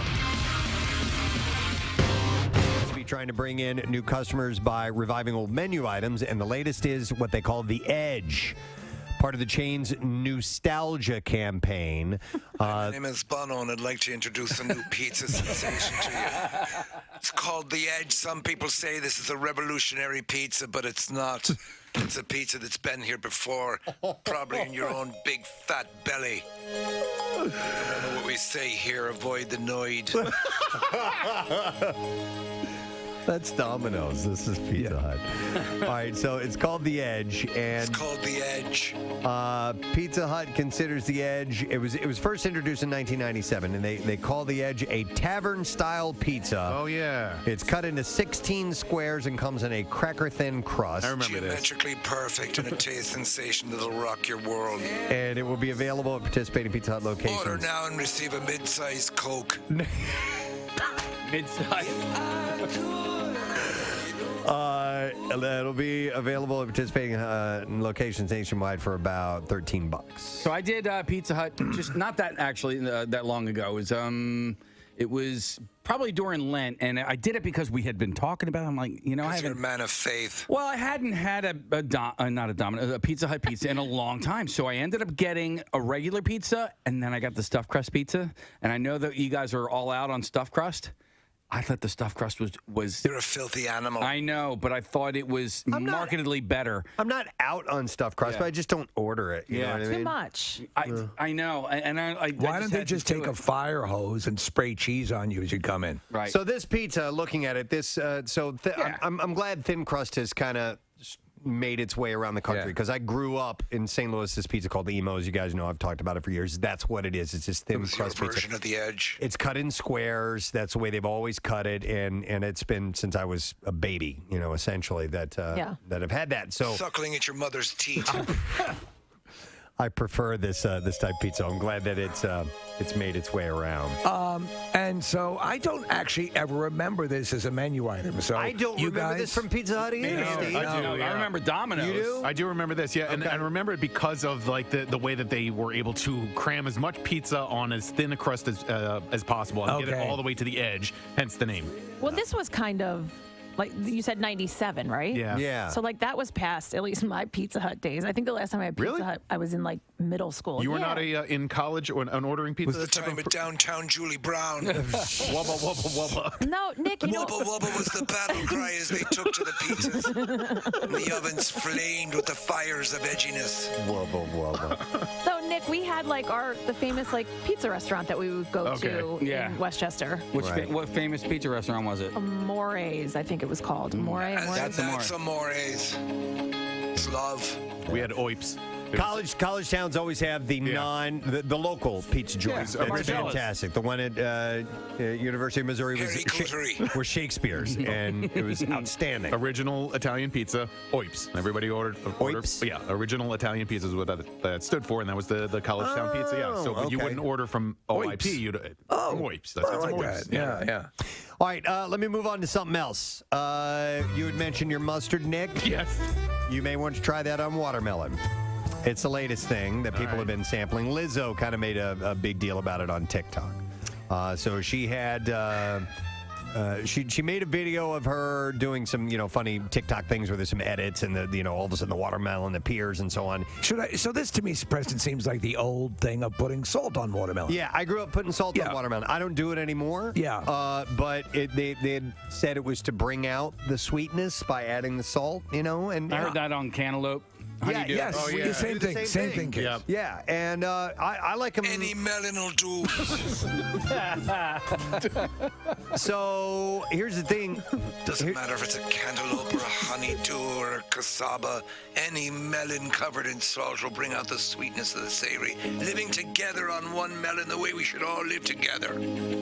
Now people are trying mustard. Now they're trying mustard just like Lizzo. Yeah, so, but the jury's out on whether she thought it was good or not. So she had called it, is it bussin' or disgusting? Is it bussin' or disgusting? But she never really... Is it bussin' or disgusting? In this video said whether it was bussin' or disgusting, so... No, she doesn't. And I think, so the common thing of like sea salt and caramel. Yes. So to me, that does work. And some things that I thought would never work do work. I don't know about the watermelon and the mustard. It just seems to be too combating. Yep. I'm tying it into the previous conversation. We used to do mustard on pizza. Okay. I can see that. Why did I don't you do know. that? I'm not sure. Somebody. Ranch dressing, Kathy. Ew, no. That's just You for said, the, "Ooh, no," that's but for you the put- crust, right? Or the whole pizza. You could do the whole pizza. Oh. Yeah. Yeah, should- I know. we I should have said gotten ew, no, watermelon. yet I put mustard on pizza. Sorry. We should have taste tested this. Casey, when's the last time you've had ranch dressing on pizza? It's been a while. Been a while? At least like 2 or 3 days. Okay. All right. Do we have something that could approximate a melon and put some mustard on it? Wait, I might. Let me see if I have. Do you keep a melon in your desk drawer? I might have Kathy watermelon. brings a ton of fruit every day, remember? Oh, She brings can we a try giant that? fruit salad. Yes. Go see if you have watermelon. Yummy, yummy. We'll try it. Let's get it. I'm sure Kathy rises to the challenge. there's got to be mustard in the fridge. Yes. Connor, can you go look in the fridge and see if there's any mustard? Let's try it. Or Marissa's already on her way. But yeah, I got to believe no matter what, it's not good. And this is just a thing that people have done to make you eat mustard on Listen, watermelon. Here, try this. People are eating Tide Pods, so you have to take everything with a grain of salt. Here's a text. Somebody says, my husband always puts pepper on his cantaloupe. What? Interesting. What, in prison? No. Oh. But I've had fruit in salads before, and you put pepper. Like, there's strawberry salads and things like that. Do you know what I Pepper do? on that. So, and it's a weird. So, Honey Grow, I do the like a sesame noodle. Whatever they call it. It's a salad, I guess it is. Okay. But pineapple in that. So something, pineapple and sesame and a sesame sauce work together really well. I could see that work. Sometimes when you have like a teriyaki dish. Yes, there'll be exactly. pineapple in that. That's the same thing. Sesame oil in usually in that. So that'll play along. It's great. Let's see if Kathy is. Share for melons. Where's Kathy's melons? Hang on. Here we go. They're usually on display. And that in a non-sexual way. And the way she has a 44-pound. We got it. We do. So you got watermelon. So we can try this. Should I just hold off until we get Hold to this? off. All right. Because Hold. now we're in That's from Braveheart. Braveheart, yeah, there we go. I got you. Freedom! Do you want to live in chains or do you want to live with salt on your watermelon? Ah! Mustard! My God. It's a Friday. It is a Friday. Isn't it? I know. Wow. Well, now I want to go watch Braveheart. I think they actually. They're making love. They're pounding the actual mustard seeds right Pounding now. the mustard seeds. Pounding them out. 1 mustard seed. 2 mustard seeds. Slapping them down. Slapping them down. Slap at the base. 93.3 WMMR. Stone Free. Such a great song. 10:46. Monday morning, the Back to School A to Z in full force. A couple of songs that start with the word stone. Then we get to a stop song. Just one and only stop song. The whole Back to School A to Z. Where we go after that is up to the next host. And she will be in here shortly to tell you about some of the things that are on the way. And before we dive down into that road, we need to thank our guests on the program today. Bert Kreischer spent a little time chatting with us, and it was mainly about the fact that he has the Tops Off World Tour Wednesday, November 29th at the Wells Fargo Center. He's playing the big room. It's unbelievable. And he says it's going to be full show, like the full thing. He's got special production elements that are going to make it, full with the music cues, giant screens. DJ Jazzy Jeff is opening. So this is going to be hardcore. I think if you've been a fan of Bert and if you feel him as kind of a native son of Philadelphia, you should be there to welcome him. I don't see why you wouldn't want to be. It's going to be huge. So we thank Bert for being on the program. Tickets on sale now, by the way. You can go to bertbertbert.com to get tickets. And also thank you to Supervisory Deputy U.S. Marshal Robert Clark, who gave us the latest on this convict Cavalcante and what's going on with that and their search efforts and all that stuff. So they're working hard trying to get this guy, track him down, bring him in. So we thank him for being on the show this morning. Sarah Parker is here. Hello. Here I am. Happy Monday, everybody. Same to you. How was the weekend for you? It was great. I was here for a chunk of it, as I heard always. you yesterday. I was listening to you yesterday. And we're still in S, my favorite letter. How about that? Love it. That Is everybody's favorite letter the letter that their name starts with? I mean, P is definitely it's my favorite letter. Is it? P is, I yeah. don't think I have a favorite letter. Yeah, I don't know. Yeah, I haven't thought about that. I'll have to think about that. What? I have a favorite letter Question of the that day. I What like is your favorite letter? I have a favorite letter that I like to draw. Oh, what's you know? that? Like, well, I mean, C? no. I think it's kind of a tie. It's between cursive capital L, cursive capital J, and cursive capital D. Those are awesome. J's a fun one. J's a good favorite letter. D is Solid. fun. Solid choice. D is very swirly and whatnot, but L is, I think, of Laverne. Of course. But if you're going to talk swirly, S. Yeah, it's a very swirly happens one, to be too. my. What's your favorite swirly number? We could do that. What's your favorite type of swirly? What is happening on your portion of the program today? Stupendous surprises. Ooh. In the letter. I'm just trying to think of words that start with S. But, Seriously? yeah, Seriously. we are going to roll on through the letter S, still there. Sick. And people keep asking, what are the letters in the A to Z that have the largest amount of songs and the smallest amount of songs? Still need to figure out if the longest one is S or T. So we're going to be on this journey for a little while. Yeah, and it seems that we've worked our way through most of the alphabet, but S and T are lengthy. Oh, yeah, absolutely. And I believe you, and it should time out. I think you're going to have suppers ready by Genesis today. It's at the bottom of the list. I don't know how many songs in. I think so. Oh, yeah, she'll get to that. No doubt. Yeah. No doubt. Here's where we are. Okay. And that supper's ready there. So Can you sock that away? The tail end. The tail end. Just don't talk too much. 22 minutes. Yeah. Sarah, the light's still on. I went to the bathroom, went out to my car, I drove to Michigan and back, and you were still talking. All right, You hired me to do that, Bill. we need to do the letter of the day. Casey, I guess I hit the button by accident. Can you restart Oh, my that for goodness. me? Oh, Yeah. man. All right. We need the fanfare. No, it's on automatic. It's automatic. Okay, let me do that. All right, and then I'll wait. We have to get it reloaded. What's Here we go. happening? Here it is. Preston and Steve on 93.3 WMMR. Now, the Daily Letter. All right, the Preston and Steve show brought to you today by the letter. M as in Monday. All right, and we will give away our Word of the Week prize on Friday. It's just $500 from the Bagster. The Bagster. The Bagster is the most convenient and affordable way to help with your home cleanup. Buy it at any home improvement store, fill it, and simply schedule your collection, and it's gone. You can clean it up with the Bagster dumpster in a bag. I will take this moment to thank sponsors of the Preston and Steve Show, and that would be Duncan, brought to you by Duncan. The Preston and Steve Show runs on Duncan. Tomorrow on our program, chock full. We're going to have Eddie Izzard on the show tomorrow. Cool. Via Zoom. Our friend Craig Gass is in town, so he's going to be in studio. And we're also going to have Bertie Gregory, who is a Nat Geo explorer.